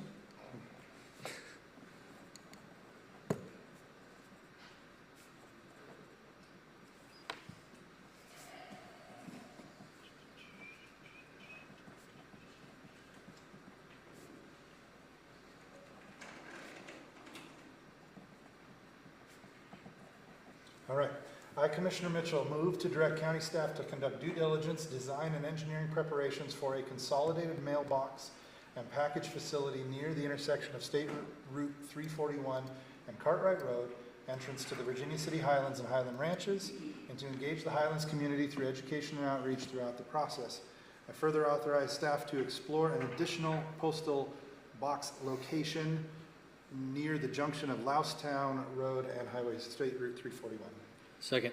All right, there's a motion and a second. All those in favor signify by saying aye. Aye. Aye. Aye. Motion passes unanimously. Thank you very much. Let's move on to item number 24 is over. 25, discussion for possible action, consideration and possible approval to authorize the Story County Manager to provide a letter of acknowledgement regarding Colovor's Reno 1 LLC's application to the Governor's Office of Economic Development for a data center sales tax abatement and data center personal property tax abatement for operations plan in Story County. Lara. Thank you, Laura Mather, for the record. First of all, I would like to apologize. There is an error in the motion. There's one too many words acknowledged. So if the board so approves, it would not say, I commission a motion to approve the Story County Manager to acknowledge, provide a letter of acknowledgement. That first acknowledgement needs to come out, and I apologize for that error. Okay. Okay, Story County Manager's Office received a letter dated July 1st, 2026 from the Governor's Office of Economic Development. This letter is a notice of public meeting of the Board of GOED, the Governor's Office of Economic Development, to review the Colavor Reno 1 LLC's application. The meeting will be held on August 5th, 2026 at 10 a.m. The letter states that this application will result in at least 10 new full-time jobs for the next 5 years. The company is planning on investing $30 million in capital equipment. The 10-year total economic impact is estimated at over $150 million. Sorry, there was a lot of commas there. No problem. All done? Yes. Okay. Commissioner Gilman, questions or comments? None, thank you. Vice Chairman? Good, thanks. Any public comment? Not seeing any. Vice Chairman, you prepared to make a motion? Yeah, I, Commissioner Mitchell, move to approve the Story County Manager to provide a letter of acknowledgement regarding Colavor Reno 1 LLC's application to the Governor's Office of Economic Development for a data center sales tax abatement and data center personal property tax abatement for operations planned in Story County. Second. There's a motion and a second. All those in favor signify by saying aye. Aye. Aye. Aye. Motion passes unanimously. Thank you. Thank you. On to item number 26, this is discussion for possible action, consideration and possible direction for staff to request letters of acknowledgement and support from surrounding jurisdictions for the modification of zip code boundaries in Story County. Lara? Thank you, Laura Mather, for the record. Speaking of the post office, in 2025, this board gave direction for staff to proceed with reaching out to the surrounding counties for letters of support. However, that was specific to the expansion of the 89437 zip code to expand over the 89434. So it was basically specific to the northern part of the county. After meeting with congressional members and their staff, because we can only do a zip code adjustment every 10 years with the United States Post Office, they recommended that we take care of the whole county at once and not just a specific part of the county. So in March of 2026, this board approved me creating a report to go to the congressional members that basically stated that. However, what was missing was for me to reach out to the surrounding counties, which would now include Carson, for the expansion of 89440 as well. And I'm happy to answer any questions. All right, thank you. Commissioner Gilman, any questions or comments? None, thank you. Vice Chairman? I'm fine, thanks. Okay. Any public comment? Not seeing any. Vice Chairman, you prepared to make a motion? Yeah, I, Commissioner Mitchell, move to approve directing staff to request letters of acknowledgement and support from surrounding jurisdictions for the modification of zip code boundaries in Story County. The modification would seek to expand zip code 89437 to encompass the northern portion of Story County and to expand zip code 89440 to encompass the southern portion of Story County. Second. There's a motion and a second. All those in favor signify by saying aye. Aye. Aye. Aye. Motion passes unanimously. Thank you, Laura. Thank you. On to item number 27, this is discussion for possible action. Updates, discussion, and possible direction to county staff and lobbyists regarding upcoming bills, legislation, and as always, other matters potentially affecting Story County. Austin? All right, thank you, Mr. Chairman. Austin Osborne for the record, and also with us as Will Adler from Silver State Government Relations. I'm asking, based on our conversations with this board earlier, that we put this as a standing item either at every meeting or at least once a month as we're approaching the legislative session. So I don't have anything in particular, but I want to give this an opportunity for you to interact with our team and with each other in preparation for what's coming in the legislature. Every meeting might have a different condition. At this point, I'm happy to pass it over to Will if he's got something he'd like to add. Hello, Will Adler with Silver State Government Relations. We've brought this up on a couple different agenda items before, and as Austin said, we have actually done this the last 2 or 3 legislative sessions consecutively, is made the county's voice heard, as it were. Story County is a small county, and the majority of the legislature comes from Las Vegas, so I do feel like it's very important to bring forth our own issues, our own concerns, and actually get the attention you need. Be it, NDOT and actually getting a traffic fix done, or, actually modifying the abatement rules from last year in SB 69. This year, though, I do think there's a couple topics on the field, and maybe some I wanted to raise to the commissioners just to sort of paint the field. To date, there is a lot of avarice towards data centers, whatever we want to call them, and there is some appetite from the legislature to address either the abatements or the structure of how they're actually functionally allowed to come to the state. As that is a big part of the county, it is a concern that whether they are, banning them outright, removing the ability to use certain water functions, whether for evaporation or other functions, we should be aware of that because you just have the longest history in that topic. Today, some of your functional facilities would have trouble with the new laws changing if they aren't grandfathered in smoothly, right? Things like that. But more importantly, I think, other concerns like the abatements and kind of what the costs, to the state will be brought up in a bill of your own or others. But one of the concerns I had that sort of came up in the last month even was a filing from DCNR, which is the state, regulators around all things environmental, right? Department of Conservation and Natural Resources did have a June 22nd filing around what is the appropriate use of water or consumptive use of water and what you can use it for. To summarize it, we to date don't allow reclaimed water or water that's treated and then secondarily used to be used for industrial purposes to date. This was to match up with like the Clark County Commission on the Colorado River and saying we would not dedicate that water, we'd put it back in the Colorado River and get a credit for it. Be so facto, today it is a little unclear whether the TRIGID and the Purple Water Pipe could have full use of that water for data centers, the cooling of them, or even water for power production and the consumption of industrial use today. It is one where they're trying to open it up regulatorily and say, hey, the regulations are there that blocks this, but one way to clarify this or sort of maybe even protect the TRI park itself going forward would be to codify this in law. Today the block is regulatorily and they're trying to unlock that.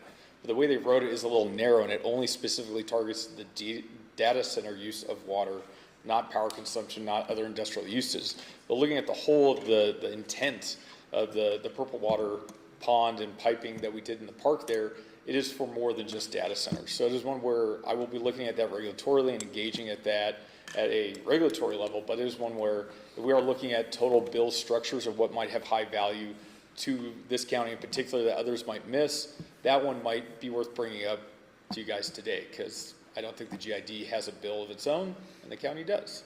So I just wanted to put that all in one box and, all those topics are coming to 2027. I'm here to answer any questions as well. Thank you, Will. Appreciate it. Commissioner Gilman, do you have any questions or comments? Yeah, I mean, water rights in the state of Nevada are so complicated, surface water rights, groundwater rights, different things. And I do know if you have water rights, me as an individual, and I don't use them, then I lose them. So if they want to start looking at ways to conserve our water, maybe they need to look at the practice of you don't use it, you lose it, because I know a lot of people just let their water run for no reason, just down to the creek, just so that it's out there, right? And so that is a major impact on our water resource. And so I don't know if there's something we can do with that or just, talk to some legislators about that, but I definitely think it's one of the issues that we're having with our water. 110%, and just the idea of what is the best use of water in Nevada or what are our best water practices is a long and well-trod trail, but that is one where data centers are the new guy on the block, and kind of the avarice or sort of the passion, deserved or not, for data center and their water consumption is going to lead, some lawmakers to want to have some action done, whether it's a good action or not. But this could lead to greater, water policy around industrial use overall, which I think would have a greater benefit to the park than just data centers alone. But yeah, water rights as a whole are a tricky subject in Nevada, but I don't want somebody to misregulate it and put us in a box, maybe with good intentions even, but sort of hamstring what the whole park can do with the GID. So. Thank you. Vice Chairman? Yeah. One thing that's become very clear is that, in different parts of the state, we solve our water problems differently. And I think being an active voice on this to make sure that they don't solve a problem that doesn't need to be solved or vice versa is going to be crucial this session. Yep, and we will produce sort of, some documents on this matter and kind of get it to the county manager and you guys and make sure, we have a full education on what's being done now and what we should try and look at in 27 preemptively or sort of incentive-wise. We can even lead the way and say, if you're going to set a water policy on data centers, maybe it should look like this, this, and that, and really bring in the knowledge of closed-loop systems, reliable use of water that we see today, and really lead that topic, because a lot of other people just have emotions more than facts. So, yeah, that'd be great. And, Will, we've been brainstorming on some ideas as far as what we might do for running a bill. We're coming up on some deadlines where we probably need to solidify those. Can you give us an idea of roughly what we're looking at time-wise on needing to get something firm? Yep, September 1st is the county timeline or deadline. You are actually able to apply for an extension if you need one, but it looks a little weird. But yeah, literally the firm date is get it in by September 1st. I do think these discussions kind of are timely because primaries and other political topics aside, the topics that come to 2027 usually start metastasizing in the summer of 26. So I think that's where we're actually kind of becoming more aware of this. There was a meeting of the legislature from the Senate and the Assembly side. There was a data center roundtable in Northern Nevada, and we did get a good read of the field, what the Senate Democrats and Assembly seem to be thinking. It does seem to be, again, hyper-awareness of what are the abatements, what's Nevada getting out of it, and then sort of a lack of knowledge on water was there, but just a general concern of, is there enough power, land, and what's Nevada getting out of data centers? So I think we'll know there's enough bills coming. We may want to just know that our topic is covered because the GID is so particular. That's all. All right. Is there any public comment? No? No direction needs to be given at this point, County Manager? Do you guys have any direction you want to give? I was going to say, I have one thing that I'd like to maybe get a little bit of guidance on, and that has to do with directionally what we advocate for. Because right now, as people are forming their bills, I think it's worth it for us to be giving some input on that. And as it relates to data centers, data centers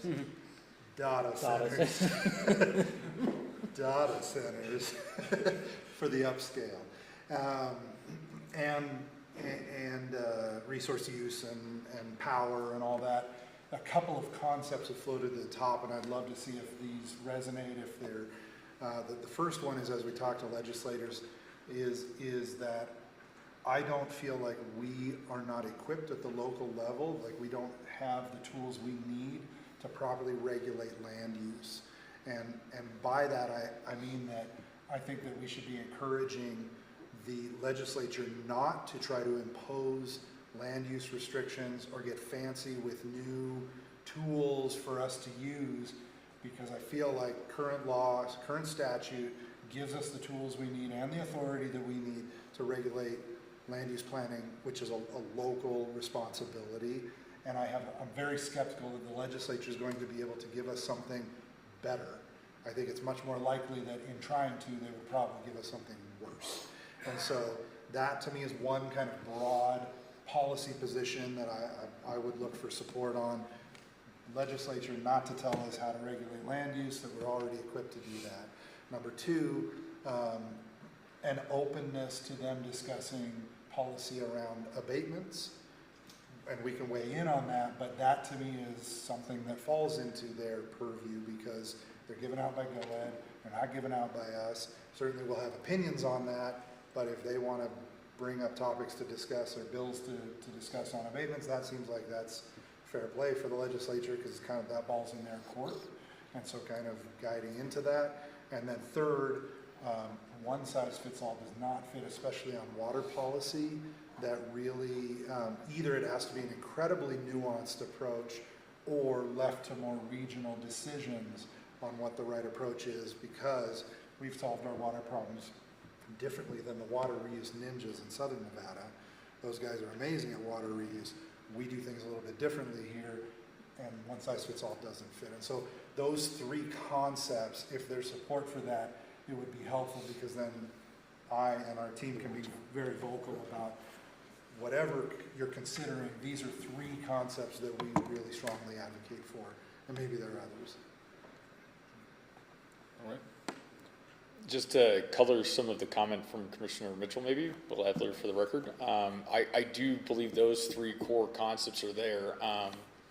Legislatively, or sort of in the legislature, or amongst politicians especially, you don't actually want to stimulate an idea that you're trying to prevent sometimes, right? So if you run a bill that says, you know, we shall not allow the legislature to do this to us, for example, Southern Nevada Water Authority did actually do exactly that. And then famously, the chairman of the commission said, well, I love that bill, thanks for the jacket, and it covers all the sections I like, so I'm going to strip it out and call it the non-essential turf bill. And he did, and he actually ripped that out and made a new bill that made it illegal to have grass in the middle of a median, or sort of, you know, unnecessary grass in Vegas because the water awareness and the policy. So sometimes when you bring that bill that says you shall not touch me, everyone wants to touch you after you do that, right? So that's where maybe the topic one is one where we must be defensive.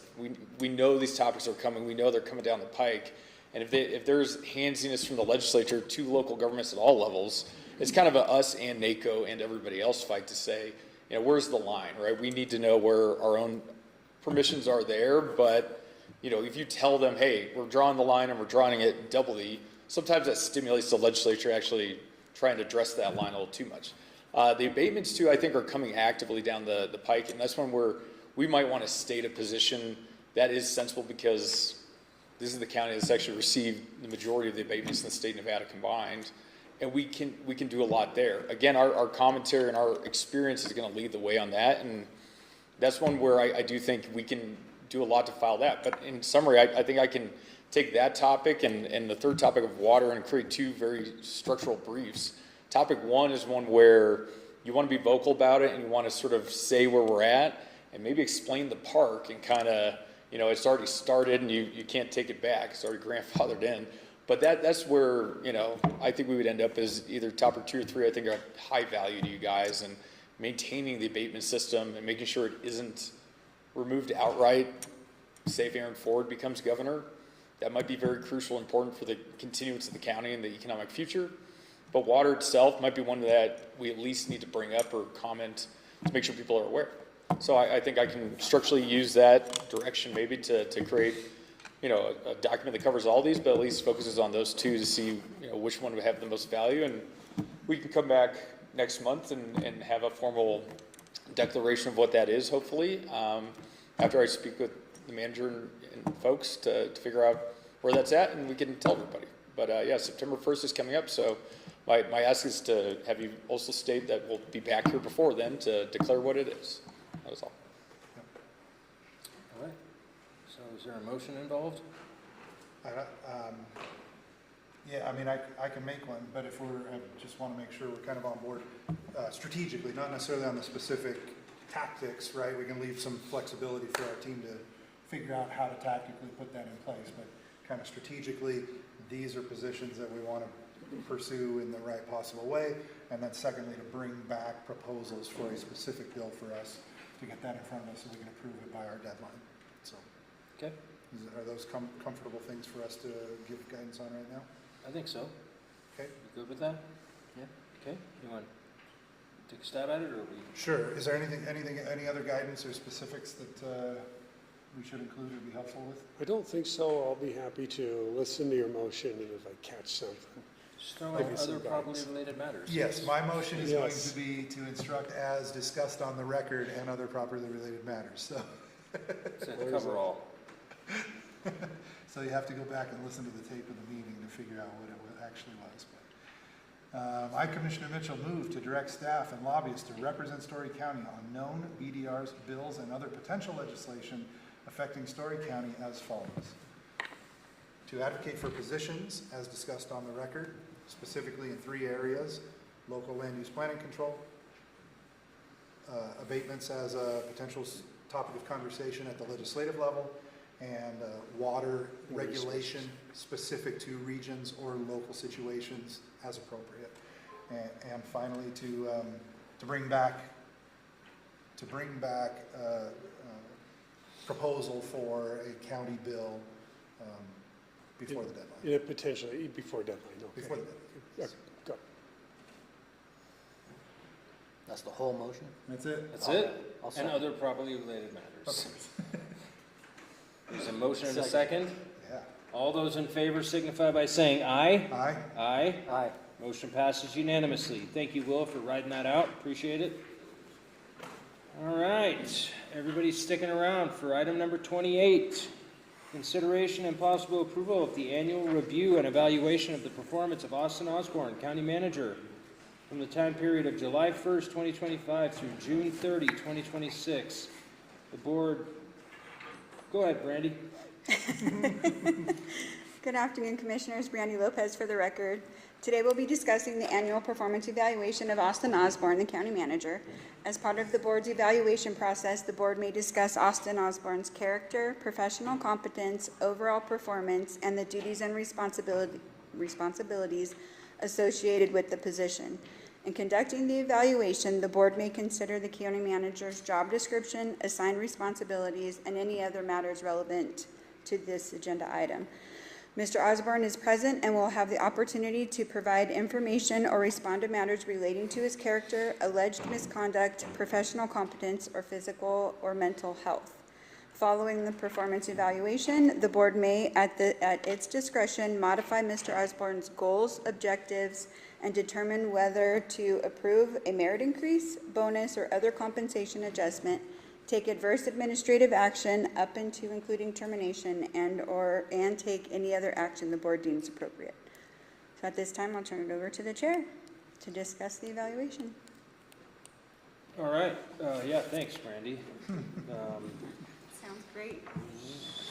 So since we only do this once a year, we weren't going to go through this step by step. It's up to you if you Yeah. want to go through Okay. each section or if No. you just want to do an overall. No, just an overall. That's what we've done every year, unless you guys want to delve in. I'm happy to speak from the heart. Sure, okay, good, me too. But first, I would like the county manager to defend his character and mental fitness as described in the item. Yeah, let's do that. Donnie, We're in trouble with that. I don't know. you have anything you want to say? Do I have anything I want to say? No, yeah. I mean, working with Austin has been great. Had a lot of major issues, and every time something comes up, he's right there in the mix.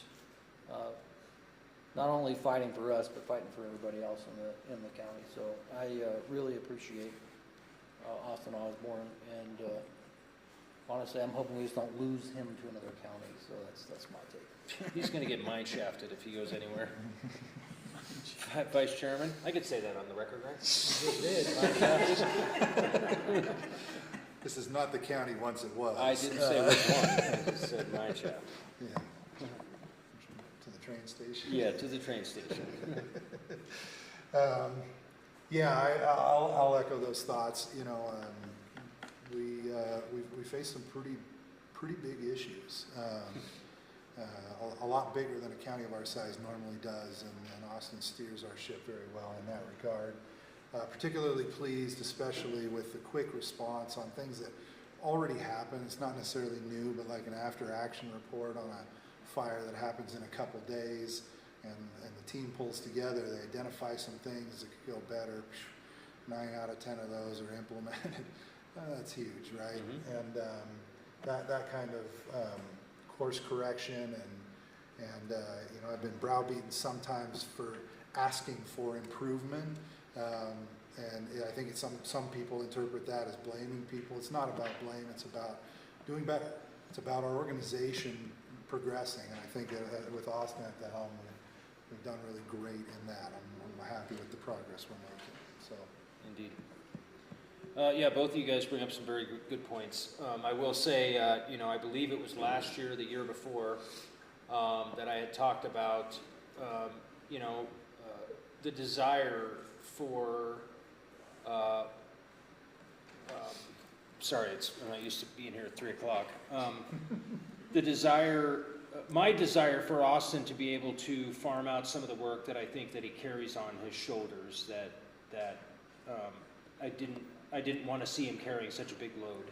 And last year, Lisa came on board, and I think, you know, to be able to delegate, I brought that up, I believe, 2 years ago, and I think being able to delegate those tasks out, you know, I tip my hat to him, because I struggle with the same issues. I would rather just take care of it myself, because I know it's going to get handled, but with the workload that we have now in the county, I think it's critical.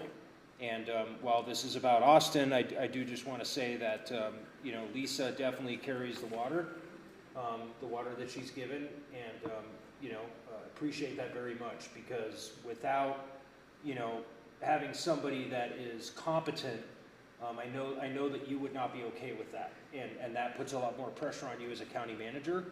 But you know, I say it all the time. I really would never want to be in this position in a different county. You know, and it starts with the county manager and it trickles down to everybody that's on staff, our department heads. You know, without a solid leader, everything else starts to come apart. And so I would say to you, Austin, take that as a compliment, because I don't really see much turnover like we've had in the past. I think everybody works really well together. I mean, we're not a perfect organization, but we learn quickly from our mistakes and continue moving forward. And I really just don't think people have any concept of what we're all going through. And I know we're not the only county out there that's dealing with all of this stuff, but for a county our size, dealing with the restrictions we have, I don't know another county manager that would share his office with a staff member. And that's the type of guy Austin is. And so I've been extremely proud to be a commissioner here, and you know, Austin is an extremely hard worker, and I tell people all the time, as are all the rest of our staff and department heads. But you know, I'm extremely pleased with where things are going, and like I said, the ability that I asked for a couple years ago to delegate some of this stuff, I think has made him a stronger leader, has made our organization better. So with that said, is there any public comment in the courtroom?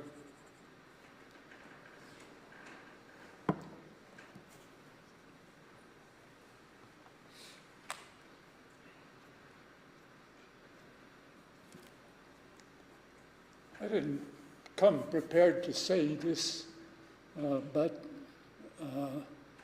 in the past 2 months, I've had 2 people who had nothing to do with the county.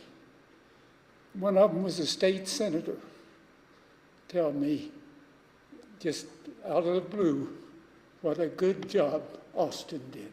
Amen. Thank you. Thank you, Lee. No, it's true. For the record, that was Lee Sterrett. Oh, Lee Sterrett, thank you. Do a bit around the clock.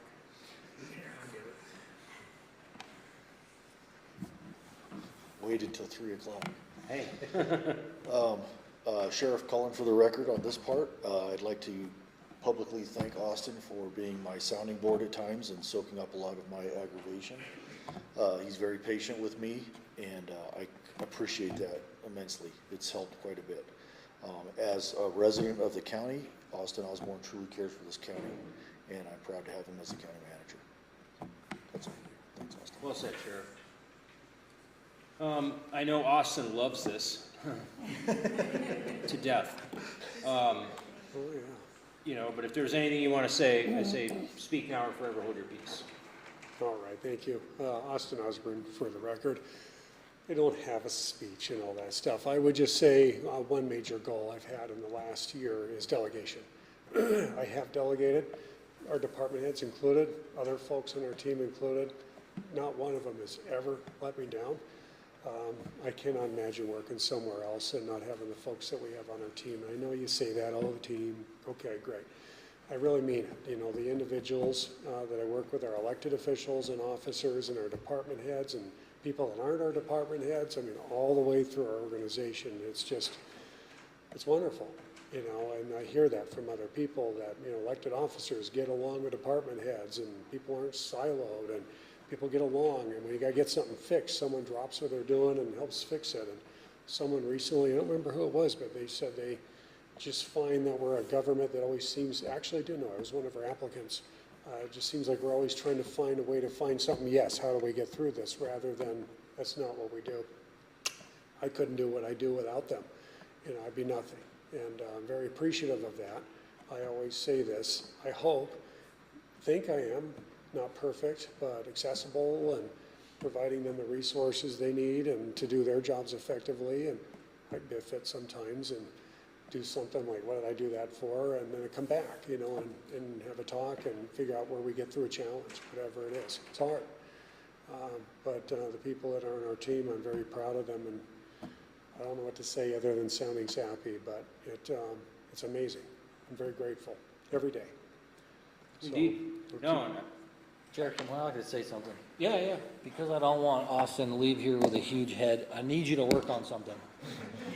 I don't know what it is, but I need you to figure out what it is and work on it, because I will get on that. That's it? You get right on that? That's all I got. Okay, yeah, that's great direction. I'll have that by the next board meeting. I'll have an answer.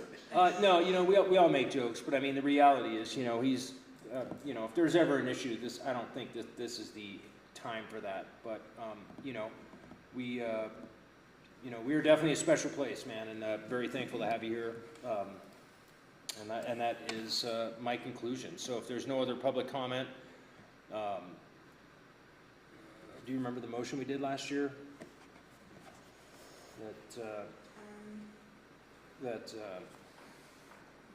What is the motion for this? I think it's just a finding of satisfactory above on the evaluation, and typically then we award a step increase, as is our custom. There you go. Okay. Come on up. Yeah, the merit increase. So Yeah, you good make with sure that? you include that you're approving the merit increase for the year. Okay. You good with that? Yeah. Okay. Yeah, I, Commissioner Mitchell, move to provide an evaluation above satisfactory, meaning distinguished or excellent in all areas, and to award a merit step increase, as is our custom. Second. There's a motion and a second. All those in favor signify by saying aye. Aye. Aye. Aye. Unanimously approved. Again, Thank you. another year in the books, Austin.